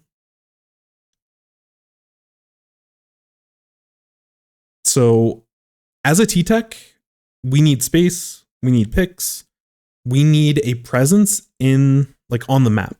Right now, the map is all enemy ink. So we're going to need, when we look, there's 27 seconds left. We can't possibly like paint all of this and also get this, medium to large push that we're looking for. So I can't be a painter as the T-Tech. I need to find an opening and start pushing. And that's where probably this left side would probably, after you end up wiping them, pushing this left side is probably like your best bet. And then you can start figuring out like, this is where like the creativity comes in. Do I want to like take position? Like, do I want to start just painting and just hold this position so my teammates can get in? Do I want to, sit in like a really weird spot and like hope to shark them and get like a surprise pick? Do I want to go for a surprise play altogether where I take this rail and I go into their bats? And like, if you use context clues, like the enemy team is not playing their bats the entire game. Y'all haven't played the enemy bats. Like this could potentially be, this could make this push a lot easier if you can get people up into this area here. It's hard to evaluate specifically like the perfect push, but again, come up with an idea, pick the idea after, whether it works, whether it doesn't work, go back, VOD review, have it be a discussion point. But that's how we need to kind of identify how do we win this game. And the easiest way for me, I've done it like I do. It's so important in card games. Like this is a skill that I learned when I played card games, because there was a lot of numbers involved, and in card games, like sometimes there's like no lines, like it's mathematically impossible for you to be able to do certain things, and you can just surrender at that point because you literally can't win. But there's certain times where it's like, okay, in order for this to work out perfectly, I need like this 5% chance play. So I have to just go for it. Like there's not like, I can't get close, because if I try to go for something close, I'm just not going to get there. And part of that is like coming up with this bigger picture play. What are we trying to accomplish? What are we trying to do? And so once you start wiping them, that's where, you immediately, I don't care about clam. Let someone else on your team worry about the clam. Let someone on your team worry about the special. As Fizzy said, we need that space. So I want us to be focusing on getting space in this situation. So I'm interested to see exactly how we play it once we start taking control. Yeah. Sitting under the basket is a sad situation. Oh yeah, this is where the Kraken comes in. All right, but after the Kraken, we probably shouldn't be jumping in that spot. Yeah.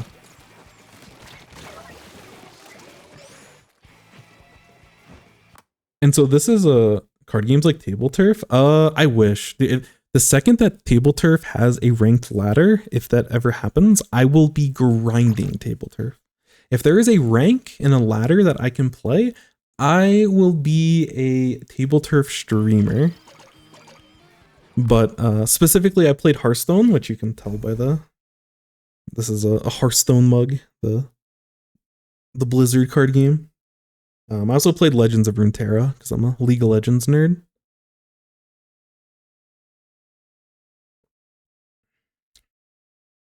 If Tark gets infected, yeah, I'm gone. I'm not even a Splatoon streamer at that point. I'm just a card gamer. I backed up too far. My bad. So yeah, I don't think in this situation we need to drop. Yeah, it's unfortunate. So in this situation, you end up going. So the situation is really awkward because this ball is not sitting. And I understand we got unfortunate with the timing of picking up the ball. That was a pretty lucky channel. But I mean, hey, if that's the only way that you can win, I don't think in this situation that's the only way you can win. But if that was the only way you can win, you have to go for it and you have to hope. That's why it's important to come up with those game plans. Because you can justify a less than 50% chance of something like that happening because it's like, I had to go for it. You know, I did my calculations and this was the only way for us to win. So I had to go for it. Again, not in this spot, but other spots might be like that. So you have to pick this up because it's going down. If this thing was sitting, like if it wasn't in like on the battlefield, if it wasn't on the map and if it was just sitting under the basket and it wasn't going to expire, then we should never be going for this type of play. Because it's about to expire, you have to touch it. But I think you're just touching this because you feel like you need to pick up the clam. And that's not the case. You do have to pick up the clam in this situation. But let's say the clam was sitting under this basket and it's not going to expire. Instead of you jumping this way, I would, if I'm you, I'm just taking this type of route. And then again, we get here. Do we take this and go into their bats? Do we look for this type of play? Do we climb this wall? Figure out the play? Yeah, no, you're fine. This situation, you have to pick it up. One thing I would say though, but anyways, let's go with the line where you don't have to pick it up. So if you don't have to pick it up, I would forego this altogether. Let your teammates figure it out. They have time to figure it out because what you're doing is you're going to go in and give them a jump. And that's where I'd probably take this bats route. I'd probably sit up here, pick up these clams that have been sitting here probably for the entire game. And then you give your teammate a jump, you know, your splash, your ballpoint, whatever. Whoever picks up the clam because they're respawning and you've already started to move into position, you have this sneaky play for them to jump the clam in. And this is how you can like catch the enemy team off guard. And this is like a potential way for you to win the game. Because you have to pick it up, yes, you do have to take this detour. What I would say in this situation is that I'm not holding on to this thing. I'm picking it up and I'm immediately throwing it down and I'm going back to my aggressive play. Which pushing through this way might be a little bit dangerous. So you might have to actually route over here, pick up the ball, throw the ball, and then I would probably climb back up. I would commit to this type of play. Or it'd be over here. I would just be committing to this. Like you have to touch the ball because you're forced to. But then immediately, like you touch the ball, but you're not the ball holder. You're touching the ball so you don't lose the game. And then you're immediately going back to your frontlining duties, responsibility in order to win the game based off of the reverse engineering that we came up with. After they took the lead and we figured out how we win this game. I hope that makes sense. It's a very hard concept and it's not something that you're going to be able to do. It's not something you're going to be able to do comfortably every time, but that's how you want to structure the way that you think about a Clam Blitz game. Or the rats and try to get into the bats. That's actually true though. But this is a really important concept. This is something I probably should I really should be making a video on. Like not ever wipe, like don't wipe for like a little bit of extra points if those points effectively don't really matter. Like stay in control. That's one of the things out of this game that is important. Make all the vids. That's the goal. That's the plan. I'll have more free time starting next week, so that's the plan. The community needs to hear this. But this is another really important thing. And this is like this thought process of the small medium KO. This concept applies here in Clan Blitz, but it also applies in literally every single map mode.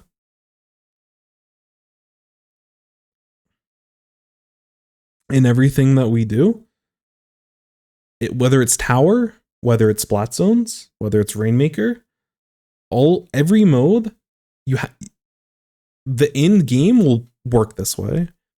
The same thing happens if you are like, this team should be doing the same exercise over here, but instead of them needing to score, they need to defend. And how does that change their decision making? If you have to defend a small push, and if the enemy team just gets a ball in, then you lose, then you have to play a lot tighter and more aggressive. Let me get rid of some of these lines. So like, let's say if the enemy team was defending a small push, like y'all just needed a clan blitz or a power clam to win the game, then like their backline needs to be positioned like one of these positions. Their carbon needs to be in mid. Their T-Tech needs to be in mid. Their Zap probably can spam bombs from their plat as well. So they'll have 2 here, and then they have 2 somewhere in this nebulous area looking for picks. But if it's a KO push, for example, so let's say that we're defending and the enemy team needs like, or we'll just use this exact game as a scenario.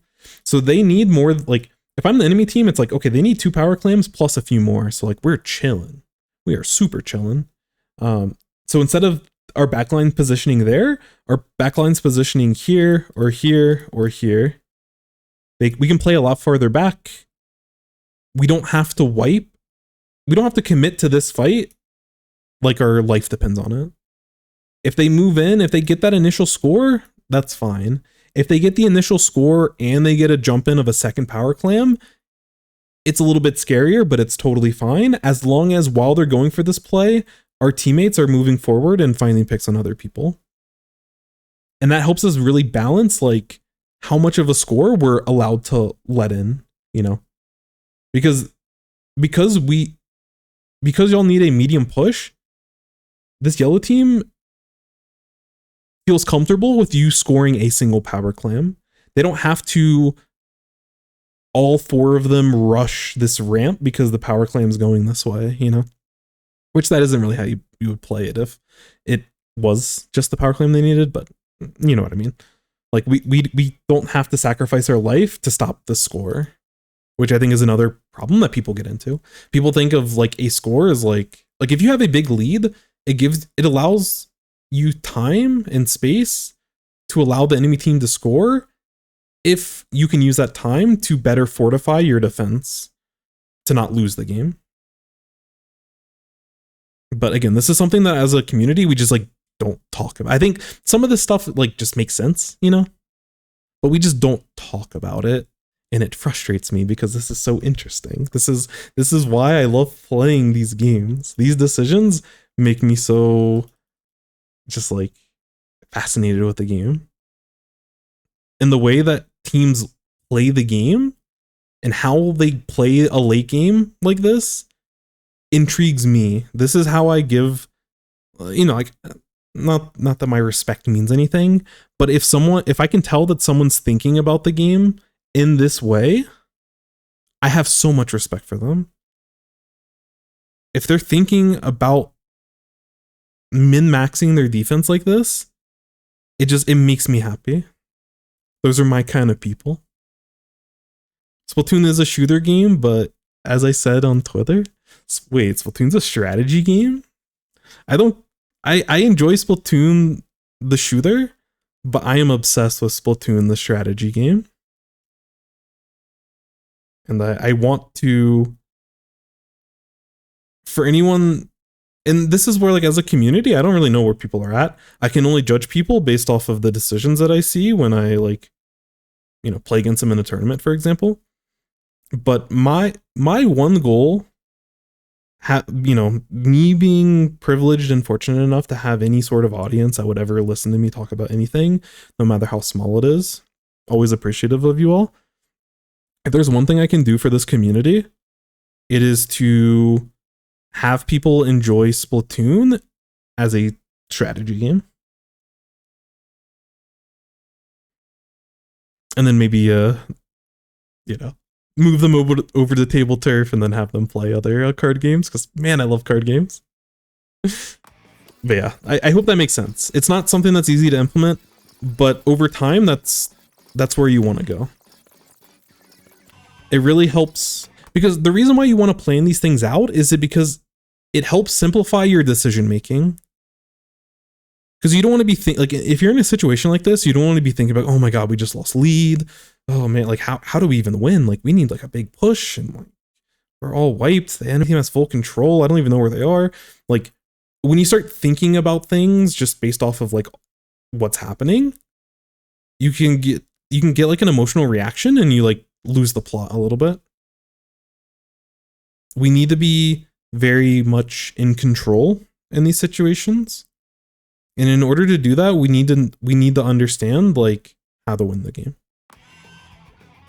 Table turf's so much fun. I love it. I think I haven't really competed in it. I know that they've had tournaments and stuff. I haven't competed, but again, I need a ranked ladder. I need to be able to grind. I need a meta to develop. I want to collaborate with other deck builders. I want to have like meta reviews. Like, oh man, it's. I think table turf is like a really cool design. I don't know how it plays at a super high level. I don't know if it eventually falters at a certain point, but I was very impressed. As for whatever it means, you know, like I am a card game player. I was very impressed with how fun and how interesting and how deep they made table turf. But I need to wrap things up because it's getting late. But yeah, big things here.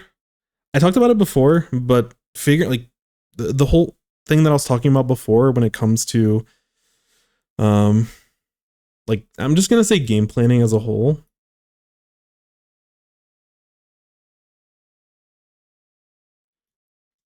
We need to start figuring out like the important areas of the map. Understand when you're pushing and defending. But like, this left side is really good. In general, understanding why as a team pushing this left side, like the benefits of pushing the left side versus the benefits of pushing this right side. You know, speed versus control. Understanding like on offense, the decision of why would I sit over here versus why would I play up here versus why would I play all the way up here. As a frontliner, like, why would I make this decision? And even more so, like, you know, when would I just want to push this way versus when would I want to like play on top of this block and do this cute little jump versus when do I want to sit over here and like go for this shark? We want to start having like an idea in these situations. It doesn't have to be perfect, but like an idea. And as a team, same thing. When we're using crab here, how do we push with it? Using a crab here opens this up to be a more effective route for us to start pushing. And if we're looking to push with crab, make sure that we communicate it beforehand. Or if we're using inkjet, or if we're using whatever, you know. Oh shoot. And this is something that's going to take like a long time. Which is like, start with one map. And I'm going to try to work on the video. It's not like, it's going to be a while. There's simpler videos I'm still working through the structure, so it's not something that's coming out in like a week, probably not even coming out in a month. But over the next couple of months, I will definitely look to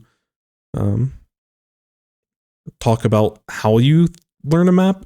And I would also like to make videos on like each map specifically and be very specific about each map. I think it would be very beneficial. I just want to produce stuff that can get everyone on the same page with a lot of this stuff. Not that there's a perfect way to play it, but just, again, be deliberate, understand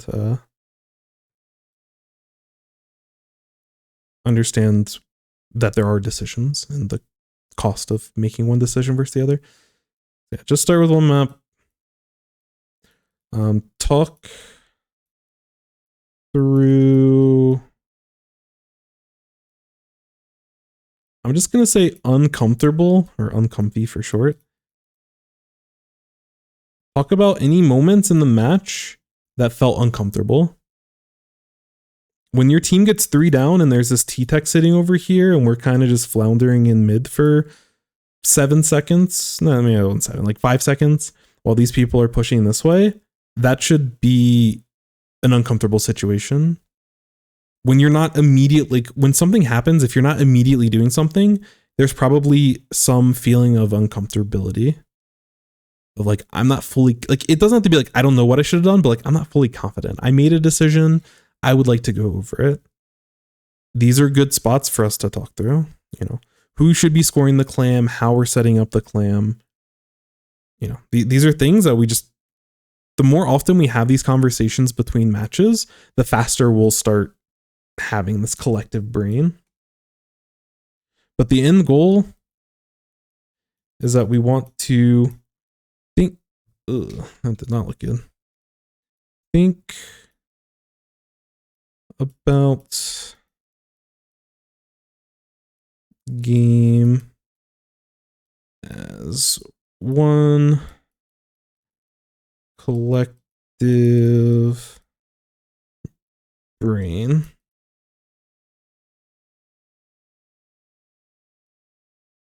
This is your end goal.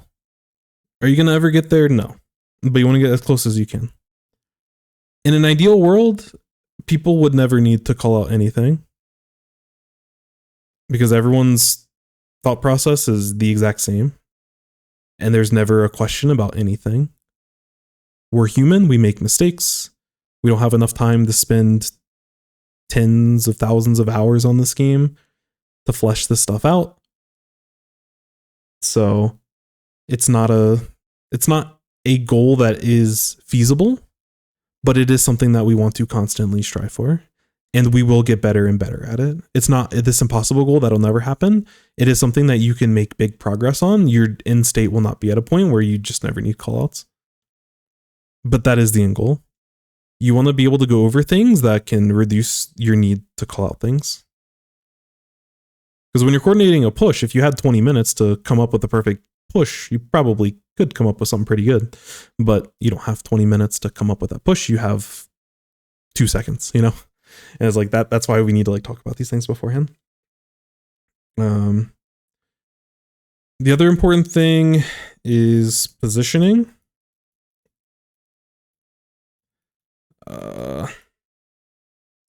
Spread out in, I'm gonna say, I have to say something stupid, but like, we want to spread out close together. We don't want to play so far away from each other.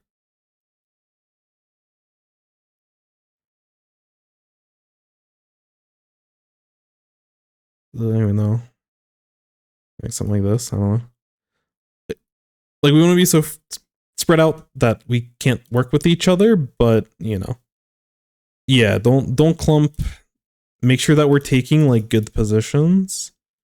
I think our positioning as a whole, I think it's something that we need to evaluate. Again, it's like you're at the same point that any team that's been together for 2 weeks that is, you know, a newer competitive team / set of players.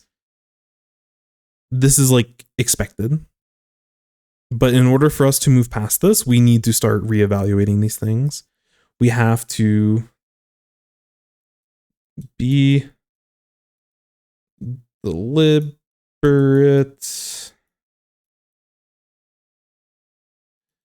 No autopilot. We need to avoid autopilot whenever possible. Especially in these early stages where we're still getting to this point where we need to think about the game as a collective brain. Yo, what's up, Mars? Welcome in, welcome in. Hope you're doing well, my friend. Because anytime, yeah, autopiloting saves our brain so we can think about other things while we're trying to compete. Which does feel good, not having to use your brain.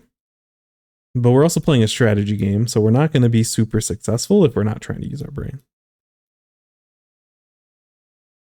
Every time that we autopilot, especially during the early phase, sets us back on everything else that I just talked about. The reason why we can autopilot is so that we can save our brain for more important tasks.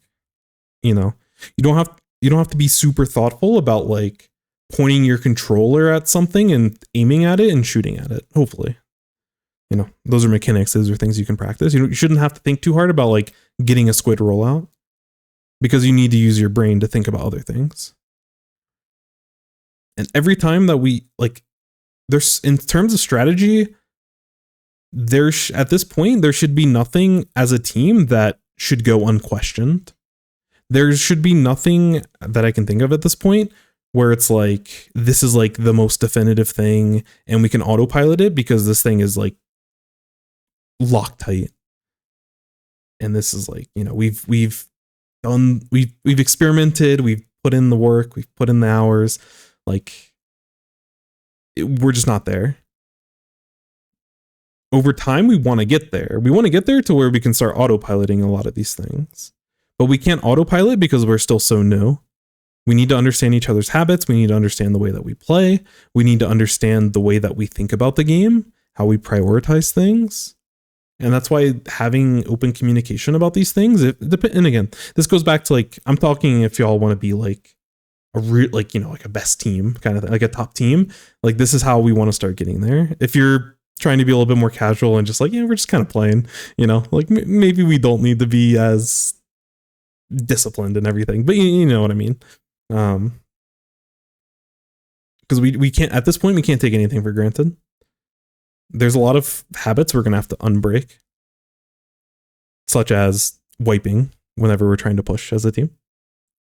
So hopefully that helps. Again, I so much apologize for the wait. I really appreciate your patience for everything. And hopefully I was able to talk about some concepts. I'm not here to solve anything specific, especially when y'all are as a newer team. I'm not trying to overwhelm you all, but I'm trying to introduce as many concepts that some of it I'm sure you're aware of, some of it may be new to you. But I want to try to introduce you to as many of these things as I can. And y'all can take time, like as you play, you find the answers. And if you have questions, I would, you know, like those again, I love thinking about this game as a strategy game. If you come to me and ask me what sensitivity I should use, I'll probably answer it, but it's not the most interesting question for me.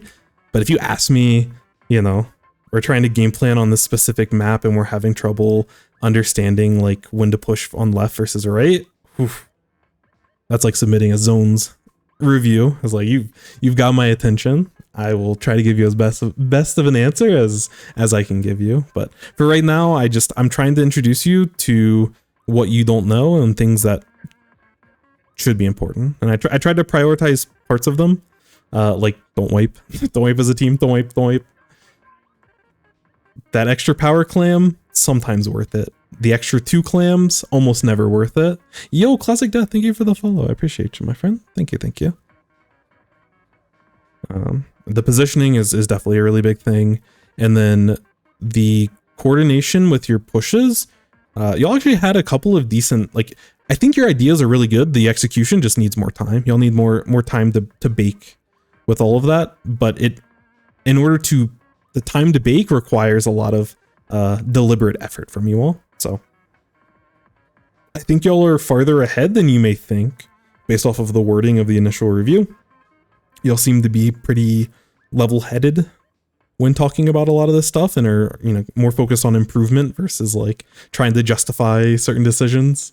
So I think y'all have the right mentality. I'm very excited for you all. I'm not sure if y'all plan on playing in like Low Ink or I don't know if From the Ink Up still exists or Little Squid League, all those tournaments and stuff. If y'all ever play in something, I would love, you know, DM me on Discord, or if you catch a stream, you know, just let me know. At me on Twitter. If y'all are playing, I would love to watch. I would really love to watch. I wish y'all the best of luck. And again, if y'all have interesting questions or just, you know, any questions in general, I'm more than happy to help. Obviously, I can't get back to everyone like immediately, so like there might be a little bit of a delay. But you know, I would love to help you all. Anyone that wants to take the game serious, I want to do everything in my power to set them up to be able to take the game serious and give it as good of an effort as they can give. That's the reward for me for like doing all of this. I want to get people to think about Splatoon as a strategy game, and that makes me happy to be able to do so. And I, you know, again, I appreciate the review, especially early on. It's hard to share a review from the team. To a certain degree, sometimes that can be like kind of an intimate thing. Not that you're like necessarily ashamed, but it's like, you know, it's still new. You still need some time to, you know, everyone needs a lot of time to really like get stuff into order and start melding those brains together. But yeah, I do appreciate you all sharing. And again, I wish you all the best.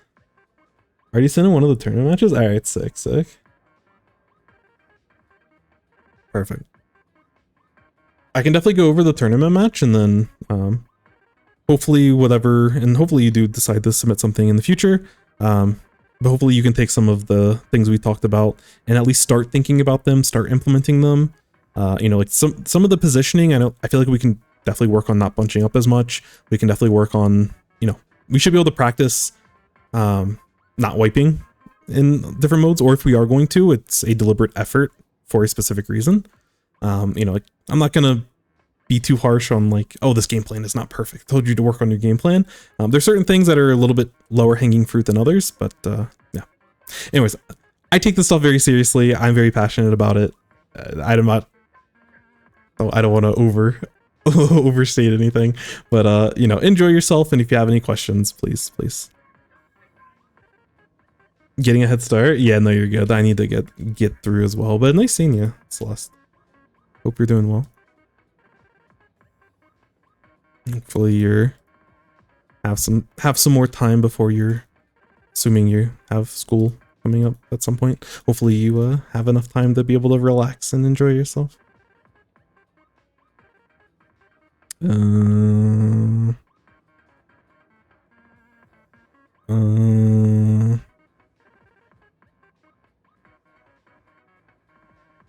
Alana's having a 6-year stream of, holy smokes, 6 years, that's crazy.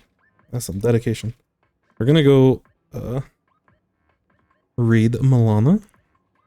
Again, I appreciate raids from Vic, Bab, Ify. I know there are more. My brain is too fried right now.